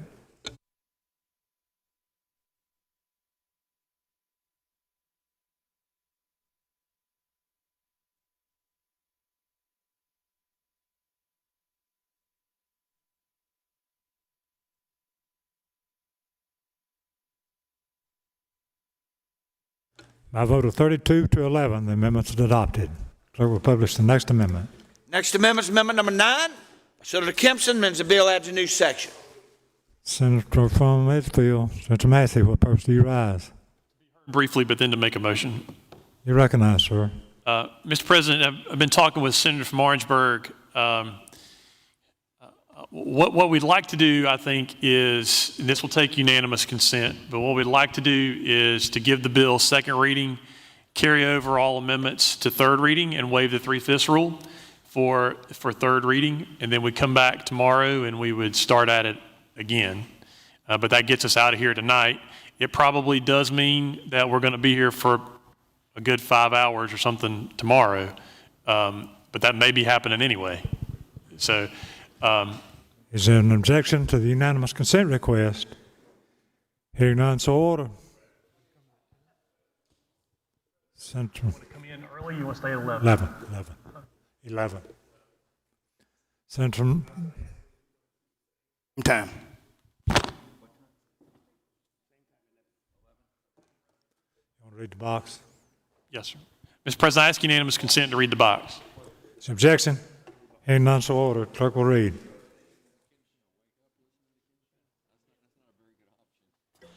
Introduction of concurrent resolution by Senator Alexander. It's to recognize and celebrate June the 6th through 13th as South Carolina Boating and Fishing Week, and to commend the South Carolina Boating and Fishing Alliance on a successful start to its organization. Senator from Oconee, what purpose do you rise? The calendar, I have directly to the calendar. I talked to the chairman of Fish, Game, and Forestry, and we just would ask that it go directly on the calendar. Objection. So ordered. Senator from Martinsburg, Senator Tuttle. Unanimous consent to give a local bill on 771 on page 2. It's a Bamberg consolidation bill. Unanimous consent to give its second reading. Is there an objection? Hearing none, so ordered. Clerk will read. Introduction of a bill by Senator Matthews that amends the code so as to provide that an employer may not inquire, consider, or require disclosure of the criminal record or criminal history of an applicant for employment until the applicant is selected for an interview by the employer or before a conditional offer of employment is made.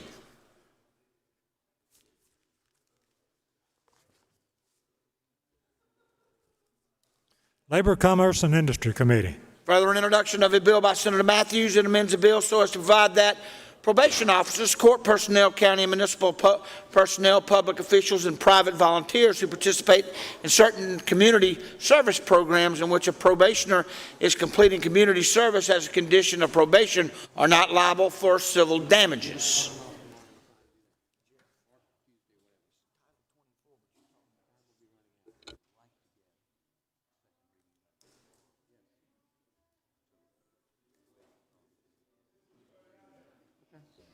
Bills referred to the Corrections Committee. Introduction of concurrent resolution by Senators Goldfinch and Sabb that's requesting Department of Transportation name a portion of Pleasant Hill Drive in Georgetown County the A-Lane Crib Highway and direct appropriate signs and markers. Senator from Georgetown, Senator Goldfinch, what purpose do you rise? Mr. President, in the interest of time, that's a road naming bill for our former deceased sheriff. In the interest of time, I'd ask unanimous consent to put it on the calendar. Objection. Hearing none, so ordered. Clerk will read.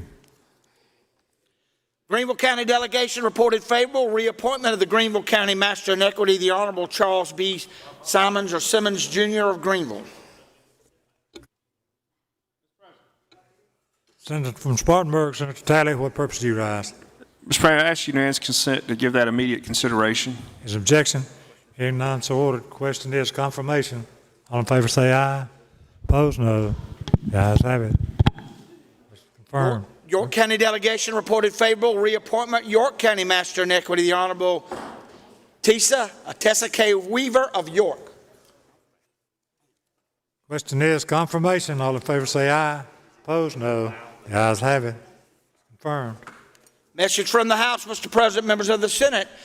The House respectfully informs your honorable body it's reconsidered the vote whereby they concurred in the amendments to H 3539, a bill so as to prohibit the transportation of live swine, and they have sent in amendments and have recalled the bill and placed it on their calendar. Received this information. Yes, it's clear, Mr. President. This is clear, Senator from Mitchfield. Senator Massey. Senator from O'Ree, Senator Hembry, what purpose do you rise? Thank you, Mr. President. I have unanimous consent request. State your request, sir. Unanimous consent that on the next available date, the Senate do adjourn in honor of Blanche McDougall Ferguson. This is the executive director of the Education Oversight Committee's mother, who was tragically killed in a car accident last Saturday night. An objection? Hearing none, so ordered. Senator from Edgefield.